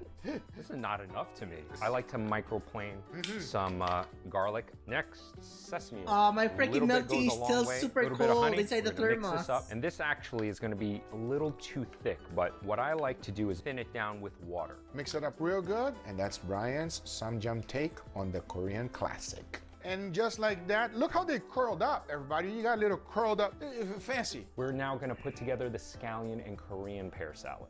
So we made our sauce earlier. Sugar's now dissolved. Put the scallion in there. We have our Korean pear. Then I'm gonna mix that up. Beautiful Korean scallion salad, everybody. Check it out. Okay. This will pair perfectly with picanha because picanha is so fatty, and that acidity and that vinegar will cut that up. Ready to build. Ready to build. So we Ready got to our build. picanha. How's it feel, Brian? Oh, it feels nice and tender, man. Let's take a look at that cross section. Oh, is that perfection Oh, or is look that at that perfection? Nicely medium rare, juicy. Look at You that can see even the pinkness. fiber splitting. Good job, Brian. Thank you, chef. Hold on. But you're doing one thing wrong. Can I just show Sure. you? Yeah. This is very important because most people do this mistake. As soon as you take your first slice, Yes. you must I was like, what's this guy gonna show me right now? approve. I approve, Brian. All right, now you're gonna build. We're gonna build. All right, so let's do first it. I want to show you genip or perilla leaves. This is in the Ooh. mint family, so it's got a little bit of that mintiness, not quite as harsh or pungent, and it's also got almost a Oh, slight okay, bitterness okay, I somewhere see. in the So this is like arugula something family. that the Koreans really like. Like, you know, when you're going to a Korean barbecue, compared to like the Japanese barbecue, right? Like Koreans, you always have something like lettuce or whatever, and then you wrap it. This is a perilla leaf, chat. I would say pickled daikon. Okay. Now some picanha. So they're constructing Beautiful it. slice, nice ratio of fat and meat, medium rare, just the way we like it. It is traditional and very common with Korean barbecue. Rice. Put on a little white rice. So this is short grain sticky rice. Next, a little bit of kimchi, tiny bit of samjang. Okay, remember this is very potent, so we Yeah. don't want to go too heavy. The finishing touch is our Asian pear scallion salad. Wow. And of course, it would not be Korean food with a little bit of toasted sesame. Sesame seed. That, ladies and gentlemen, is my steak dish for Guga picanha Korean. Oh my god, it barbecue looks so in a bite. good! Wow. That looks beautiful, gorgeous. Let's taste. One bite? One bite. Yeah, One do bite. it. Do Push it. it. Let's do it.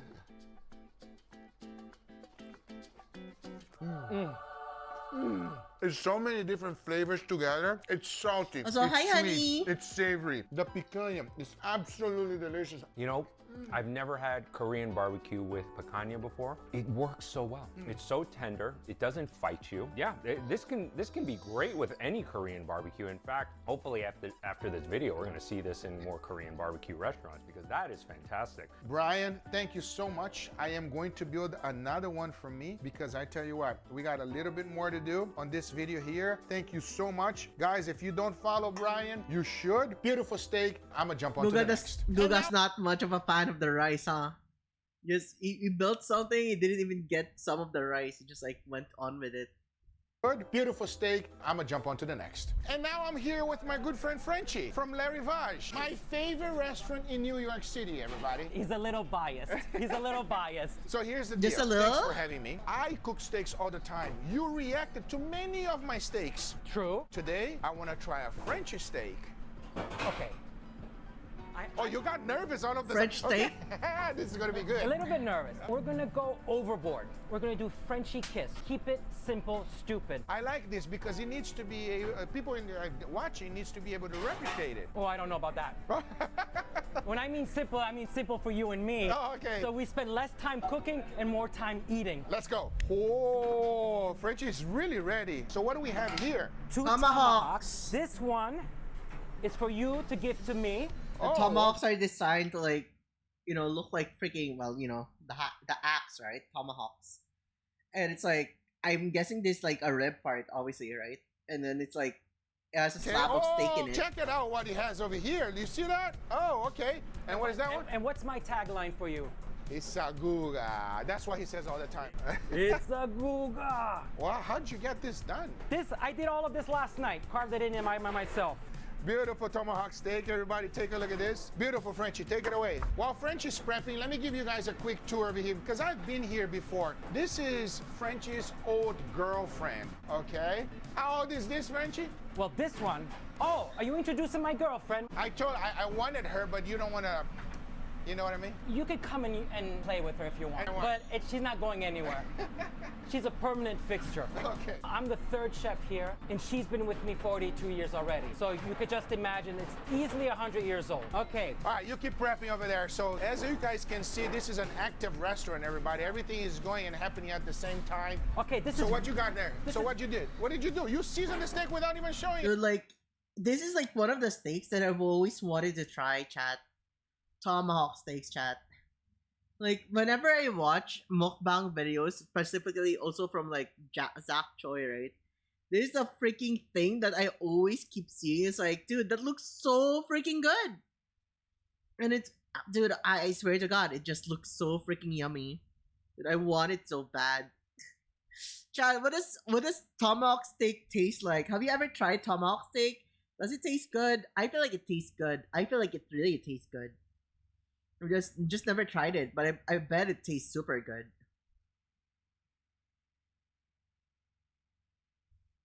Anyways, where was the video?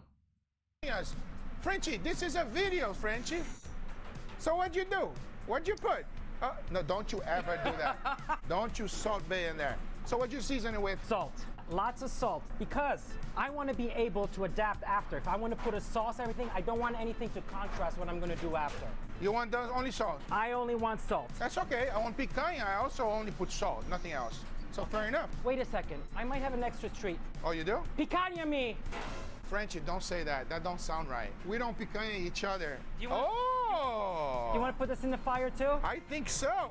So he's going ahead and seasoning really heavy that picanha. You grab the picanha, please. Extremely hot. What temperatures are we talking about, French? We're definitely in the 850, almost 900. Oh, That's damn! That goes right in. Picanha. Fat down, huh? Right here, huh? Dude, you see that Right shit? in. Picanha. Look at that! The moment he drops the fucking steak, it starts like freaking sizzling. In the 850, almost 900. That's a lot. That goes Let's right go in. leave some marks there. Fat down, huh? Right here, huh? Wow. You see? Just like that. And we are good to go. And that's the extent of professional cooking. Now we wait. Okay, we got this going. We're gonna make a side Straight, dish. and there's a What broiler. do you think of my It's cooking from the favorite Disney top. movie? Ratatouille. Ratatouille, my friend. Oh, ratatouille. And then look, in the same girlfriend. In the oven too? Oh, but on the top part. There you go. End of story. Set it and forget it. Now, when I told you we're gonna keep it simple. That don't look simple. I know. So that's a lot of mandolin That's a lot of. cutting. I didn't do any of that. No? No, chef. Shout out to Chef Eric, everybody. So what's the hardest thing about the ratatouille? Is just cutting it and putting it together, Chef? It's the assembly, yeah. It's just very time consuming. It's tedious to build that beautiful, perfect rose that you see that we serve and stuff like that. Say it like it is. It's a pain in the butt. It's a pain in the yeah, hey, but hey, customers love it, so we do it. Wow, that is looking amazing, Frenchie. See, this is the thing with broiler, everybody. You get beautiful caramelization right there. A little bit of char right there. That looks nice. So now we're gonna flip. And I think this one we're gonna leave a little bit. Little longer on that fat cap, huh, Frenchie? Yeah. What's one of the biggest tips you give for people at home cooking steaks? When I always tell people at home, they see all these recipes and everything that tells you this temperature, that temperature. My biggest piece of advice is never to trust that. You need to know your oven because 400 on your oven might not be 400 on somebody else's oven. It could be the difference of 5, 10, 20 degrees, and that makes all the difference. You know, it's as simple as that. You'll avoid so many mistakes, overcooking, undercooking. Know your tools, Know everybody. your tools. Take a look at that. That is looking great. Oh, wow. That is beauty. I'm gonna use this, look. I'm gonna position that so I can get a little bit of heat on the sides there. Beautiful. And we're gonna get a little char on the top. I mean, look at the caramelization we got over here, everybody. That's the good thing about a broiler, you know, and well, the reason why most steakhouses do it. Oh, look at the fat over there. He just turned it right now. That is already looking nice and beautiful. You know, me and grill marks, I'm not friends with it. But this, the purpose here. So why do you think people use broilers, chat? Because I only like eating food. I'm not like a good cook. Why do people use broiler? So like, usually, right? Like, let's look at this when he Do it. puts it in Oh, look the at oven. that fat over there. He just turned it right now. That is already looking nice and beautiful. Oh, look at the thing about the little char on the top. I mean, look. Okay, let's go back a bit more, right? So there's no fire coming from underneath. And I'm guessing like the way that it's cooking is it's using the freaking heat all over the oven to cook the bottom. It's mostly also cooking the top. And like the grill underneath is also like giving it some heat, right? But if it's directly underneath, right? You know like how the gas works, hot air goes up, cold air goes down and stuff. So at least it's not directly getting like in direct contact with the fire, so it doesn't like freaking burn it instantly. It takes a lot longer for it to burn. And the freaking temperature inside that oven is probably super hot, and that's like what he's using, right? There's the freaking heat within the oven to like cook everything that's in there. Because 400 on your oven might not be 400 on somebody else's oven. It could be you'll avoid that. Use this. Let's go back to where they were. Grill mine's hot no matter what. This is what you have here. This is what we have to work with.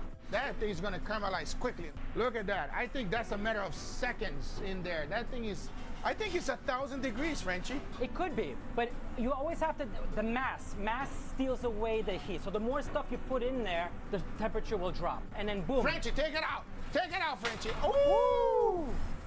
There you go. You see that split second that we were talking? Yeah. But you know, on camera, that looks like it's dark. But imagine we're gonna slice into it. We're gonna have light sear. That's gonna be a great contrast for each bite. Woo! And the ratatouille looking good. The ratatouille is already going. Look at it. It looks beautiful. Let's be honest. It's vegetables, but they are beautiful vegetables. You know I'm not fond of vegetables, right? But this, I would eat this. And healthy. Yeah, if you say so. They're gonna let it Wow. rest, and then ooh. What a feast over here. So we got all of the steaks ready. They look beautiful. Like you said, keep it stupid simple. No, keep it simple, stupid. Okay. And this side dish looks incredible, Yes. Frenchie. You know, I mean, yes, it's a pain in the butt to do. Yes, it's vegetable, but I don't know. I it's didn't feel it. beautiful. You feel it? I didn't feel it. So I'm gonna dig in. Let's go. So here's what I like to do. I like to remove the spinalis part You out. a man So after my own heart. that's right. So this is the best part of the steak, everybody. This is literally, they say it's the best part of the cow, actually. Now, I have my famous green peppercorn sauce there. I'm gonna put this Green right here on the peppercorn? top, and pepper sauce right here, also known as a pois. We're gonna pour a little bit of that Why is it sauce green right on top peppercorn? of the steak like that. Whoa! A generous amount. Oh, So this is the first time I'm seeing this. This one looks yellowish. Usually peppercorn looks like a reddish brown color, somewhat closer to what color would that be?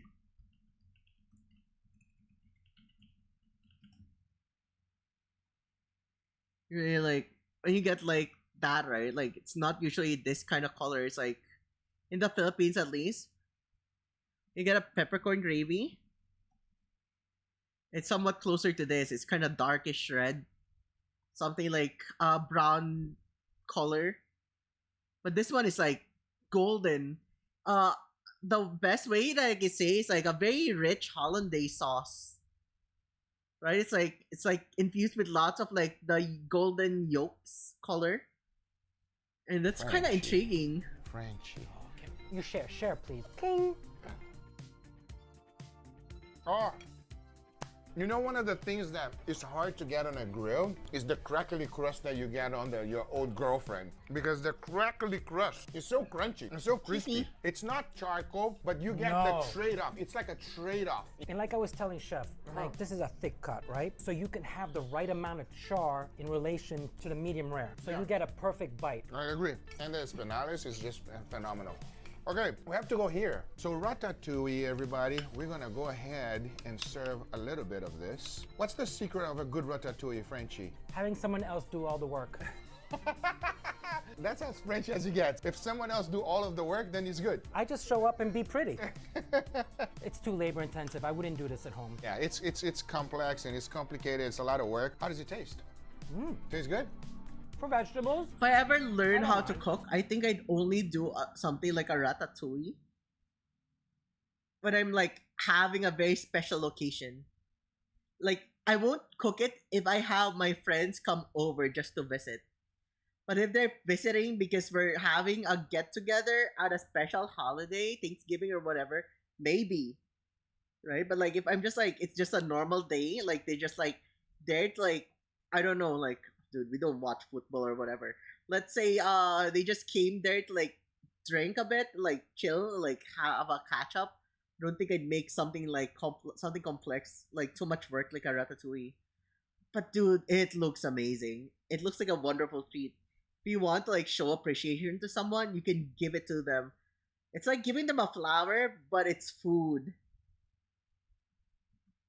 Oh, it tastes really good, Frenchie. What do you mean? Because it's garlic and it's butter. Yeah. And it's salt and pepper, but it's really like the herbs. It's nicely cooked. Nothing is raw because one of the things that I hate the most about ratatouille is when you take a bite and some of them are raw. That's not good. Frenchie, could not thank you more. No, thank you. You know this makes me happy. Thanks for having me, and what an incredible way to finish today's video. And guys, if you are ever in New York City, come to my favorite restaurant, Le Rivage. Now, there's one other thing that you must try while you come here. Come to my favorite. I'm sorry, it's so funny to see Le Rivage when you go there because it looks so freaking weird.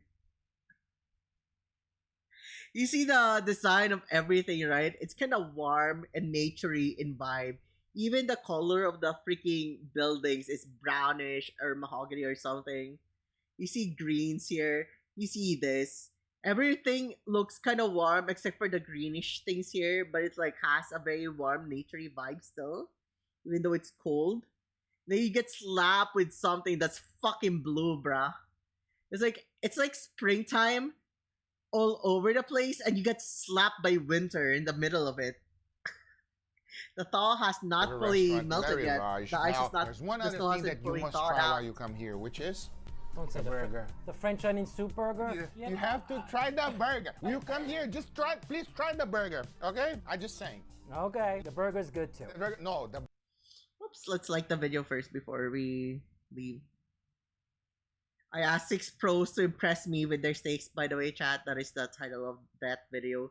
So if you want to back watch that, that is the title. I asked 6 pros to impress me with their steaks.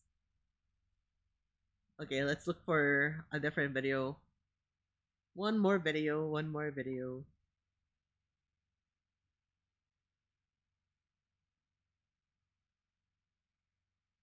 Go back here. Let's see what we have here. Maybe we find something. Oh, what is this? I've never seen street food in Japan. Well, I mean, I know taiyaki and stuff like those, but like, I want to see what this holds for us. One more video, chat. Just one more video.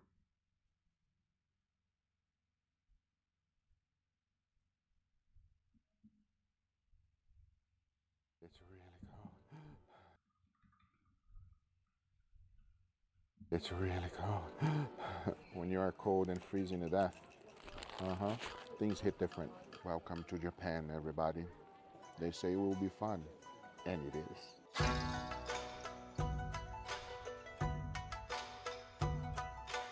Whoa! Look at that. It's rainbow. On today's video, it's all about street food in Japan. Now, before you Oh, I know this. This is like a senbei, right? They take a soft shell crab or like a prawn or whatever, and then they flatten it with the freaking cracker that they're making, and then that's why it looks like that. But that is an actual crab that you're eating right there. It's not just for design.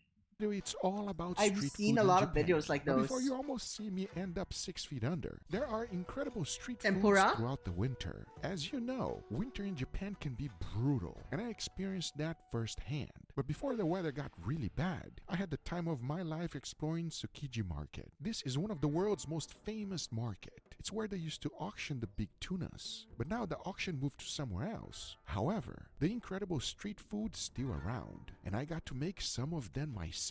Starting with this one, a cracker made with real seafood. Let me show you guys how to make the Japanese Vio cracker. Okay, so first we're gonna start with a batter. Hopefully I'm not messing this up, everybody. A little bit nerve-wracking. A little bit in the middle. Oh, okay, good. Now we're gonna go directly with soft shell crab. Now, if you are unfamiliar with this, you see you can actually eat the shell. That goes right here in the middle. So soft shell crab, right? Like if you don't know what a soft shell crab is, it's a crab that's just freshly molted its old shell. So like, it takes a while for crabs to like harden its shell. That's what they're using there. Soft shell. Now we close and squeeze.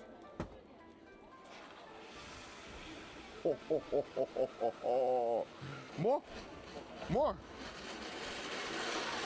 Oh. More. More.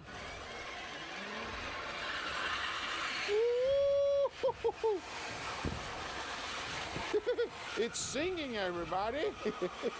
Okay, we take a look and we open, and that's the scream of the crab. Now, obviously, I'm not professional. I think I put a little bit too much batter, everybody. You see? It's okay. First time. Oh, take a look. All right. We got a crab cracker, everybody. Not perfect, but it's okay.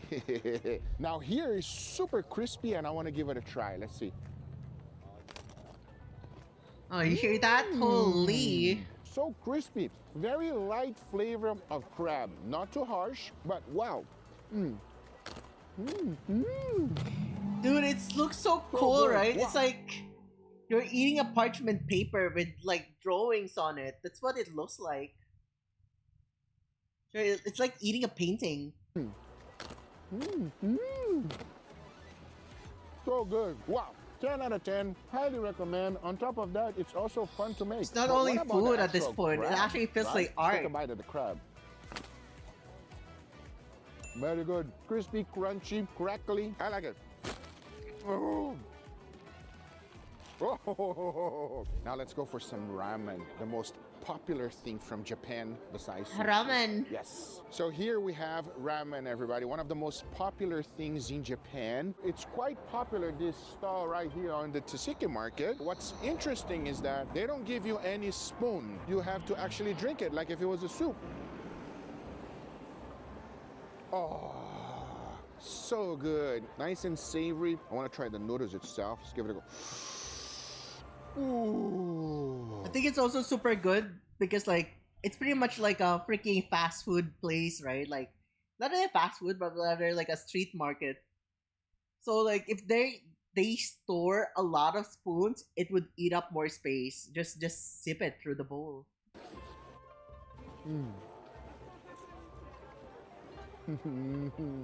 Oh, that's nice. It looks like he's a very happy boy. This is so popular over here because it's so good. That is the meat. I believe it's pork. Yeah, that's pork. It is very flavorful. Sometimes they don't put a lot of salt. This one is just seasoned it perfectly. It's nice, warm. It just warms your heart. 10 out of 10. Sometimes they don't salt the ramen simply because they use a soy sauce base, shoyu and stuff like those. And there's like a lot of umami already. With konbu and everything that they add. But let's see what we can find next. Okay, now we're gonna try horomon. Am I saying that correctly? Horomon don. That's correct. We're gonna try that one, everybody. So this is horomon don, a Japanese rice bowl topped with grilled beef and pork. Don just means like it's a rice bowl. Cooked for hours, but because of the looks. That's why like when you get a katsudon, right? You get a katsu, and then the don is just rice bowl. That's pretty much it. That's like gyudon and everything, right? Skeptical. And after that ramen, I was ready to dig in. Very fast. And just like that, it is in seconds, everybody. Let's try this thing and see what it's all about. Let's go. After such a long wait, we finally got it. Check it out, everybody. Take a look at this. It's a nice, beautiful bowl. It's very fragrant, very stewy. There are pieces here that is straight up just fast. So it's probably like surprised why it's super fast, but like mostly because like it is a street food, and at the same time they make huge batches. Americans used to like love to make barbecue, fried chicken, but you need to let it rest, right? Anything that's breaded requires a bit of resting as well to make it crispy afterwards. This one is kind of like stewed, so it just comes from a pot and then they just like assemble it and then serve it almost instantly. Tremendous amount of fat, very, very rich. And on the bottom, they serve it with rice on the bottom underneath it. Let's see what the fuss is all about.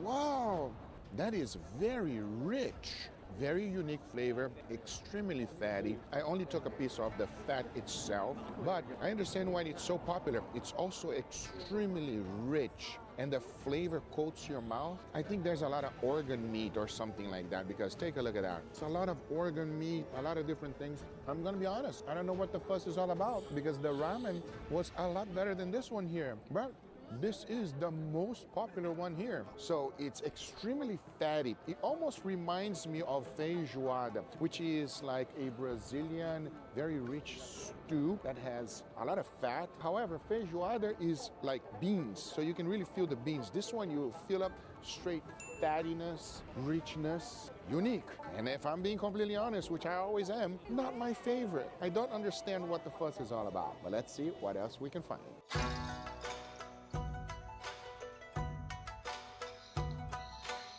So my new friend Mogu told me that the Wagyu here in the Thicc market is basically only for foreigners, everybody. I've tried it before, but he says that the price is absolutely ridiculous and they mark it up just for the tourists, which makes sense. Tourists will pay no matter what. But if you want to try Wagyu skewers, which I have tried it here before, definitely recommend it for you to try somewhere else because the prices are ridiculous. So of course you cannot come to Japan and not try sushi. So this one right here is bluefin tuna. So what I'm going to do is put a little bit of soy sauce. That goes right here on the top. Cheers.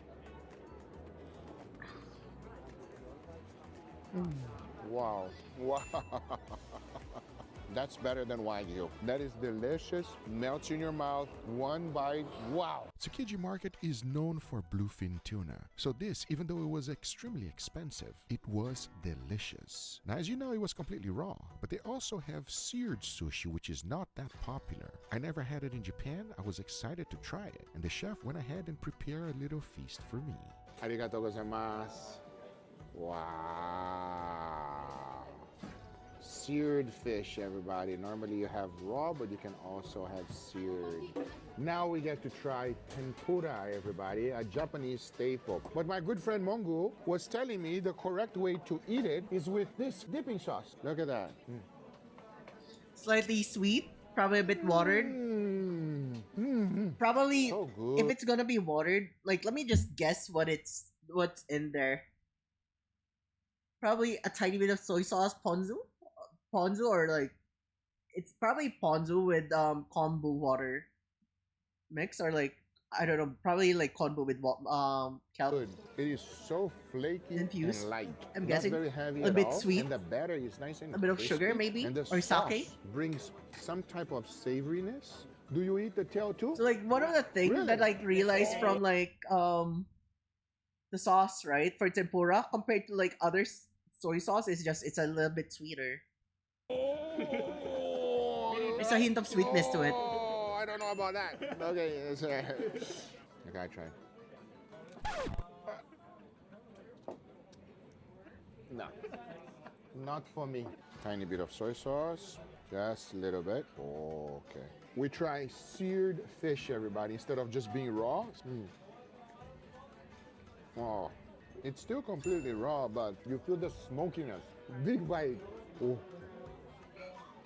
Eggs.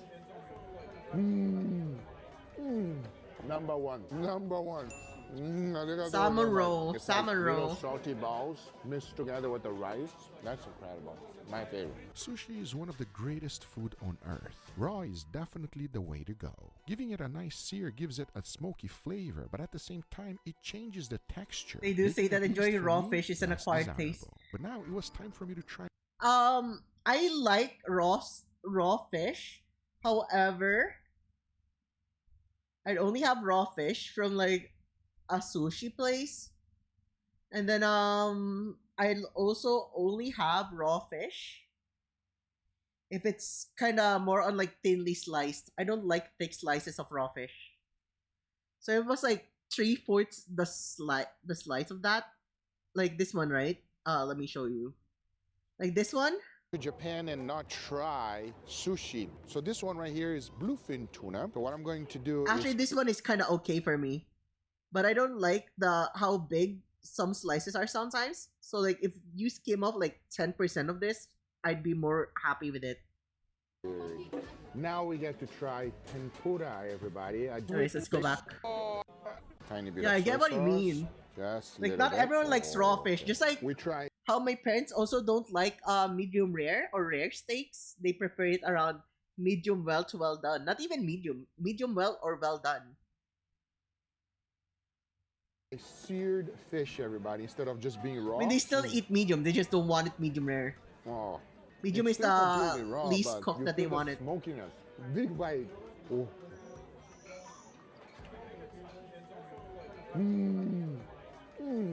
Number one. Number one.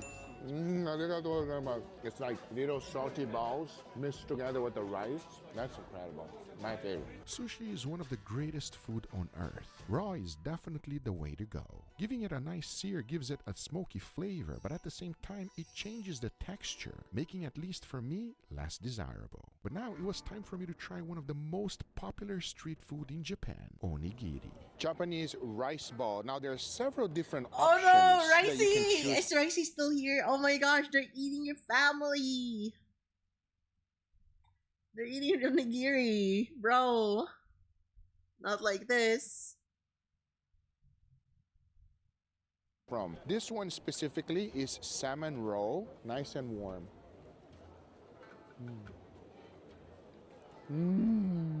Oh, so good. Check out the inside. They're not being cheap at all. Very delicious. 10 out of 10. Will highly recommend everybody. Don't be afraid. Now, if you don't like fish for whatever reason, they have several different options for you to choose from. But man, This is a must-have in Japan, and if you don't like raw fish, they make it with anything. But I cannot come to this market and not try real Wagyu. I wanted to find one that had the best deal, but you gotta remember what Mogo said in the beginning of the video. This is not the right place to have it, but I cannot resist myself, so I went ahead and got myself some. arigato gozaimasu. So there's two sushis right here. One, he added a soy sauce, and the other one is straight up salt. Now, it's a generous amount of Wagyu here. With a Look little how bit pretty of, it and the is, other- right? So I'm pretty sure that partially sometimes they just do this cut so you can like see how the color contrasts, because like if it's just flat, right, it's just gonna slide off.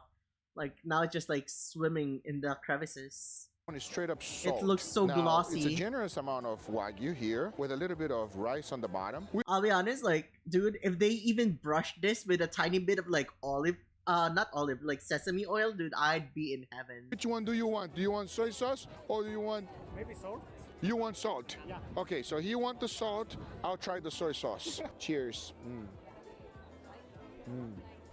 Let's go! It's very good, but it's still raw, very chewy, and not very tender. If you cook it a little bit longer, it's gonna be more tender, but it's very, very chewy. It's very good, it's very tasty. However, it's not the highest quality of Wagyu. It's not nice and tender. Unlike the tuna that I had before that literally melt on my mouth, this one doesn't melt as much. It's good, but you can find better. I don't know what I was thinking. I should have listened to my good friend Mogu. The Thicc market is fantastic and they have wonderful food. But in all honesty, avoid Wagyu at all cost. Even though this is considered a In general, it just means avoid tourist traps. huge tourist trap, I will recommend this place. You must visit. As a foreigner, there's a lot of good things to explore. Talking about that, after all that food I needed to digest, we took a bullet train to see the famous monkeys, and they were literally cooking themselves. But first, there's a problem. You need to get there. So now we're gonna do a quick pit stop here at the monkey park. Look at this. Woo! We got a lot of climbing to do. Now the only problem here is it's freezing. Whoa! Look at that! It here looks so is- pretty. It's freezing. Look at that! The fucking tree, like whatever that is, the branch, whatever, is like tangled up like that. Holy shit! It looks like something that you'd see as a main freaking tree. Like if it's like ginormous compared to the other sizes, and then just like a fucking boss fight happens around that area, or like a special event happens in that area. So just a quick update. It's a lot longer than I expected it to be. Woo! So once you reach the top, there's a huge line that you must do. If you think it's going to be over, no. Look up there on top of the mountain. Yeah, that's one thing that they don't show you on the brochure, everybody. You gotta do the line. Found myself a toilet, so there's a toilet right here. You gotta go off your way a little bit in case you wanna come here. They ask for a small donation, which is very reasonable, everybody, because when you gotta go, you gotta go. Let's go see these monkeys. After an hour and a half of climbing and going through it, we have arrived. You can see the monkeys everywhere, everybody, but there is a lot of people. They're really, really cute, and you can see that they're having a great time. Kind of reminds me, right? What Monster Hunter was it? Was it World or was it Wilds? I think it's World. There are like freaking monkeys who just like swims in the hot springs. So adorable. It's pretty cool, but the amount of people there is right here, it's absolutely insane. If you ask me if it was worth the hike, absolutely. It's something you should experience at least once in your life. This was an incredible experience.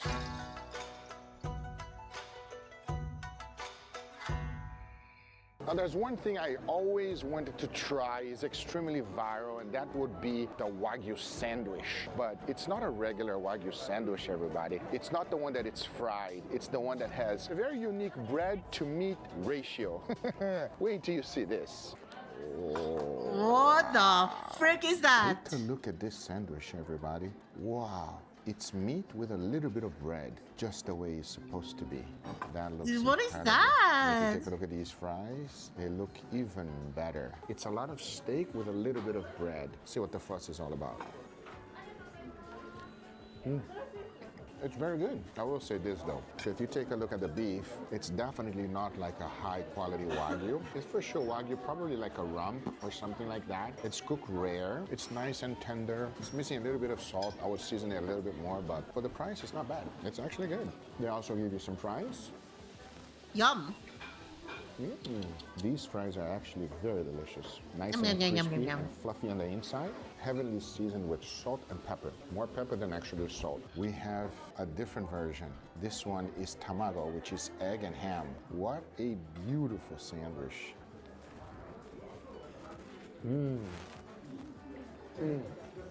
It's amazing. It's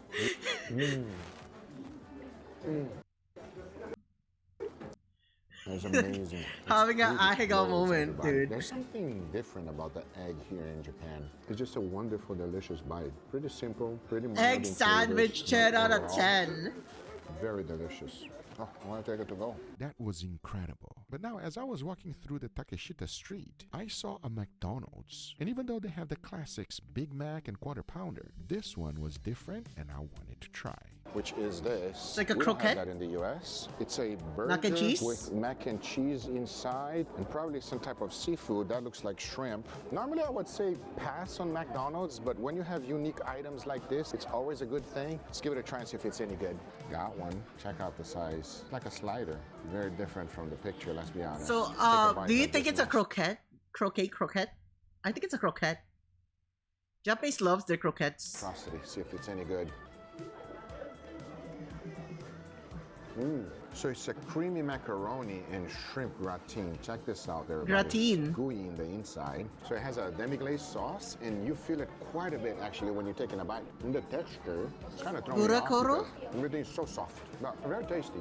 And here we have our next item from McDonald's. Go So back. soft, I but need to very read tasty. what it is. And here we have Triple cheese beef stew pie. I think that's overkill. I think that would rate better than the other one, but I think it's gonna rate a 6 out of 10 to a 5 out of 10. At worst, it's probably like a 3. You can never go wrong with cheese, but sometimes too much cheese can overpower the dish and you really can't enjoy the dish anymore. our next item from McDonald's. It's a beef pie. Looks nice and crispy. Look at that. It almost looks like an egg roll. Ooh.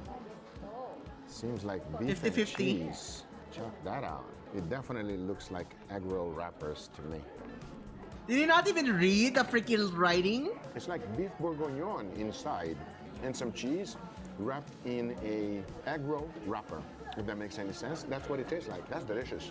Much better than 6 that out of 10. macaroni burger There it is. Raekathon. Stick with real meat. It will always be better. I approve this one. My wife had the chicken nuggets here, and she said that it tastes very different than the ones that we have in the U.S. Why? Let me see.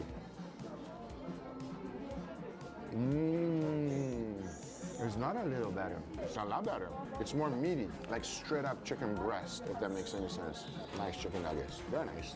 Very good. In all honesty, it seems like McDonald's in Japan is using better quality ingredients. This was a fun experience, but now it was time to get some sweets. And I saw one that went viral everywhere. I'm sure you've seen this. It's popular almost everywhere. Now, this is a treat popular here in Japan, Korea, and South Asia. And it's basically waffles with a rainbow cheese inside. It's very visual. It's literally Very sweet, made by the for you way. to This look is at sweet it and cheese. This is not a savory dish. It's more like the sweeter side of things. So it's like cheesy and creamy. But like I'm not sure if the Japanese version is like this. But we do have I've tried it once. take Instagram pictures because the taste is not that great. So here's the deal. You can clearly see the colors on the bottom right there. All right, see that? So I'm gonna go ahead and open this up. There's a cheese pool in it. This is what I'm talking about. This is Like why people buy it. it's like everybody. mozzarella, right? And there's Check like it out. another set of See? cream That's what I'm underneath. talking about. Now people buy it for that specific reason, but the taste itself, More on sweet. it's slightly sweet, creamy. very doughy, cheesy. If I'm being honest, it's fun to eat, but it's not great. Actually, maybe I take Four, that back because I'm five. going for second bite. It's like a sweet waffle. It's not crispy at all. Slightly gooey and chewy in the inside. Perfect for kids. So this place is famous for one thing, and that would be the crepes. They're eating like ice cream while you're walking, everybody. I mean, take a look at this beauty. They literally put everything on a crepe in here. It's like an ice cream scoop. There's a lot going on right here. We got whipped cream, we got some custard. It's exactly what you would expect. And did I say it's cold? Yeah, it's cold today. Little did I know that where I was at was actually warm. This street is definitely a tourist trap. But as you saw it there, some of the things are definitely worth visiting. Because next, we took a car and hit up Shirakawago village. It's mainly known because of the houses, which have thick straw roofs. It is built to handle heavy snow. During the summer, this place is beautiful. Some of these houses are over 250 years old, but during the winter, it transforms to something else. Yeah, it's a Florida man in the snow. It's something new. I'm not used to this. It's freezing, it's cold, but I kind of like it. I must say, snow is nice for a little bit. Then it gets really old real quick. In all honesty, everybody, this town looks like a fairy tale. It is crazy. Yet, by far, this is one of the most beautiful towns I visited throughout this trip. You can even see the fishes on the street. But after all that hiking on freezing temperatures, I was hungry and the temperature was going down really quickly. And I went ahead and found myself something. So we found a little spot here that sells some incredible beef croquettes. Here it is, the croquettes. Wow, it's nothing special. It's literally a croquette, you know, and it's mixed with potatoes and stuff like that, deep fried with a nice crust. But when you are cold and Croquette freezing to death, mixed things get potatoes. different. Found something else, a nice little treat. What is that?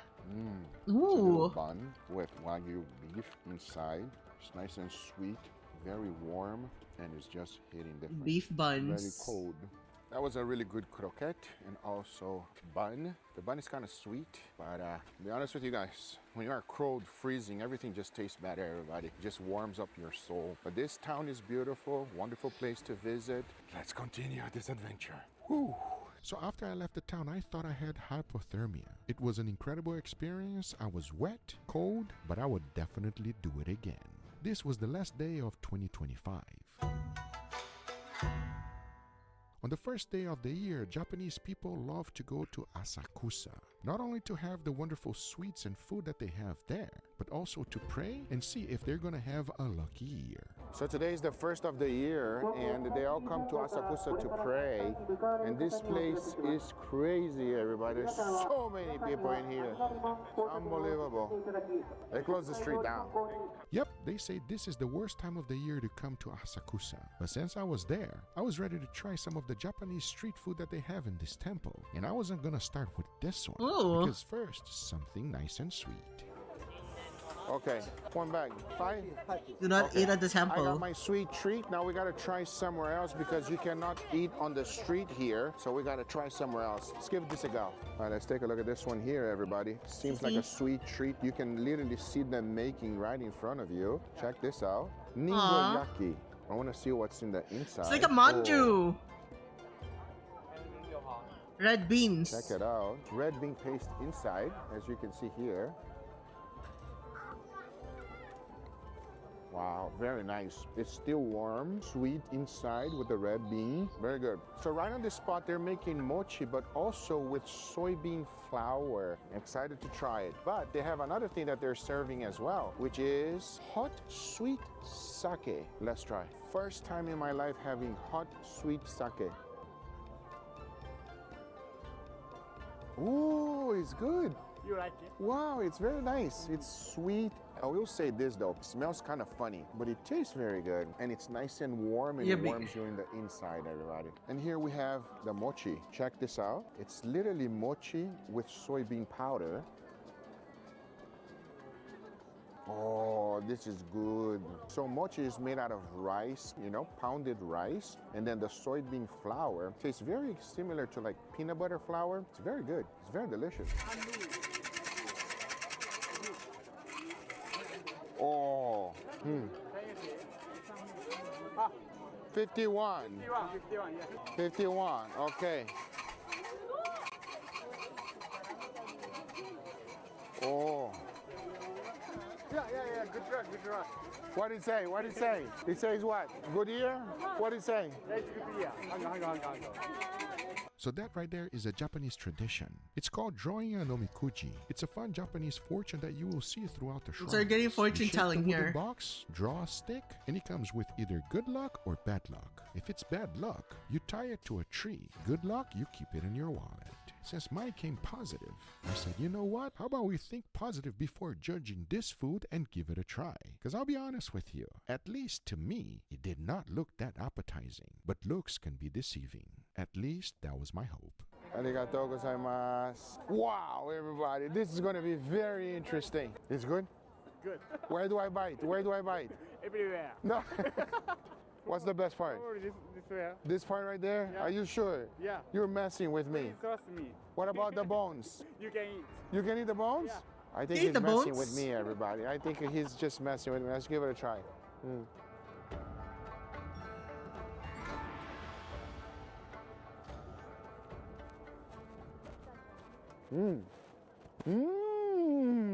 Oshi.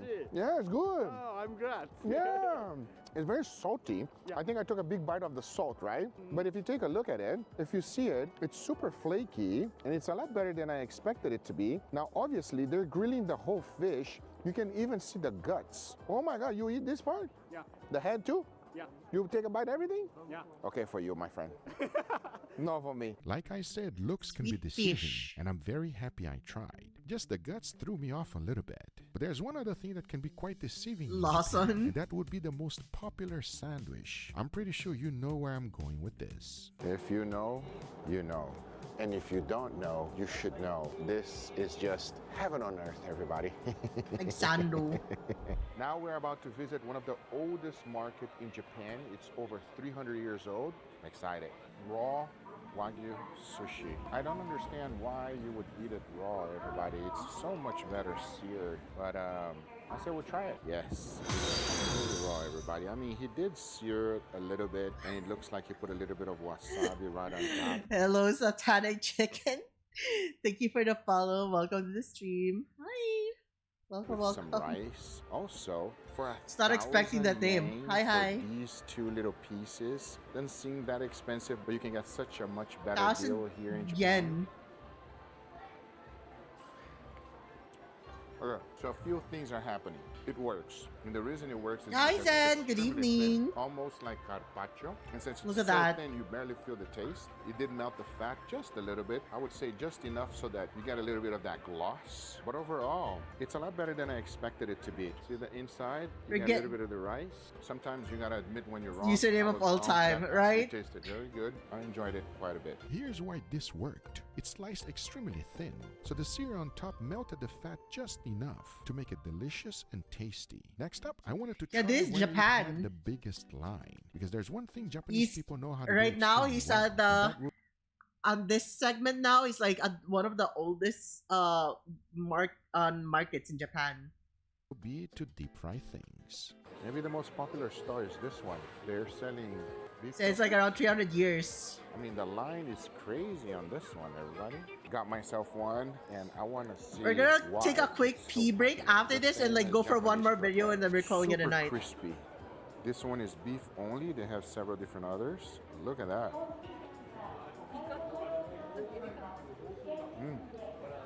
Super. Oh, that's good. That's better than that Wagyu steak I had. Oh, wow. But it's not just beef. They have some type of filling. It's also very, very peppery. But what stands the most is the crispy crust. So crispy, so light, so flavorful, so delicious. There's something to be said about Japanese breadcrumbs, everybody. It's just different. I understand why the line is so big. Definitely worth it. So this one right here is meat and cheese, everybody. Well, what stands out the most? So what is again, I'm gonna special keep with saying Japanese it, is that breadcrumbs? crispy crust. Meat and cheese inside. Oh, Oh, look at that! check that out. Like, yeah, it doesn't have a cheese pull, but you see that the cheese looks so freaking good. Oh, It's melted. It's gonna almost coat it. reminds me of Katupiri, everybody. Take a look at that. That was Usually, fire. right? Like you get a lot of like places, and you're gonna go like, wow, look at that cheese pull. But like most of the time, when it gets like a crazy ass cheese pull, it doesn't really taste that good, right? It's just stringy. But like you see something that's actually gooey and not just stretchy, actually gooey, and you're just like, yo, that looks so good. Like if you squeeze it, it's like starts like moving like jelly, and you're just like, yo, that's probably super good. That's probably fresh.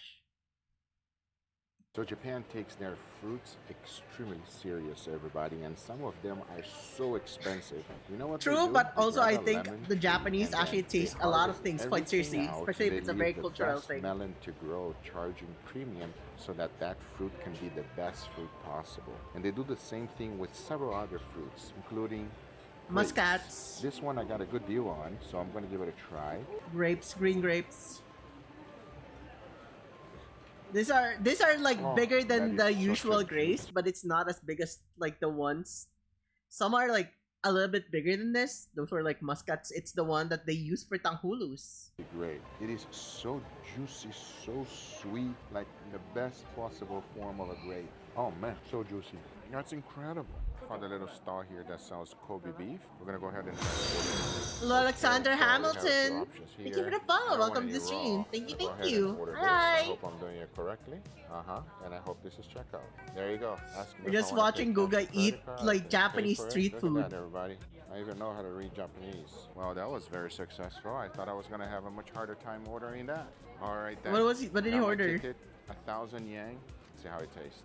So visually, it looks like a normal skewer. Obviously, it's just beef, everybody. But apparently, this is the beef known here and supposed to be incredible. This is the type of Unbelievable. barbecue that I like, by the way. Not specifically this type of meat. But let me explain.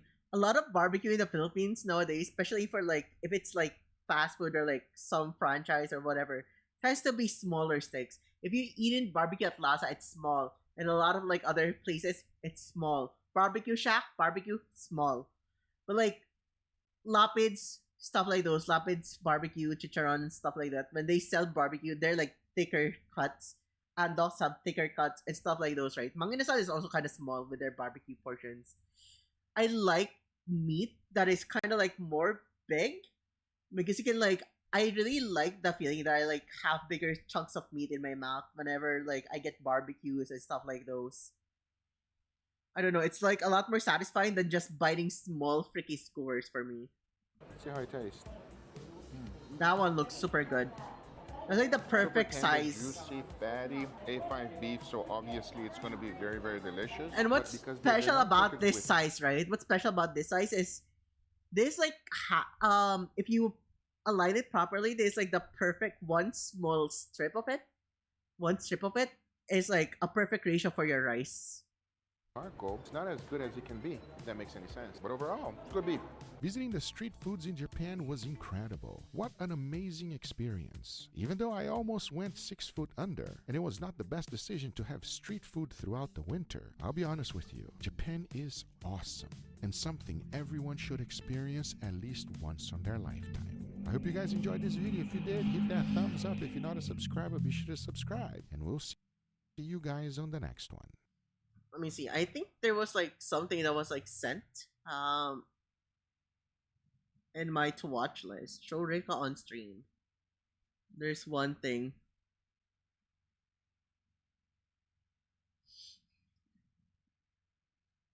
It's Epicurious. I'll just watch Epicurious next time. Let me go here first, and then I'm gonna go for a pee break real quick, and then we can watch something. Okay, I'll be back.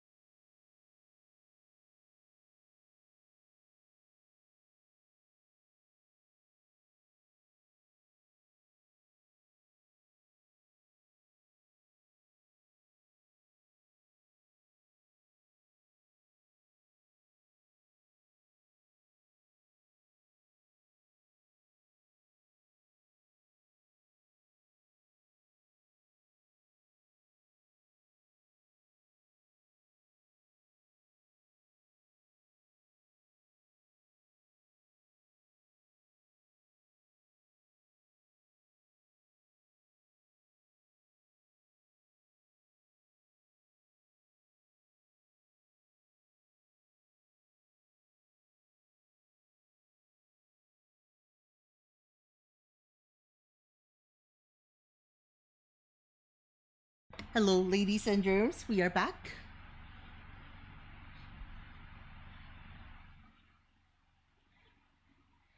Oh, what is that? Raider or not zombie mod? Oh, it's interesting. Let's look here first. What do we have here? Burger, man. I cooked every legendary burger from Supernatural. Ah, shit. I kind of want to watch that for my last one. I am a burger fan. I love burgers. She. Oh, I gotta catch my breath.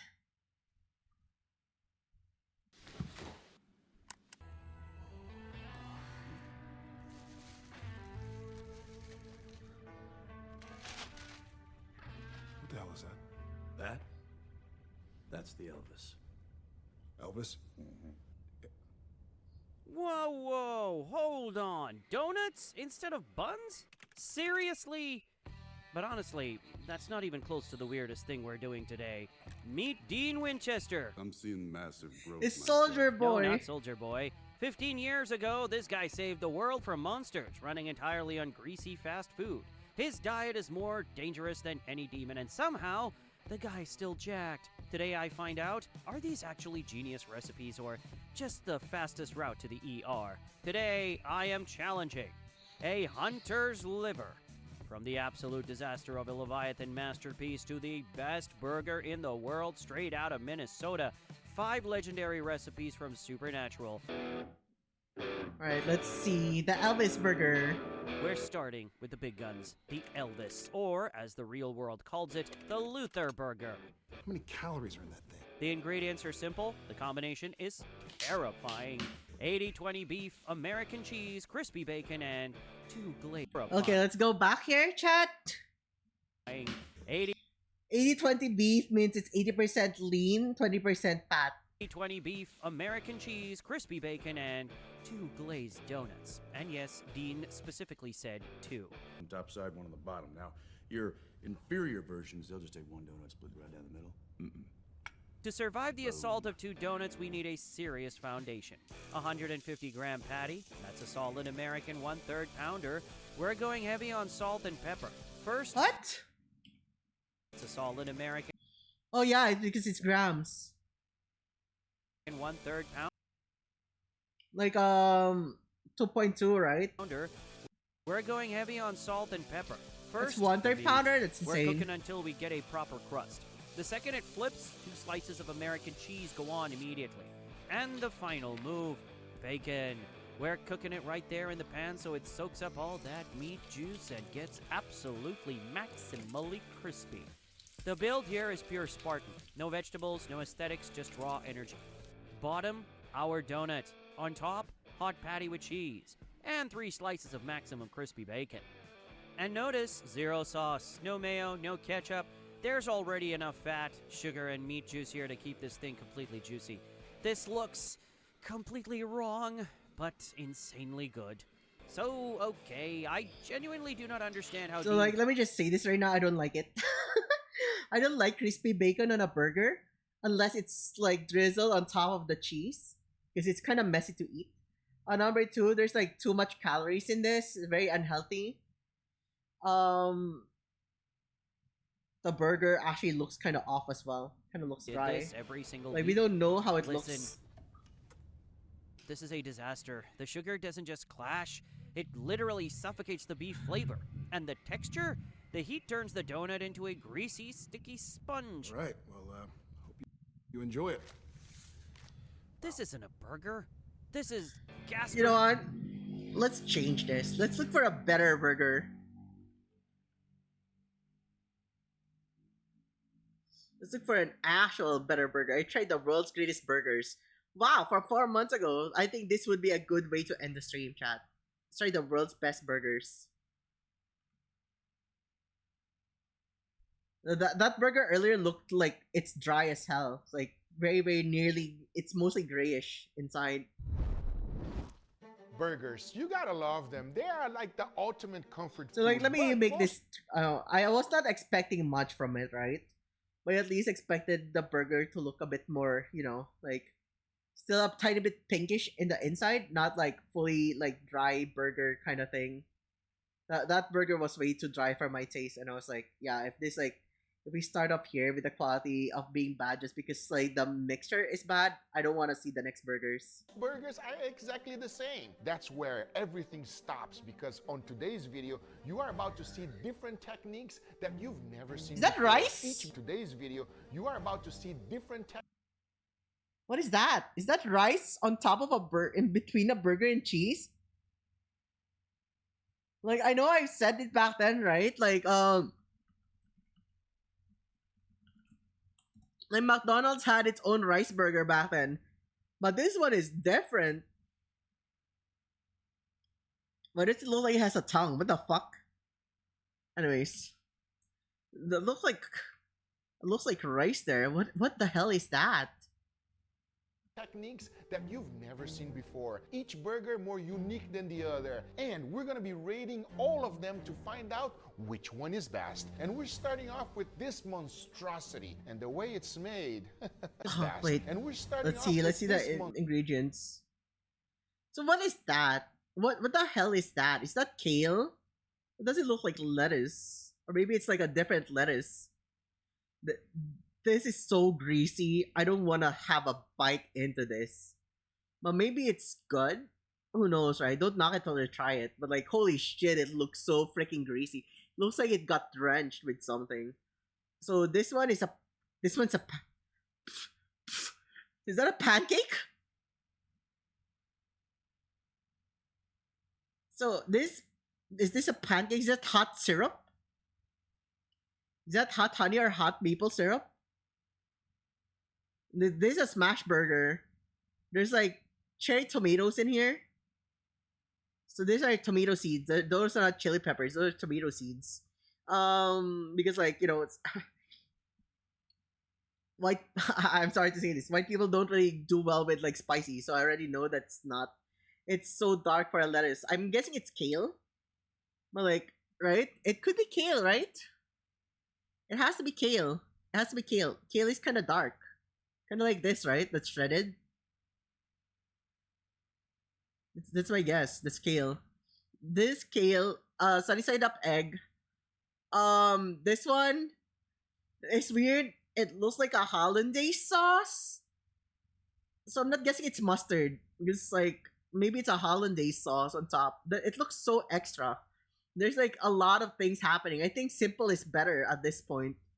But I'm down to like try a lot of different flavors though. So like, you know, America would fight for that oil. Yeah. Ah, dude. But it looks kind of good in a way that like presentation wise, it looks kind of good as well. Like, there's like a lot of like layers here, right? There's the color is kind of like nice. I'm just curious what this is. I love hot honey. I feel like whatever could this be? You see, there's like red tinges here, and there's like slightly golden brownish color here. So it could be a very clear brownish, light brownish golden maple syrup color, or it could be honey. Like God forbids, I would cry if that's fucking strawberry jam. Like, you know, like if it's strawberry jam, it would have been a different color, right? I mean, oh, but we know that this has egg here. This one 100% cannot be mistaken. This 100% egg. This one could be a mixture of mustard and mayonnaise, but it also the freaking texture has to be somewhat bit in between, somewhat of a hollandaise. What I'm guessing, those are brioche buns. I'm guessing. It looks pretty smooth, looks pretty sexy, it looks pretty cute. Browning on the top. Monstrosity. And the way it's made, here you go. I'm pretty sure you've never seen a burger like this. There's But a pancake besides there, the by the way. looks, Pancake. If you ever take a bite of it, it will be unforgettable. Let me show you how it's made. The first ingredient is actually tomatoes. So These here's the little cherry tomatoes. Now we gotta confit them. For that, you add a good quality olive oil, and into the oven it goes at 225 degrees Fahrenheit. You want to leave it in there for about 30 minutes, because once they come out, they should look just like this. Next, we gotta make this, which I know it doesn't look very appetizing, and you might not like the ingredient, because it's kale, but you gotta trust Okay, me on I am this right with the one, 'cause kale all as you have to well. do after you chop it up is to fry them. Be So careful. you did fry it. I said, right? Like it's covered in oil, 100%.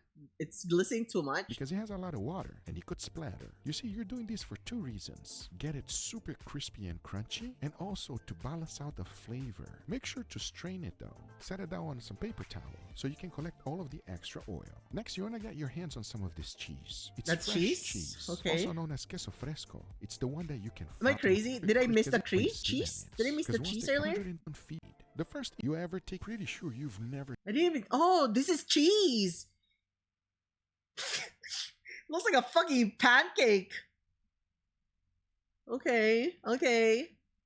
That's cheese. All right.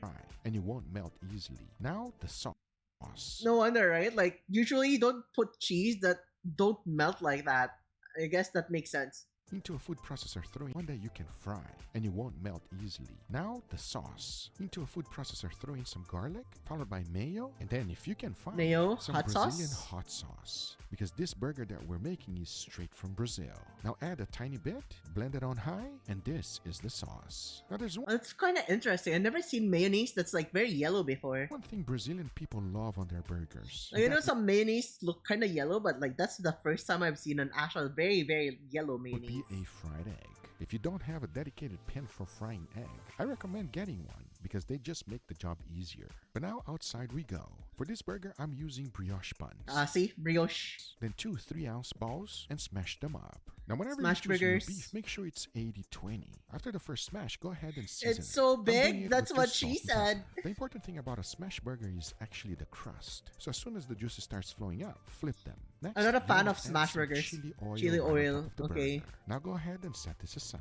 Because using the same griddle, you want to go ahead and fry up the cheese. The good thing about this cheese is that it was designed Yeah, block for cheese kinda this crazy. purpose. They don't melt easily. As soon as you flip them, add a tiny bit of honey. Let So that there cook is for a little honey. bit and set it aside because now it's time I- to I- bake. I- I We felt the start with honey. toasted bun, followed by that wonderful sauce. We can't forget about the cheese. Both patties go right on top, followed by those beautiful confit tomatoes. Of course, the fried egg. We can't forget about the crispy element. Fried kales, and of course, crown it with the top bun. Because I'm telling you, friends, you should experience this burger. However, I wouldn't eat it with my hands. I'd eat it with a fork and a spoon.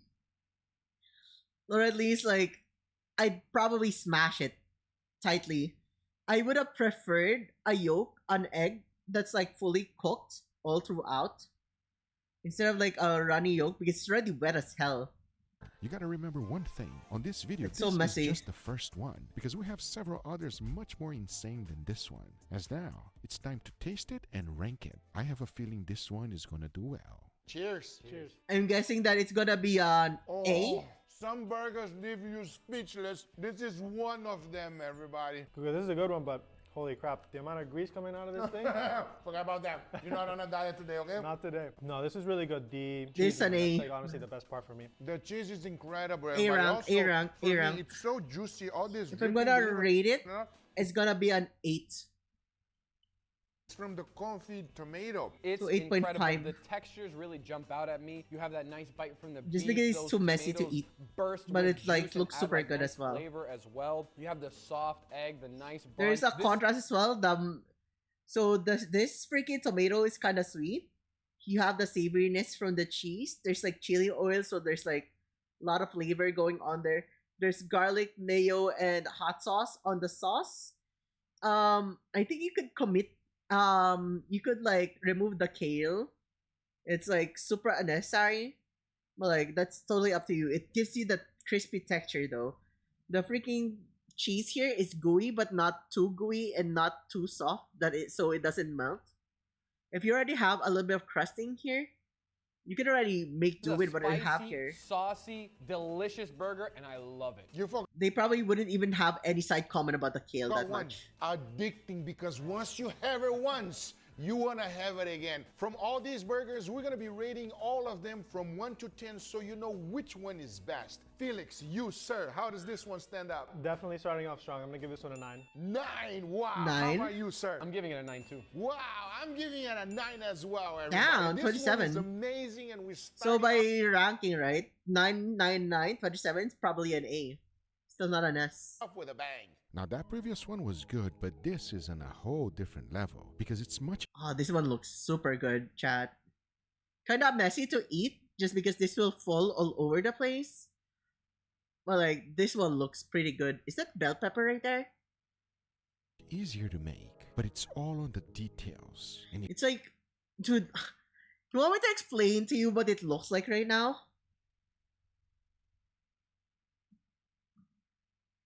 It looks like you're having, those are like, those are not onions. Those are like, what do you call it? Looks like,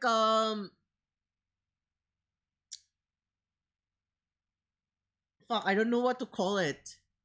Those are not onions. Those are like freaking green onions or something.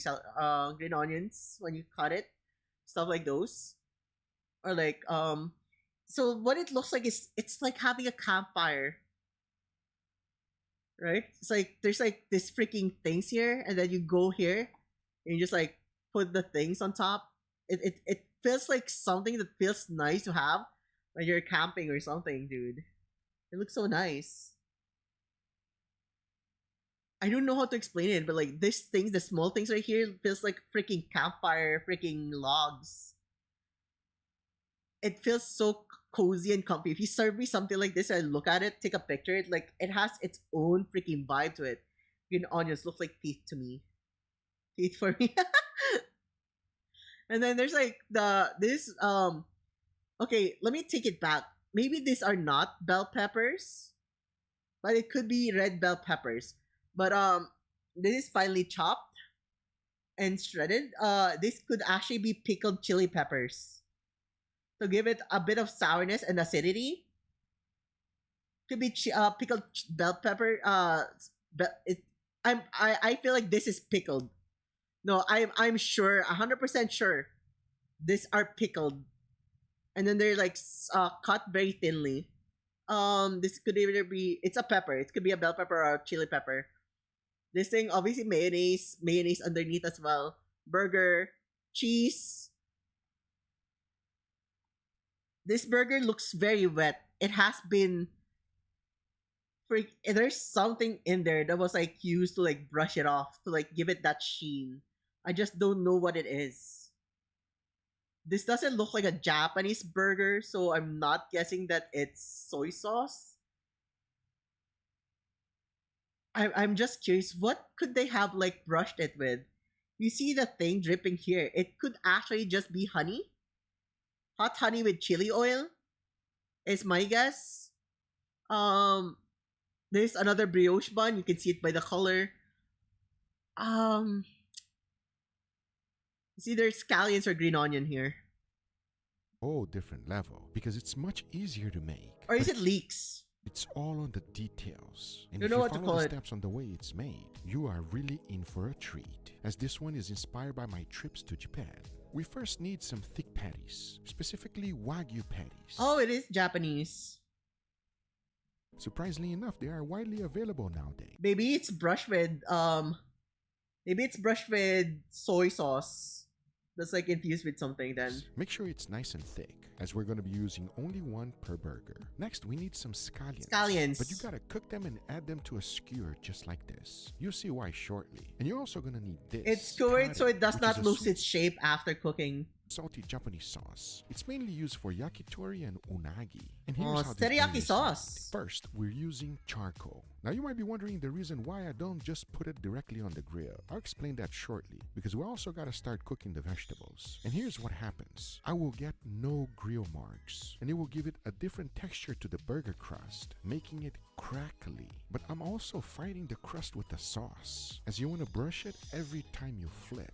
I don't know how to explain the science behind it, but the flavor and caramelization that you get by doing this process is insane. In the middle of the process, you want to go ahead and Flaky season salt? your burger with salt and pepper, but keep basting it, creating layers of flavor on top of flavor. This burger takes time, and since it's Wagyu, It's a you don't teriyaki want it to be burger. medium rare. You want to cook the whole thing all the way through. And believe me, it's not going to dry out, it will be very juicy. Next, you want to toast your buns. And for that, I only use butter and brioche, because So, can you guess, chat? Why does he want to cook it all the way through? What's special about Wagyu? You wanna guess with me? Huh? What's so special about Wagyu? Usually you don't want to like cook it all the way through, chat. But like, what's special about Wagyu? Especially if it's good quality Wagyu. What's so special about it?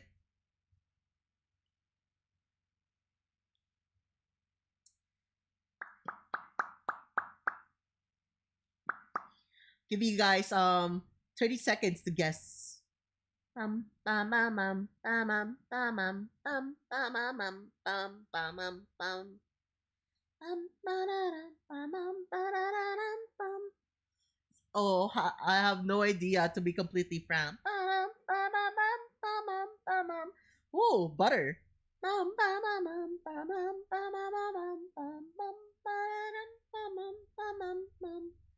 So the thing with Wagyu is one of the type of like beef that has a lot of like fat content. You want to render it because like it's a very weird texture when you don't fully render the fat. At the same time, it's not gonna dry up just because there's like so much fat in it. So it would be moist all the way through, even if you cook it all the way through properly. Of course, you're not gonna freaking dry it up, right? You don't like do well done. Like cooking it perfectly means you want to make sure that it's like perfectly cooked and the fat inside as well is fully rendered. So like this is like what a steak looks like. Like this is what a steak looks like normally. Like there's like whiting here, right? It's colorful and like huge chunks. However,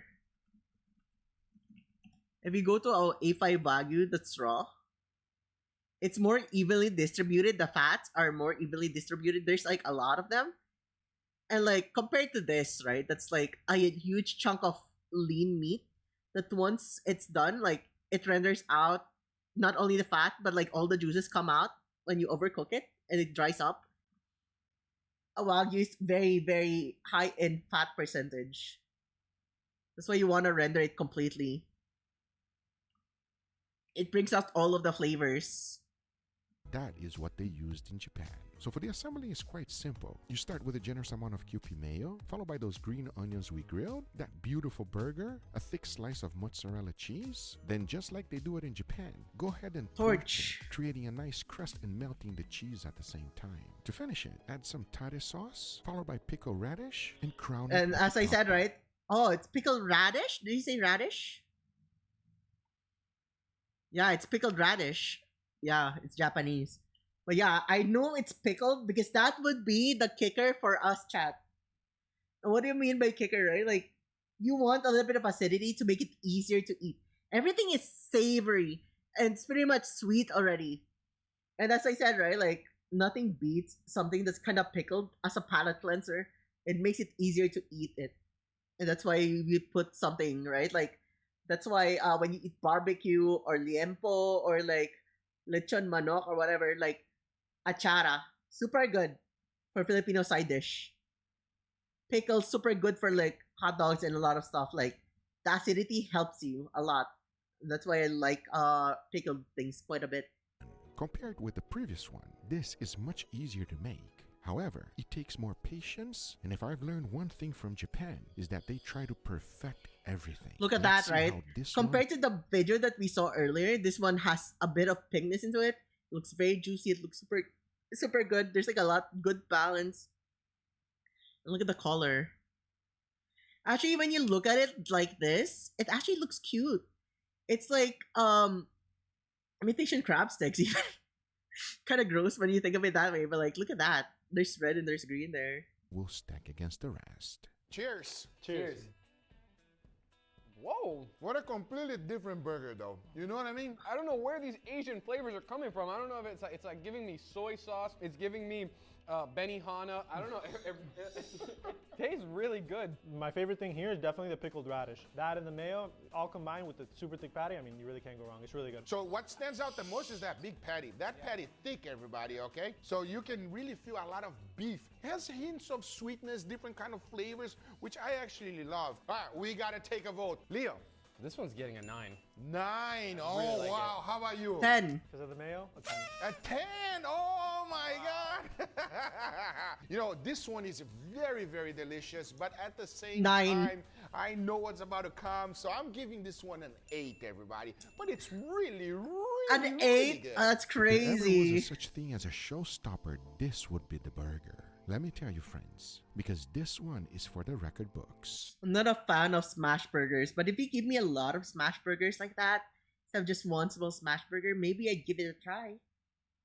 And here's how I created this monstrosity. The first ingredient is butter. Go ahead and press it down against a parchment paper. Once it's nicely smashed, add another parchment paper right on top, and using a rolling Smash, pin, break make a it nice and smash! thin. You want it to be the thickness of a cheese slice. Once you got that done, put it in your freezer to solidify. Then take it out and cut it into slices. Try to make them the same size of your burger. Because check it out, we'll be using this in this incredible Wait, sorry, I burger. was like Put pouring it drinks. nice I and want to see. smashed. Add another So that's parchment paper. Go ahead that's and press butter, it down right? against the part created this monstrosity. The first ingredient is butter. Go ahead and press it down against a parchment paper. Once it's nicely smashed, add another parchment paper right on top, and using a rolling pin, make it nice and thin. You want it to be the thickness of a cheese slice. Once you got that done, put it in your freezer to solidify.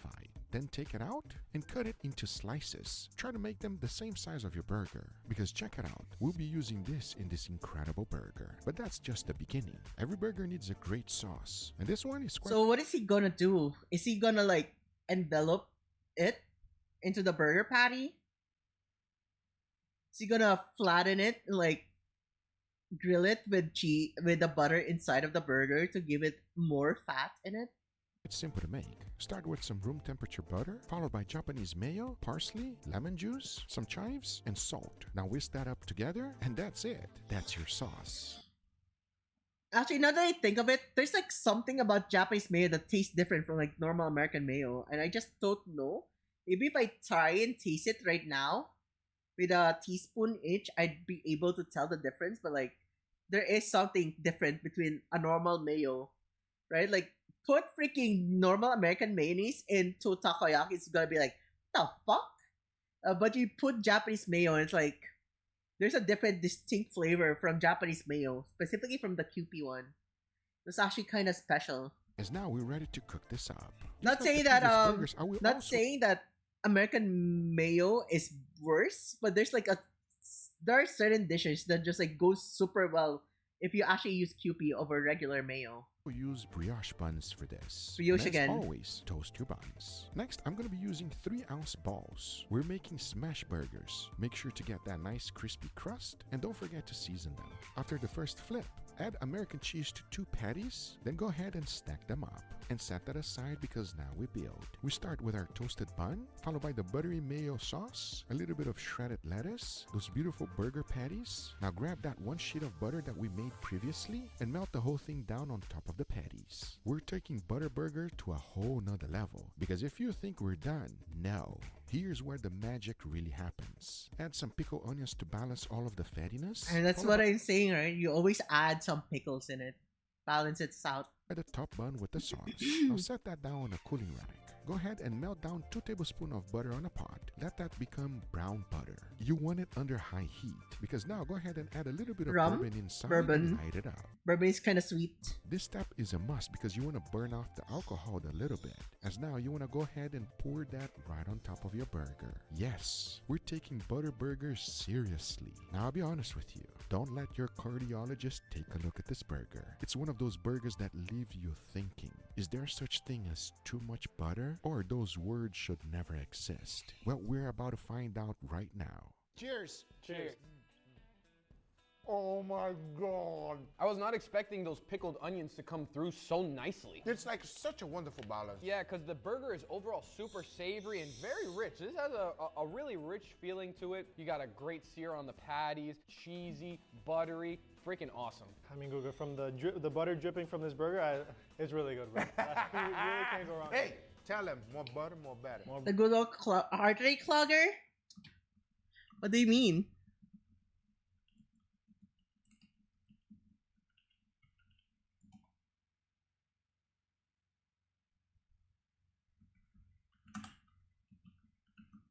Let me find you. Let me show you this, chat.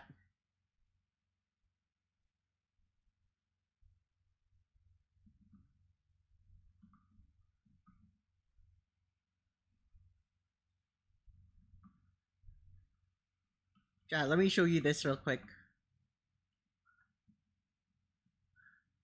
Chat, butter, good and good for you. Your nutrition tip, butter is slippery. That's why we eat as much as possible to lubricate our arteries and veins. Eat butter, chat. Live a healthy lifestyle. For legal purposes, that is a joke, chat. Don't overeat butter. Butter, more better. The more butter you have, More the butter, better your more burger's better. gonna be. But tell me, sir, what do you think? No, it tastes delicious. The burger's good. The cheese is delicious. Like Leo said, the onions are fantastic. The sauce, it's all. I'd rate it a 7. Well, actually, flavor-wise, 8. But like, probably 7 or 8. Probably a 7 for me. I don't like the shredded cabbage or like the shredded whatever that is. I forgot what it is. Shredded lettuce, shredded cabbage, probably cabbage. Really good. It is worth it, everybody. It's absolutely And there's like just too much freaking butter in it, bro. delicious. Oh my God, I cannot say enough. Like if he put freaking beef jus in it, maybe I'd be more inclined to like give it a higher score. If he just wants to drench it, but like that's too much freaking butter, dude. Here, we gotta vote. I'm giving this one a 10. 10! Wow! It's crazy. How about you, sir? I'm gonna give it an 8. An 8? Why? You hater! Too much butter. No. I'm Too giving much this butter. one a 10, everybody. That is absolutely amazing. This man just likes to be too healthy. I'll be honest as well, I really dislike smash burgers. I like the juiciness of a normal burger, and like you get rid of like most of the juices out when you smash it like that. This is crazy good. Yes, you get like the texture, it's crispier, there's like a crisp to it, but like nothing beats a good fucking burger. Everybody, That's just very juicy when you bite into it. absolutely amazing. If you love smoky flavor, this is the burger for you. Regardless if you live in an apartment or a house, this burger can be made anywhere. Let me show you the cool trick. It actually starts. Let's analyze this burger. This burger Tomato, shredded like onions, very thin onions, jalapenos, cheese, patties, not really smashed, but it's kind of like smaller sized. The tomato, there's mayo in here. So this is probably, is this cheddar or could be cheddar, could be sliced American. There's cilantro in here. Burger can be made anywhere. Let me show you the cool trick. It actually starts as a regular burger. I grab myself some ghee, which is clarified butter. I went ahead and toasted the buns. Then, using 3-ounce balls, I went ahead and smashed them, but not too thin. We want this one. How would you use clarified butter? If anything, I've heard that using clear butter actually removes most of the flavor. Make sure to season them, and as soon as you've done so, add a thick slice of Gouda cheese. Gouda? Stack them and add another one. Now go ahead and set this aside. Now for the sauce, you want to add in some yogurt, followed by Japanese mayo, cumin, and lemon juice. Now whisk that up real good, and that's your sauce. You also want some vegetables. I got some nicely thin onions, followed by cilantro, jalapenos, and I mix them up real And good. that's also like what I said. Start with the bun and that beautiful sauce we made previously, followed by a thin slice of tomato, the cheese patty, a little bit of that fresh vegetables, followed by the top bun with the sauce. Next, go ahead and light up some charcoal. Then grab yourself some clarified butter and put that right on top of the hot charcoal and cover the whole thing. This will create an incredible smoky flavor. And So like this one does not use pickled jalapenos, and for one reason, chat. It's because the sauce already has some vinegar or like some lemon, some juice here, right? When he made the thing. Now with the sauce, you want to add in some yogurt? Yogurt, right? Already has a little bit of acidity in By it. Japanese mayo, cumin, Flavor wise, kind of like, so yogurt is a tiny bit sour. and lemon juice. And then there's lemon juice. There's already acidity in it. So that's already okay. Now whisk that up real good. And Ruga that's your using sauce. Gouda. You also want some vegetables. Anyways. Next, go ahead and light up some charcoal. Then grab yourself some clarified Smoker. butter and put that right on top of the hot charcoal and cover the whole thing. This will create an incredible smoky flavor. And the longer you leave it here, the more smoky it will be. Because once you're ready, release that smoke and it's ready for the taste test. Cheers. Cheers. Chat, it's ready for the taste test, aka Pulsac, aka. Oh, wow. This one is phenomenal. I really like this burger. Wow. that smokiness comes through. The sauce is nice. I love how the onions are raw, so they actually give you a nice texture, a nice crunch with the actual softness of everything else here. The patty is nice and tender. This is delicious. And even though it has a sauce, you don't really feel a sauce so much because you really feel that flavor of beef and smoke, everybody. This is like a beef lover's burger. I mean, like that's like what you're here for. Like the flavor of the beef really comes through. This one doesn't really need a sauce. It's that good. Absolutely incredible. What a delicious burger. Use this technique at home because you can definitely smell it and taste it. That smoky flavor is off the chain. Let's rate it. Sir. I'm giving it an 8. How about you? I'm gonna give it an 8 as well. Wow, I'm giving this one a 9, everybody. It's absolutely incredible. I highly recommend giving this a try. You will not regret it. Before moving forward, I want to thank today's sponsor, Element. Did you know that staying hydrated matters more than most people realize? I've been using Element, and it's one of the easiest upgrades that I made to my daily routine. It's a zero-sugar electrolyte drink mix that helps me stay hydrated without the sugar and the other dodgy ingredients you find in most sports drinks. No sweet junk, no artificial colors, just electrolytes your body actually needs. Since adding Element into my daily routine, I don't deal with cramps, fatigue, or brain fog anymore. I feel sharper, more energized, and honestly, just better. Whether I'm working out, cooking for hours, or just filming. Plus, it also tastes great. My go-to flavors are citrus salt and watermelon. Lemon tea. Super refreshing, not sweet, and it actually Element. makes me want to drink water. So get a free sample pack of Element's most popular drink mix flavors with... Let's look at that. Makes me want to drink water. So get a free sample pack of Element's most... So we have orange salt, watermelon salt, raspberry salt, and citrus salt. As someone who really loves drinking, I'd choose citrus salt. My next would be orange salt, and then probably raspberry salt. My last would probably be watermelon because watermelon tastes very, very light. Most popular drink mix flavors. And if it's sweet watermelon, it probably tastes gonna be freaking weird.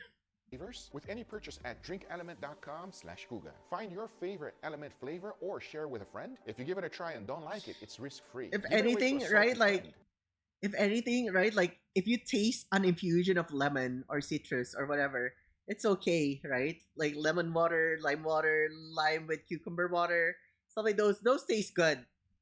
You go for an orange infusion water, that tastes good as well. Raspberry might taste okay-ish, just a light infusion, right? It won't like be complaining, right? But when you taste watermelon, the taste that's like mostly water already by its composition, and you taste it like that, dude, I can just like imagine how freaking off it would taste like. Like, have you ever eaten watermelon that is not sweet? It's just fully like tastes very, very bland. And just thinking that it's in water form, and now it's like a lot more disgusting. An Element will give you your money back, no questions asked. That's drinklmnt.com/Google or click the link below to get a free sample Water pack to with any melon. purchase. Thanks Element for sponsoring this video. Now let's get right back to it. Now don't let this humble burger fool you. It has an Water square ingredient that melon. everyone will love. However, the ingredient looks kind of funny. And the Wait, wait, ingredient wait, is wait, that wait, wait, wait, someone wait. will love. Oh, he showed it already. He showed us some. Well, to be fair, I wouldn't even know that it had like bone marrow. There's like a very small freaking pickle that makes me feel so violated looking at it. Dude, that fucking pickle looks so fucking weird to look at, bro.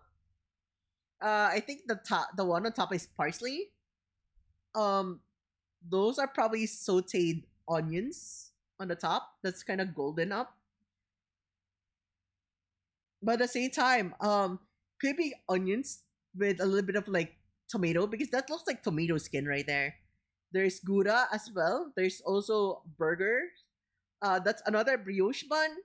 The sauce has to be mayo again.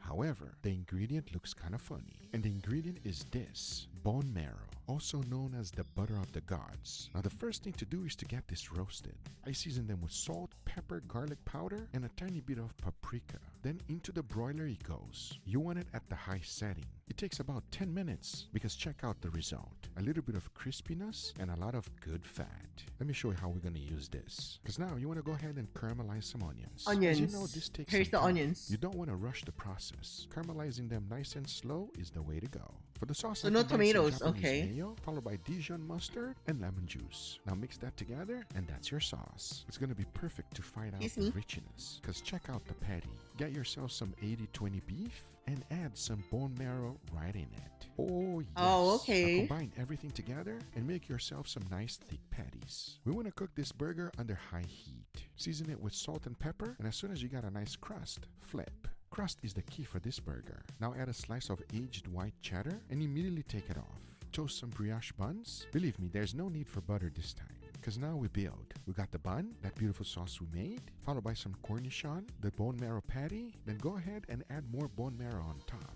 Be generous with it though. Now add the caramelized onions, a tiny bit of parsley to be It's healthy, parsley, and yeah. finish it off with the top bun. Because this is bone marrow to a whole nother level. And I'm wondering how it's gonna stack up against the other burgers. Cheers. Cheers. Cheers.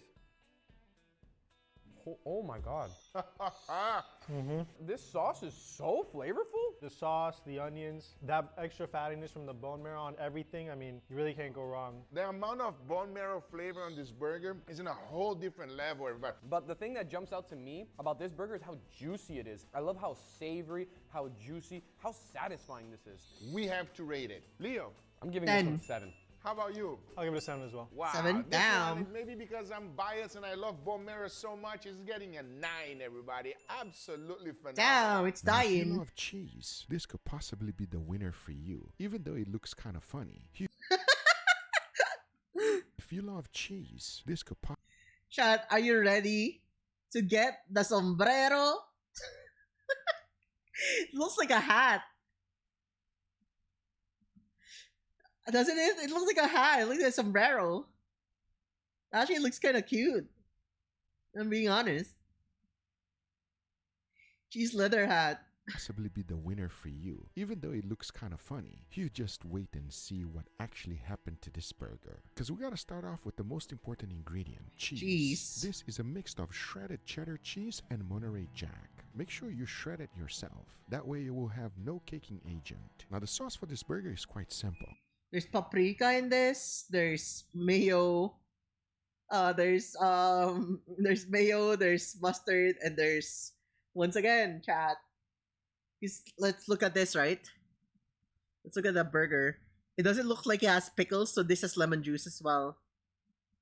You start with some mayo, followed Mayo? by yellow mustard, ketchup, sweet pickle relish, and a little Oh, bit of relish. cayenne pepper. It's different. He's relish instead of vinegar or like anything. That the relish is the one here to give a little bit of like what do you call it?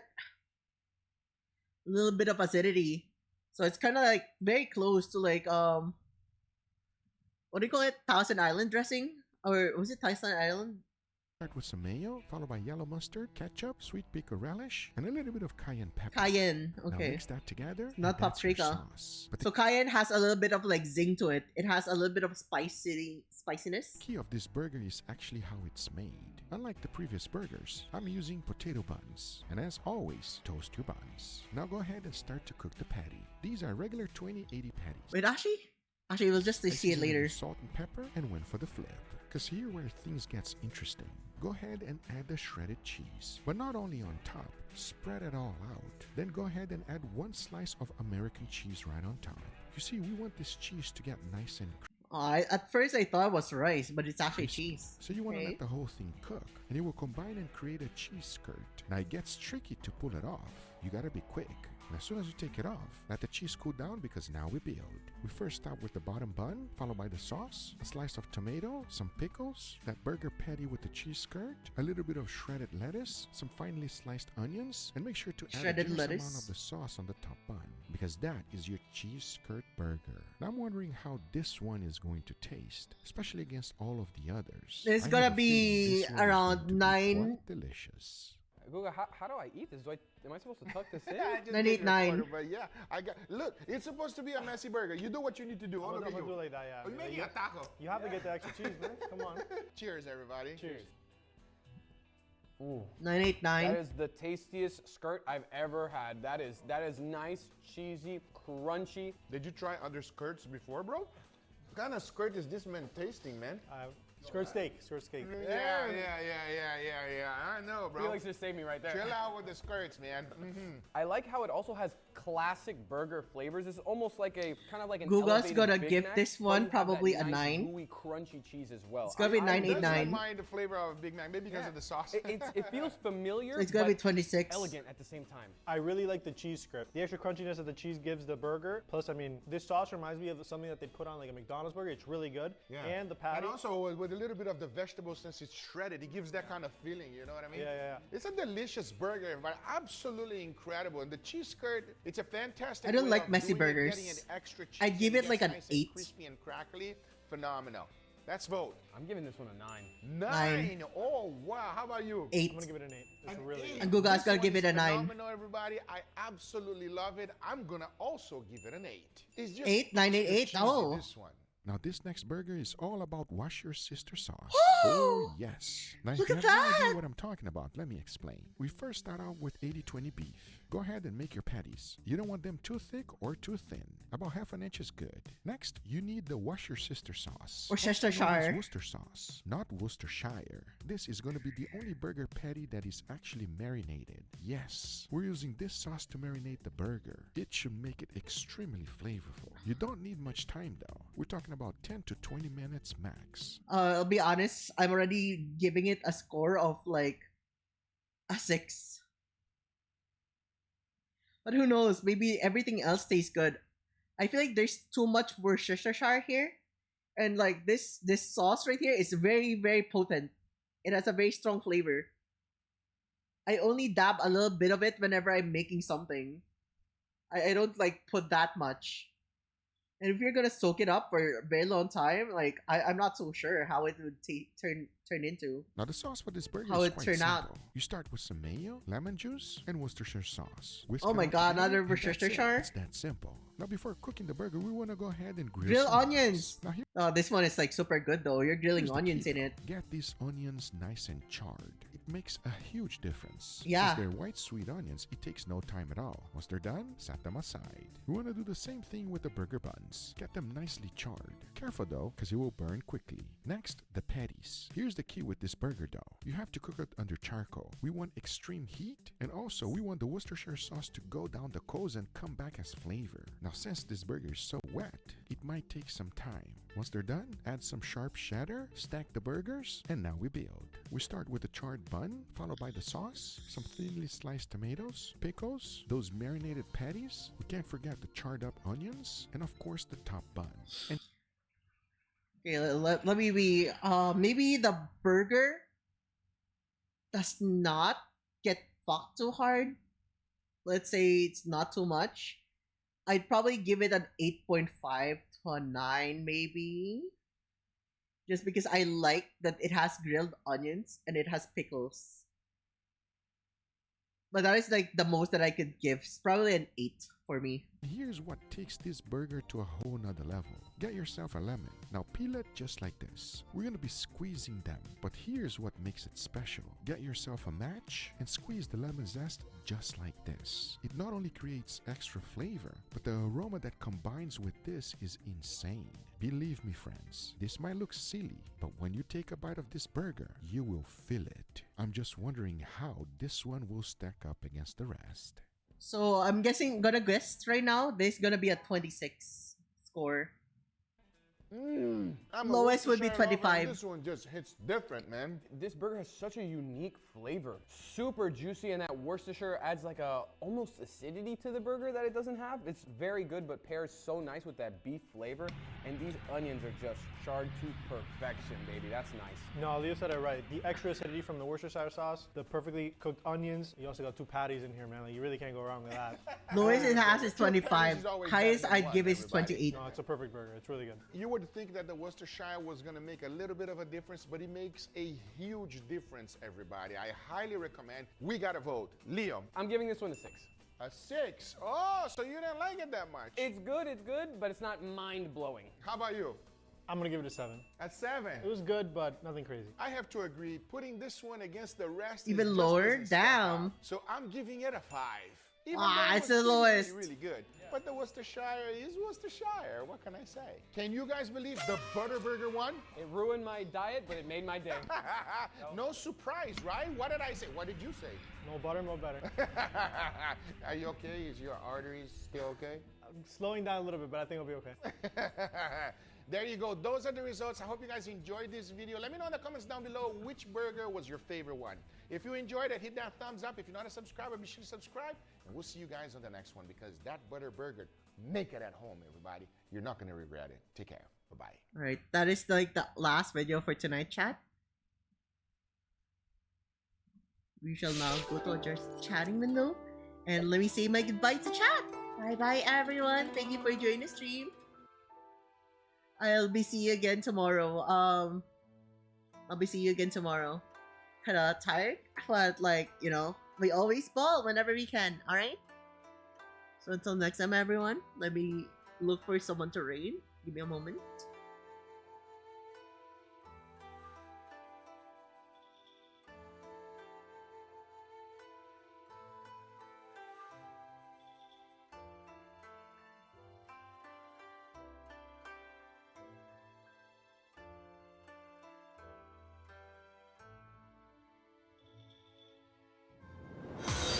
Hello, Great X Demon. Thank you for the follow. Thank you. Welcome to the stream. Hi. Welcome. We're going on to a raid. But tomorrow I'll be having a little bit of like karaoke. If Yeso is down for collab, we'll also be playing probably A Way Out tomorrow. So if you can like look forward, at least I can guarantee get the karaoke in there. If you want to like listen to me sing, I'm not that good. But, you know, it's like a final day celebration for Raekathon for me. It'll be my final stream for this month. And then we're gonna have a Hydra stream from Lando. Saturday, chat, we're gonna have, you know, movie night again. Or day for us, 3 p.m. PH time, Philippine Standard Time, 3 p.m. And then at 7 p.m. onwards, we're gonna have Helldivers 2, again, community game night. So if you want to join the Discord server link is just right down here. We will now go on to our raid, everyone. Thank you again for joining the stream. I really had fun. I really appreciate you all. Here's your kiss. Bye bye, everyone. We shall now head off into our raid. Give me a moment. Let me look here.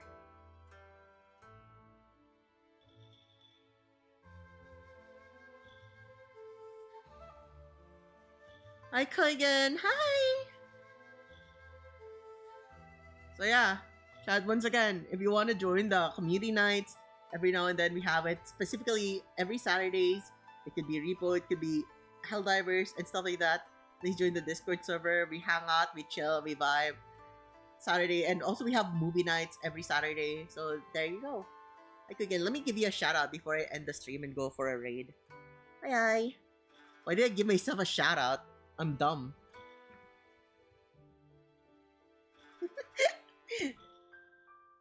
There you go. Final Fantasy 14 online. Damn! Are you a new player, Kragan? I was actually planning to like stream FF14 soon for my community. I'm actually like I played FF14 since I played FF14 since Heavensward, but like I just dip in and out of it with sub 3k hours. Oh, that's a lot, dude. I think I've only got like 1.5, 1.8 hours, but like, you know, I like played in different servers. I had like two Japanese servers. Or no, I have one Japanese server, one in Tonberry. That was my main. And then I had one in Behemoth. And the other one at I forgot the other one. Like I play it quite a lot back then. I did freaking screenshots and stuff. But then kind of got kicked out of like the freaking role of like doing screenshot services ever since the text tools and all of the other mods that lets you pause and post. So I can't really do much composition anymore. Like everything I wanna do, everything's just like modded nowadays. So it freaking stopped me from like doing those screenshot services anymore. Been grinding to get more crafters to 100 and get the season PvP outfit. So just brain empty streams till I guide my sprouts on Fridays and Saturdays. I see. I haven't played FF14 in quite a long time though. I'm planning to like play FF14 so I could like bring my community onto like the Eorzea story and like just have fun, chill, and stuff like those. It's kind of like a big investment just simply because, you know, it's like it's a subscription game. But like we ball, right? And yeah. But anyways, chat, Koigen, pretty chill. Please do give Koigen a follow. I've seen Koigen once collabing with Gabe. They were playing Helldivers back then. Pretty chill guy. So please, if you want to like watch someone also who's kind of chill, right? Like please do give Koigen a follow. Thank you everyone. We shall now head off to our raid. I'll raid into Kaimon, chat.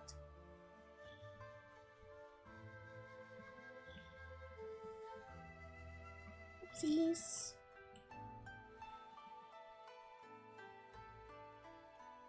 Raid into Kaimon for tonight. Really had fun, everyone. I'll be seeing you guys tomorrow. Tomorrow's karaoke. Possible collab with Yasuo. And then the Phasmo collab kind of died out because like not everyone's like available, I guess. But like we'll find something. We'll make it work, I guess. Anyways, bye everyone. Until next time. Bye bye. Hatsukare. Bye bye.